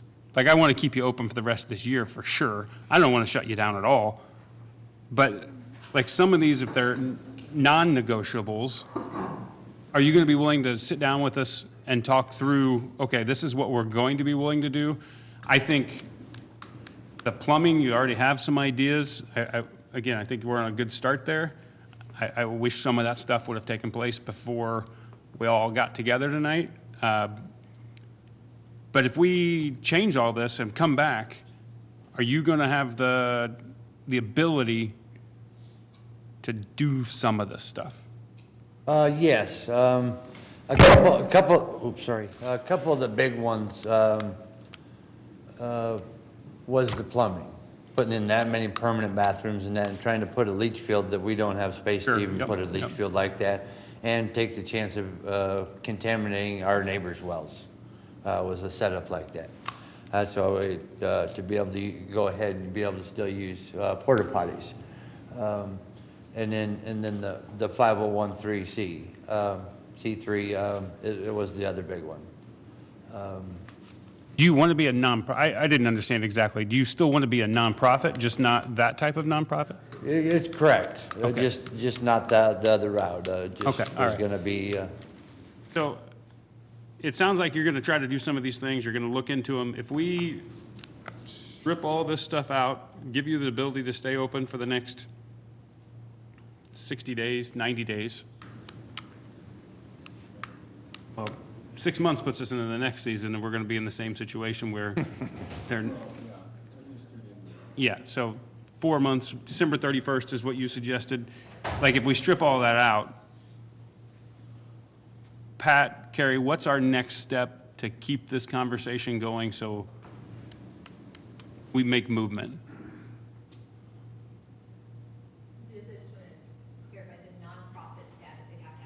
31st, the Nebraska Nonprofit Corporation checks that box. So whether we go with federal regulations or state, either way, they'd be fine as long as they finalized nonprofit status in some capacity by the end of the year. So well, this says that's applying for that status, but right. What they actually have to get, the state one will cover just as well as anything else. So that would not be a particular issue. As to what would you once told me we can only go by what's written, and that's exactly what's written. Yeah, that So- finalized nonprofit status, that will cover, the Nebraska Nonprofit Corporation Act will accomplish Next that. words is 501(c)(3). Yeah, that's just applying, the actual obtaining is, Okay. the state one will All be right. fine. So they have to apply for a 501(c)(3)? Mhm, and then they have to get nonprofit status. Federal, state law doesn't really matter. And so Mr. Stellick's proposal to use the state act will be fine. That's totally acceptable. You'll find that even though I own a business and I'm a city council member, I don't know anything about this legal jargon, and it's just as confusing to me as it is to everyone in this room except for her, and maybe him. Yep. So I ask a lot of dumb questions. I'm the same way. Don't be afraid to ask the questions. So, Pat, then what would the next course of action be? Well, if it was me, I would make sure that we have enough time where they can apply for an LB 840, which there will be money in that fund October 1st. Their business model fits that very well. And so they could apply, and then it's up to EDC for that decision. But it's an avenue to get this stuff done quicker. Okay. Are you good with that idea? Yeah. Okay. So I'm going to not make a motion yet because I know Ryan and Chuck want to talk and I don't want to stifle that. But I think, Chuck, your motion was going to be to delay, but I think this is a better one. I'll make a different motion. All right. Thank you again for public participation. Mr. O'Neill. Thank you, Mayor. And it's been a long night here, and I'll try and be fairly brief here as well, too. Overall, I think helping Pete's Safari succeed and bringing the property into reasonable compliance shouldn't have to be a competing goal. To the family, I know this is a really emotional time for you guys. You built a great thing out there. I've been out there a couple times. I like it. I've taken my grandson out there. He likes it, too. Your love of your animals is very apparent, and I think they're well cared for. I love animals too. I think I'm almost at my legal limit in my house, which is much smaller. And I think you guys have a lot of good intentions out there as well. As you can see, government's a very difficult process that we have to navigate, and there's guardrails, and I think us and the staff are trying to help you navigate the guardrails in the path of least resistance. With our staff, Ed and Chad, they have a very tough job, but they're good and decent men with high integrity as well. They have a very difficult job, and we end up with some real pickles to deal with here sometimes, and that's when it comes to council. A couple of things I want to mention I don't think got discussed a little bit earlier. I know Mr. Stellick brought up something about shipping the animals, and I don't know if that might be one that's we don't have as much legal restriction on. Maybe that's an item that could be reviewed more. Do the animals have to be shipped out there for any other compliance reason? Carrie? I know I'm putting you on your spot here. Yeah, no, right now in residential district, there's a lot more cumbersome restrictions on animals in a residential district. So getting them out of the conditional use permit gives you more flexibility with the animals. Otherwise, right now, there's even more limitations there. So could we remove the requirement that they chip them right now? Yes, it is what slides them out of other applicable animal regulations, though, so it might be worth. Maybe pros and cons there. Yeah, Okay. and I don't want to provide. It's complicated. That is probably one of the better solutions we were able to come up with to avoid some of the other applicable issues, largely dealing with animals at large and the risk that without building permit compliant enclosures, there's a need to identify where animals belong. Some of the animals aren't, I think, as they point out, capable of being chipped. They don't fall within those parameters. But with every relaxation comes a different problem. So I don't know if Mr. Peterson wanted to. I just wanted to note that USDA. You have to approach the podium, sir. USDA. You have to approach the podium, sir. Sorry. The USDA does not require chipping of animals. Okay. And I think the earlier thing, which it sounded like you were agreeable to, is to provide the list of the animals as well. And I know there's probably not a whole lot of camels in Hall County, Grand Island, but yeah. But it's probably just for everybody's interest to know what you have out there. So Yeah, and also USDA, they've moved to, it's public record. Our inspections, the amount of our animals that we have. Those are public record? They're all public access. Okay. Thanks for clarifying that as well. And I think Ed may have talked about this earlier too. So with the restroom usage, I know you said it's kind of difficult to calculate that, but you thought if you had some more detailed attendance records, it sounded like the attendance might have had some peaks and valleys in some months, but the attendance record could maybe help. That would certainly help if we can justify reducing those requirements. If we knew what your actual attendance was, that would be helpful. Because yeah. So if you could provide me something like that, I'll take that into consideration, take that and apply it to the building code. What can we actually do? Maybe we do something, you can't hold me to it, but maybe it's only 2 restrooms about actual right now. So reducing in half down to occupant load to 250. I was looking at that today, and it was calculating to something that would be 3 fixtures. If you did 3 individual restrooms, 1 handicapped, and then two standards, 1 men's, 1 women's. I don't know, it could be something like that. I can be creative on that, but it's got to be justifiable and it's got to meet the plumbing code. Here's the problem with the plumbing code. The building code and the plumbing code are state codes. By state statute, we have to enforce the state adopted building codes, either the current edition or a newer edition. We can't do anything less than that. We can't be less restrictive. And you might be able to answer this too. As far as if there were some paving required out there, I'm sure some materials are cheaper than others. I don't know what the least expensive options are. Maybe that's probably general knowledge in contracting, but I'm sure I thought I saw maybe even block or something else might have been an option too. I can't remember how strict the code was on that. As far as building a structure, then the possibilities. For parking. Oh, for parking. Yeah. Parking. For like what the surface would have to be. The surface, yeah, it's going to be concrete, asphalt, or pavers. Something is required to be dust-free. Okay, so there's other stuff than the concrete as well. Correct. And I thought Pat mentioned an interesting idea too. You know, maybe there could be some other types of funds or grants that might be available to help you. I don't know what all those are. I know Pat kind of mentioned one possibility. I'd speculate there might be others, and I hope there. I don't know whether resources could be referred to help you find what some of those are, but I'd be hopeful there might be something out there along with private donations as well. I think you guys have a great operation out there. You know, it brings a lot of good things to Grand Island.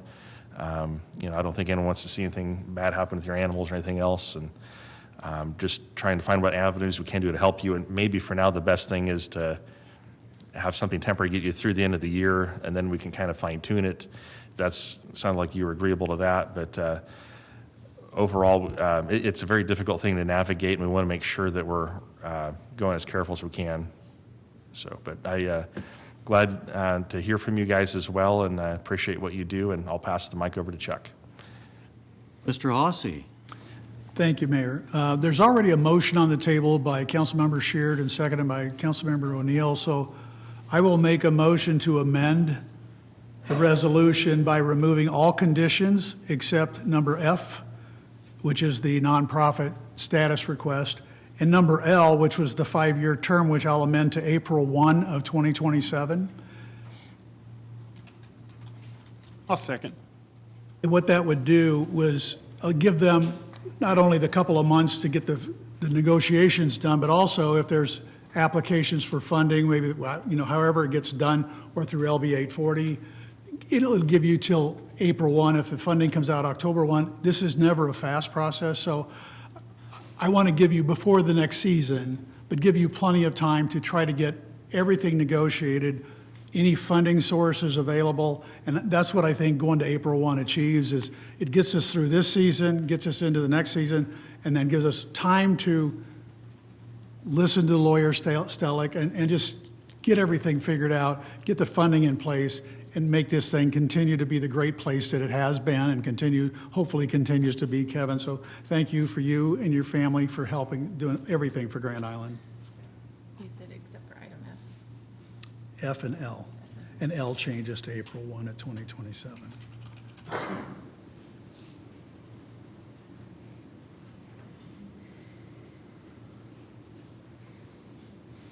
And your light's still on, Mr. Hawsey. Do you have anything? Mr. Nickerson? Carrie, you heard all of that, or Chad, you've heard all that. I just want to make sure that this is a good, solid motion, that we don't need to wordsmith a little more, just to make sure it's right.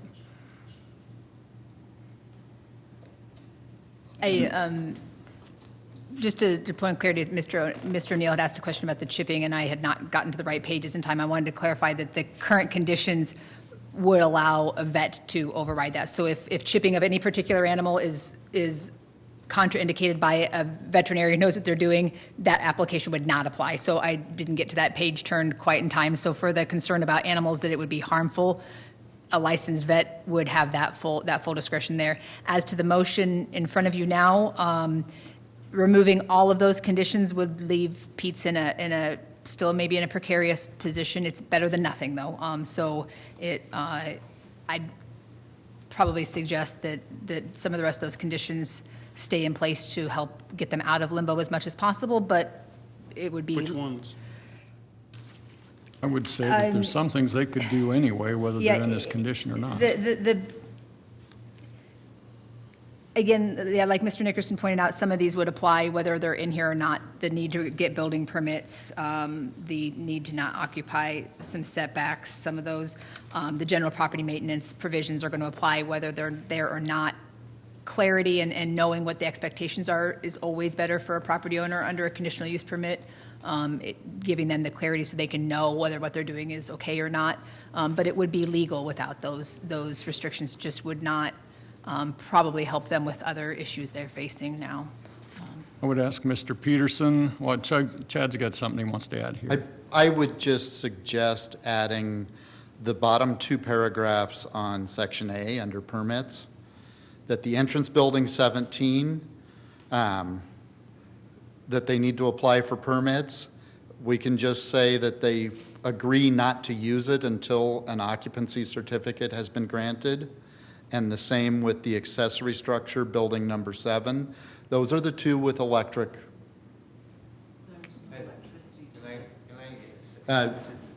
Where there were cords there powering those. The number 7 is a carport building, just set up with tables and chairs. That's all it's ever been there. It's never, ever had electricity, and it still doesn't. The cord that they did see went to a carousel that was coin-operated, and it is no longer, it's out of service, no longer used. I guess my question for Mr. Peterson, again, I think Chuck's motion stands. The things that you know that need to be addressed, even though they're not itemized tonight on what we're voting for, you know those things really need to be done, right? So Yep. it's not like it's not in writing, I don't have to do it. So your intention is to do the things you know that need to be done, applying for permits. We don't necessarily have to spell it out tonight. To the city attorney's point, if it's not spelled out, you technically don't have to do it. But I think we're going to trust you tonight that you're going to do exactly what Yes, you need to do. and I've already started. When the building department was out there, they mentioned a couple of things that they knew was gonna, that they were wanting change. We've already done, so. Good. And we want to get a start on it, we want to get to where we need to be. Okay, very good. I just need that assurance. And want to, As far as the building permits on there, I think. You have to approach the podium. I think it'd be best if I came out there and we kind of went, build my building, my inspectors out there where they kind of just did a brief overview. And we can say, okay, this building here, this, and this, and we can get a very detailed, and then we'll apply for a building permit and say that these items need to be corrected. Okay. And then move on to the next one. So if we could schedule some time that I could come out there personally. Sure. I wasn't out there for the initial inspections, I was out of town. So we can do that case by building by building, and we'll go ahead and say, this is exactly what needs to be done to this one to comply. And a lot of them have just minor issues, so they're structurally sound, so they don't collapse under wind or snow or things of that sort, because we don't rebuild something because of snow over there, but work out some time where we can do that and at least get that process going, because I think the conditions in there is to get building permits, that goes without saying regardless. okay. Very good. Okay, thank you, Ed. And I certainly hope that you understand, everybody that was here tonight in support of Pete Safari understands it's not the city's intent to shut them down. We're trying to all work within the framework of this thing called the law, and some things we have flexibility in and some things we do not. And I'm sorry for all the hassle, but it's what we have tonight to deal with. And our intention is to help you be as successful as possible, but again, you have responsibilities that you have to do. So that's not our intention, to shut you down. Yeah. And I think tonight we've shown And I we're never willing to really work. I never ever said that you wanted to shut me down. I just proposed that the things that I had to do would force us to shut down financially. Right, and I think we've got some opportunities there, it sounds like, as well. So thank you for being here, and we only have 6 more things on our agenda after this, so we'll still have work to do. But Thank you. Thank you. Okay, so on the amendment, are you adding what Chad recommended? No, I'm not adding the 2 paragraphs as. Okay, so then this is on Chuck's motion to amend, removing all conditions except F and L and changing the L date to April 1st of 2027. Please vote.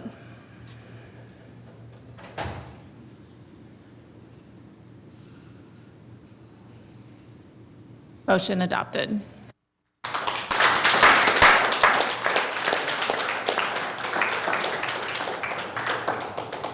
9B, public hearing on acquisition. We haven't finished that Oh, item I'm yet. sorry. Yeah, You're that's right. just the motion to amend. We need to vote on the actual motion, or the actual resolution as amended.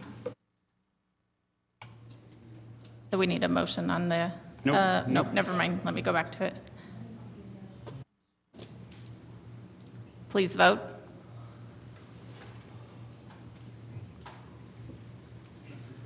Motion adopted.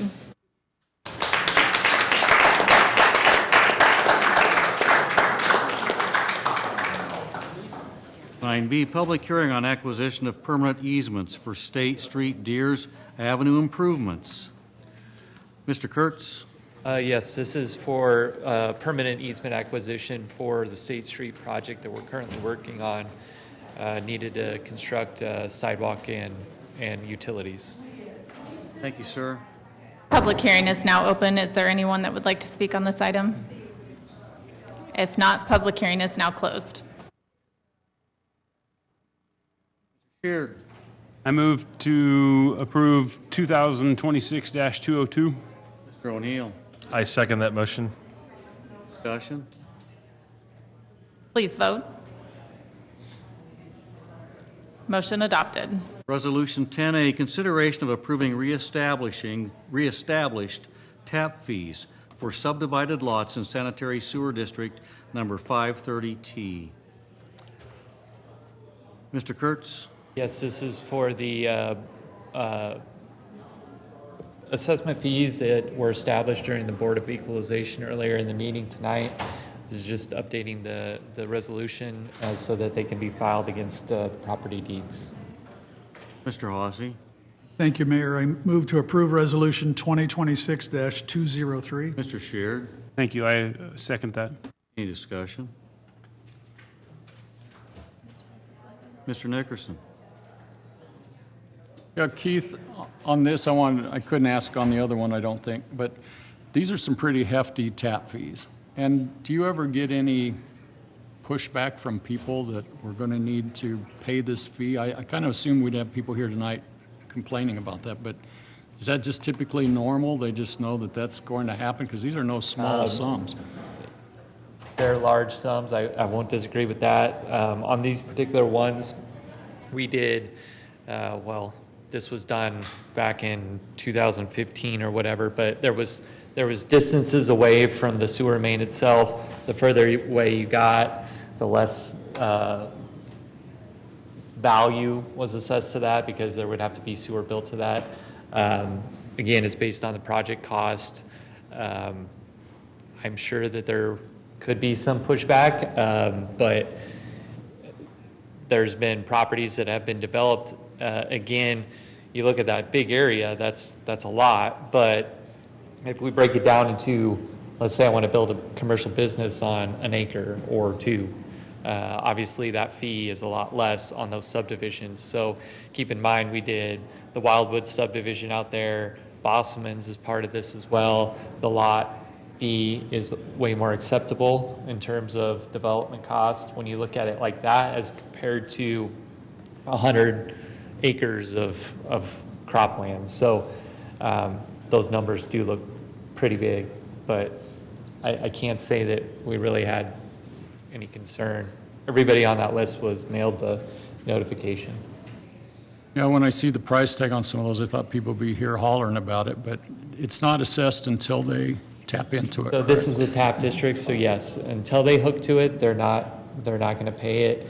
It gets transferred to the next owner, unlike an assessment district where it would be settled up if the property changed hands. So again, over time, that number doesn't look as big as it might today or 10 years ago. Sure. It's still a lot of money, I won't deny that. Very good. Okay, thanks, Keith. Please vote. Motion adopted. Resolution 10B, approving update to Resolution Number 2018-240, designated truck routes within the city of Grand Island. Mr. Kurtz? So yes, this is similar to the speed limit ordinance that you'll see later on. There was some changes in development. Again, the biggest driving aspect to this was the new Highway 30. We need to go in and update code to reflect those roadway changes. Again, as you can see, there was a couple other things that we looked at.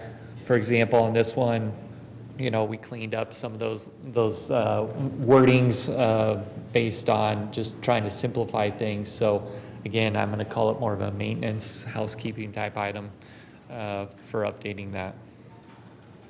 Thank you. A motion is in order.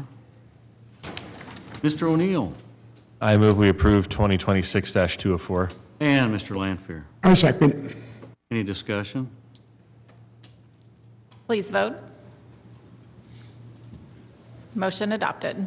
Resolution 10B, approving fiscal year 2026-2027 annual budget for Fauner Park Business Improvement District and setting date for Board of Equalization. Mrs. Steinke. Thank you, Mayor. On February 14th, 2017, the City Council adopted Ordinance Number 9622, creating the Fauner Park Business Improvement District. The created ordinance requires that a proposed budget for the district be approved by the BID Board and forwarded to the City Council for consideration. Assessments are paid by property owners based on the front footage of the property. Owners will be billed for the assessment after approval by City Council, sitting as the Board of Equalization on September 8th, 2026. Notices will be published in the Grand Island Independent on August 6th, August 13th, and August 20th, 2026. Copies of the notice will also be mailed to the property owners after the first publication via the method required by state law. The BID pays the city a fee of $1,200 for accounting services. Thank you. Thank you. Mr. Brown. I move we approve 2026 TAC 205. Mr. O'Neill. I second the motion. Any discussion? Please vote. Motion adopted. Ordinance 11A, consideration of amendments to Grand Island Chapter 22 of the Grand Island City Code relative to snow emergency routes. First of all, is there a motion to suspend the rules, Mr. Lanfair? I move we suspend the rules considering ordinances. Mr. O'Neill. I second his motion. Any discussion? Please vote. Motion adopted. Mr. Kurtz, please present. Yes, as mentioned before, this is some updates to our snow routes. Again, one of the big driving factors was Highway 30, or even new roads. For example, Claude Road was added to this, a road that didn't exist when the old ordinance was in place. So again, we're trying to clean up some language and make sure things are accurate. Thank you. Mr. Hossie. Thank you, Mayor. I move to approve ordinance number 10083. And Mr. O'Neill. I second the motion. Any discussion? Please vote. Motion adopted. 12A, resolution to offer certain real property known as Veterans Village for sale. Mrs. Fisk. Mayors, member of council, I'll try not to revisit everything that's in your packet in hopes that maybe we can exit before midnight, but the resolution before you first is a resolution to offer property for sale by the city. It's a necessary first step for you to make a second offer to Woodsonia to sell property that we've referred to in this resolution as Veterans Village. Since we met the last time, we've had additional meetings with Woodsonia and have identified kind of a different approach to the Good Life District Agreement. Previously, we've been looking at a situation where we would enter what I'll call the big agreement, the one for the large amount of funding, and then it would have exit points if things didn't happen later. Instead, what we're working to do is to get all of those kind of ducks in a row, to use an animal pun to keep with the theme for the night, before the big agreement. So in the memo, you'll see a series of what we're calling operative events, things that we want to do beforehand, so that way by the time the big item for funding comes to you, both you and the developer know what commitments are and aren't there to the maximum extent we can. One of those big operative events, well, two of them really require property ownership or an ownership interest to be effective. One is actually owning the property, and the other one is the ability to make progress with tax increment financing. Because that property is currently in city ownership, that has to start with the city making the offer to sell. So we have made some changes since the last offer you saw to try to close the gap between where our last offer was and the terms and conditions that are maybe more palatable to Woodsonia's acceptance. Since we prepared this resolution, we have gotten some feedback from Mr. Seacrest, Woodsonia's attorney. We are far closer than we have been in the past. I do anticipate you'll likely see a counteroffer about some of these terms and conditions, but before Woodsonia can make a counteroffer, you have to have made an offer to sell. So moving forward and making this offer lets that ball get rolling. I think based on the feedback that we've received, we still have a few gaps to close about deposit and some closing dates, but the gaps are relatively minor, and this at least gets us going. So we had asked that you consider Resolution 2026-206, which would authorize an offer to sell subject to the terms and conditions outlined in that resolution, so that way we can take a step forward. So for instance, for Woodsonia to apply for tax increment financing, they have to be an owner of the property. So this is to remove that impediment to them applying. Or have an ownership interest. So being under contract would also give them that same authority, but we kind of have to line these balls all up in the right order. So. Thank you. Mitch, did you want to speak on this item before they do a motion?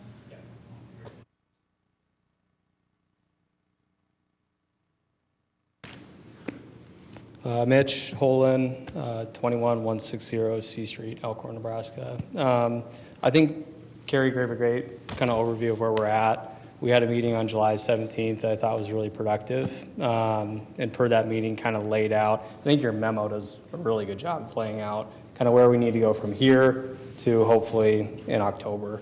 I think tonight, the only thing that I wanted to talk about, and maybe, I don't know if this is the right forum or not, but we do have a few minor changes that we do want to make to this resolution. So I don't know if that's a formal counter or not, but my goal for this evening was to leave with a resolution that you were supportive of, we were supportive of, and we could ultimately accept. So I guess my question maybe for Carrie or Pat, is it appropriate to talk about those? I'd like to. They're, again, minor in nature, but my goal for this evening would be to leave with a resolution that you folks support and we do so that we can move forward with these other kind of operative steps. I think the ball's in your court, Mrs. Fisk. So what's before you now is just the resolution to ask you to make the offer. Working out those fine details would either be part of a counteroffer or part of negotiating the final sale resolution, depending on the nature of the changes. So that we anticipate working out with Mr. Seacrest. He's on vacation, I think he's got about a 2-week vacation here in the middle and has been offline with no email access, so we haven't been able to do that. But we would anticipate that if there are those changes, Mr. Seacrest would either present them through a counter offer or we would address them in the final sale ordinance, depending on the changes. But he just wasn't able to be here to do that here, so. Well, I'm here, and I'm ready to do it. And we did give the city a red line of these documents on Sunday. So they're in the city's possession. I'm here. I'll waive whatever legal representation I need to have, but I would like to try to move this forward tonight. I think council probably would too. So if we can, I can run through these, but I'd like to get these terms implemented so we can hopefully move forward with this resolution. Well, we've had about 20 speakers tonight, so who am I to say no that you can't talk? So please proceed. Okay. Is there a way for me to share this?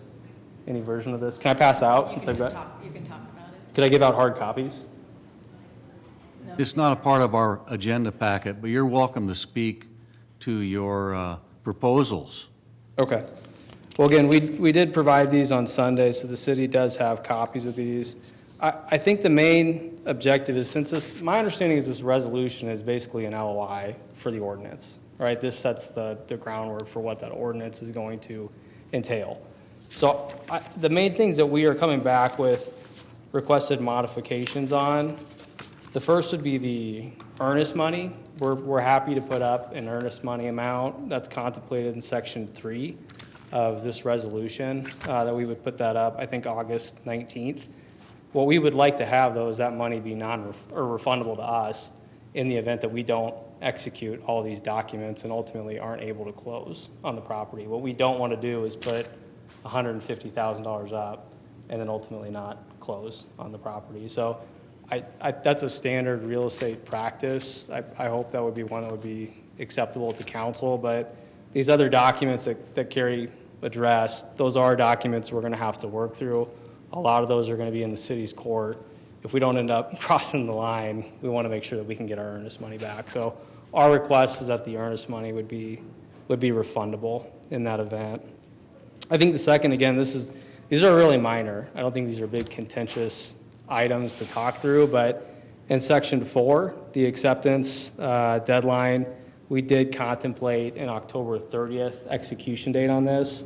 We just wanted to clarify that if these definitive documents are not prepared at that point, we'll continue to work on closing, even if that needs to be extended a couple weeks. So that was another clarifying point. We just didn't want to have a hard date in case we're still working on documents. You know, we have to go through this whole process again. So I think we'd like to build some flexibility in there. The second, this was a new insertion from the previous resolution that we saw, but there was a tax exempt exclusion that no future user within the project would be a tax exempt user, and that would be really problematic for us. We've got 72 acres to work with up here. I'm all but certain that some users are going to be 501c3s or tax exempt, and that could be anything. Just by example, you know, that could be civic uses, performing arts, museums, galleries, churches, childcare, urgent care, nonprofit healthcare centers. I'm confident we're going to have users like that within the mixed use here. So we did want to flag that. The other was section, I think this is section E, real estate protest. We've got 290 single-family lots within the development. I don't want to create, 80 burdens that are going to be problematic to selling those lots. And ultimately, I'm sure some of those folks are going to want to make sure they have reasonable protest abilities. So that's another point that we pushed back on. And I think the last point, which was in section 6, the reversion clauses, we had talked about not having clawbacks. We're ultimately okay with some form of clawback. What this agreement stipulates is within 36 months of closing, some of the critical items will be done.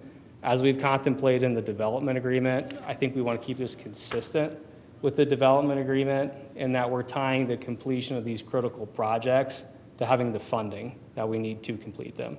So if the city doesn't do a bond issuance for 24 months post-closing, well, that's really when the time periods would start for us to complete these critical projects. So again, we just want to clarify that, hey, we're agreeable to completing these critical projects, but we need to make sure that the funding is there in order to do that. So overall, I think these are clerical in nature, and again, are just trying to conform to what's ultimately going to be in the development agreement, but we wanted to kind of set the right foot here on what the ordinance would be drafted off of. My reaction is, and I'm glad you laid all of this out, but we have to make sure that our attorney has a chance to wordsmith this. So I think it's important for you to present this to us. But it's very difficult for us to rewrite a proposal to sell land.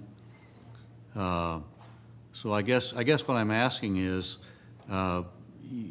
you're making this in the form of a counteroffer, and that's fine.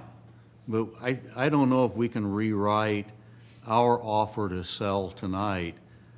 I do think it's good you discuss these items, so our legal team can then look at it and see, well, how would the language work? It's difficult for us to go in and by interlineation change an offer to sell real estate. And as Mrs. Fisk said, we're making an offer and Woodsonia can make a counterclaim, and you just gave us a head start on your counterclaim is what you did. We just want to make sure that, this document wasn't interpreted as, hey, we've accepted this, and then again, coming back with, well, why aren't these guys executing that? So we just want to be really clear on, hey, these are items we'd like to have in this resolution. So I think it's important you made that clear. And, but I think we have to proceed with the offer as written with the understanding you're making a counteroffer of proposed changes. Then our legal team can get together and analyze how that would work. Yeah. And what recommendations we could make to the city council. Does that work for you? Yeah, it does. In terms of timing, do we want to kind of lay out what that might look like? I'd like to, quite frankly, I want to keep the pedal to the metal, but we do have city staff that need to work through these things, so I can't get, we've tried to be very swift. Yeah. One issue, and I'm not yelling at anybody, but your attorney's gone again, so that makes it kind of tough for us. And I don't know how accessible he is to a telephone, because he seems to go to wilderness areas or places that. Well, Mayor, I will say, we got the agreement Friday afternoon at 4:20, and we turned a red line back to you Sunday at 3 o'clock. So I think Kent's on top of it, and I think we're as responsive as we possibly can be on We'll be this. as prompt as possible. I mean, we're not looking to, delay this. Okay.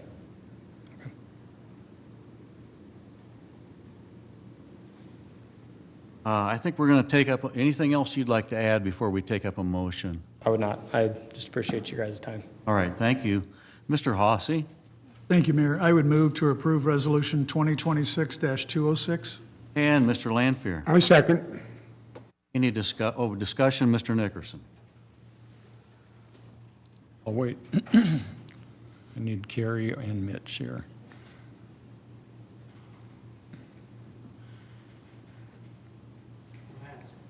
My first question's for Carrie.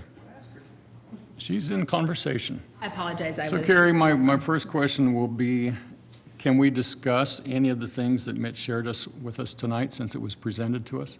To the extent they're noticed in your packet now, yes. As to the contents of their counteroffer, what I was just advising Mr. Hollen is we've reminded Mr. Seacrest that he'll need to present a formal counteroffer for your consideration. Ideally, we can get that before you on August 11th with that packet deadline. So I think what he sent over to us right now is a red line version of the resolution. We've provided him some instruction that instead he'll need to make a formal counteroffer that we can then place on the agenda for your consideration, at which time you can kind of make those nuances. But procedurally speaking, we can't consider a counteroffer until we make the actual offer first. So this is the first step. Their counteroffer, presuming that they're going to make one, they would need to present that by and through their attorney for your consideration, and we would put that back in front of you, ideally at that August 11th meeting. They have to get that counteroffer to us for the packet inclusion, and we've reminded Mr. Seacrest of those deadlines and dates to make sure it gets into the packet in time for your consideration on the 11th. But that would be the goal, I think, both of the city team and Woodsonia's team. But the short answer is we can't even discuss in generality the things that were The stuff that's in the presented packet you're welcome to, but anything that wasn't properly noticed. So have fun splitting that hair. Yeah, well, here's my comment, let it Okay. fall where it may. If you want to ask the question, yeah, I can. I didn't consider anything that I heard tonight unreasonable, and I think we need to entertain those options. Might need a little more clarification on some other things.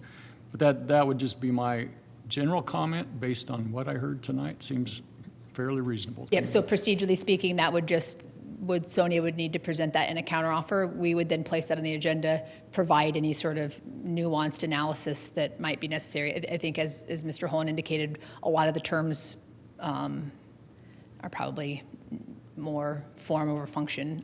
So we should be pretty close. The issues are relatively narrow, but that would need to come back in front of you in whatever final form you could then vote to accept or reject then. Okay, Mitch, I don't know how you pick these nights when it's 10:52 and you're up here talking. I mean, you just are lucky. You just get these nights. I'm not sure how that works, man. Yeah, it wasn't on purpose tonight, let me tell you. It wasn't on purpose. What else was I going to say? I think, yeah, I'm okay with where we're at. Oh, my other question to you was, with Kent being gone for another period of time, do you see that being an issue? Because, that August 4th deadline, and that was really pushing the deadline, was when we wanted to get everything compiled. Ken will be back in the saddle on Thursday. Thursday? Yeah. Okay, so you don't see that being a hindrance to anything on your What negotiation? is the date that you need, I guess, that formal counter? Okay. Okay, I just No, wanted to I make sure it don't. wasn't going to hinder your progress, because I know it's important to you as well. No, and I think we have a meeting set up next week as a group too. So I think we'll be able to meet hopefully then and talk through it as well. We just don't want to push these deadlines, because as you know, this whole government open meetings thing, it's got to all be done just right, or we're in trouble. Okay, thank you, Mitch. Thank you. And Mr. O'Neill. I'll keep this real brief. It's been a long night. And Mitch, I don't know if you were here earlier, but it's probably good this might go to another little cleanup process. Chuck had to take 2 cracks at amendment earlier tonight. It was kind of tough.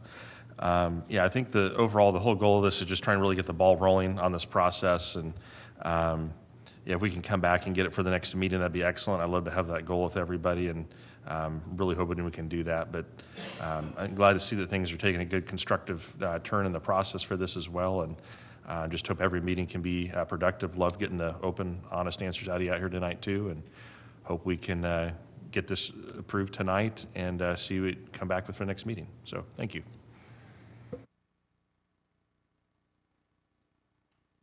Please vote.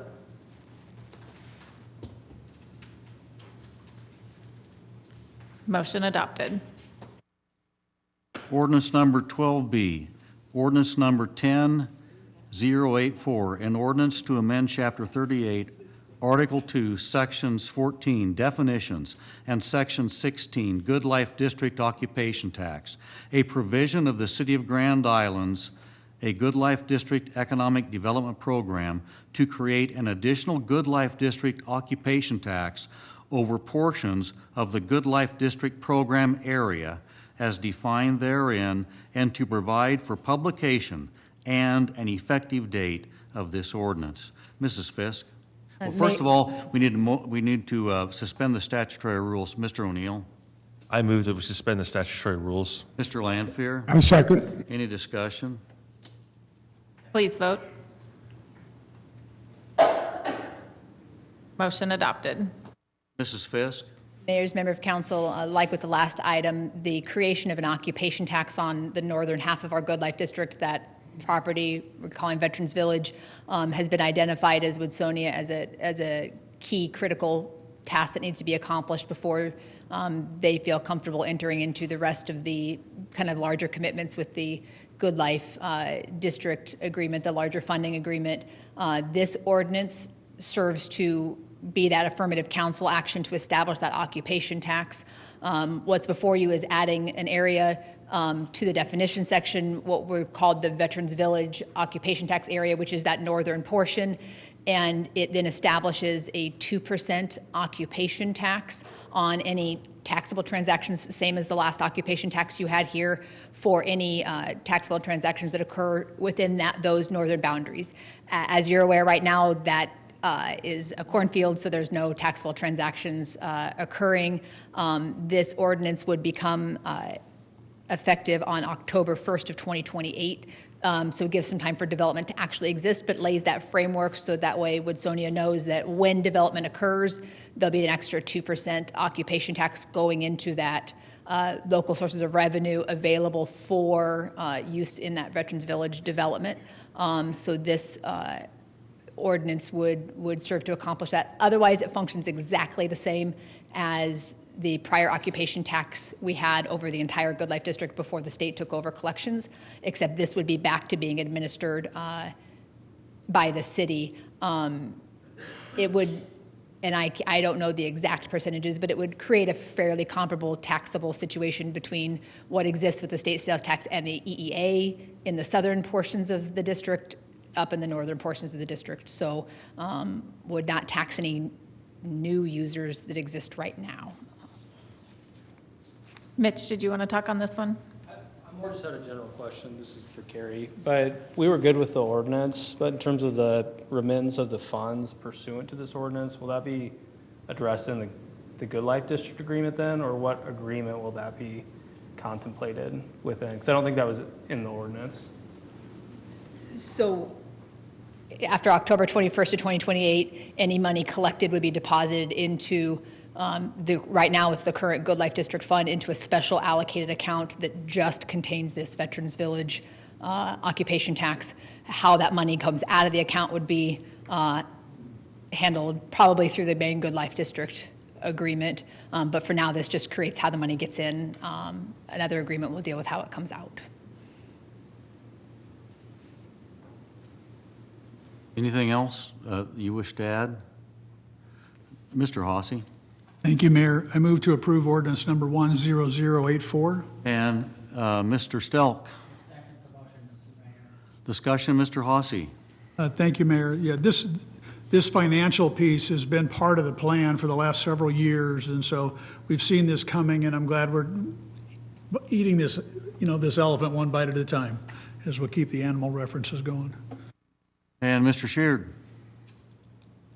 Thank you. What is the reasoning, and maybe this has already been covered, but for the October of 28? Largely, there's a cost to administering the occupation tax, and since right now there's nobody to tax it on, it would be just spending bureaucratic money for no benefit. So that date we've kind of looked at for when it's at least possible some development might exist to make it worth spending the money to pay the finance folks to send letters to businesses. So it is kind of the October 1st, 2028 date is kind of a guess as to when there might be taxable development. But There could be some before that.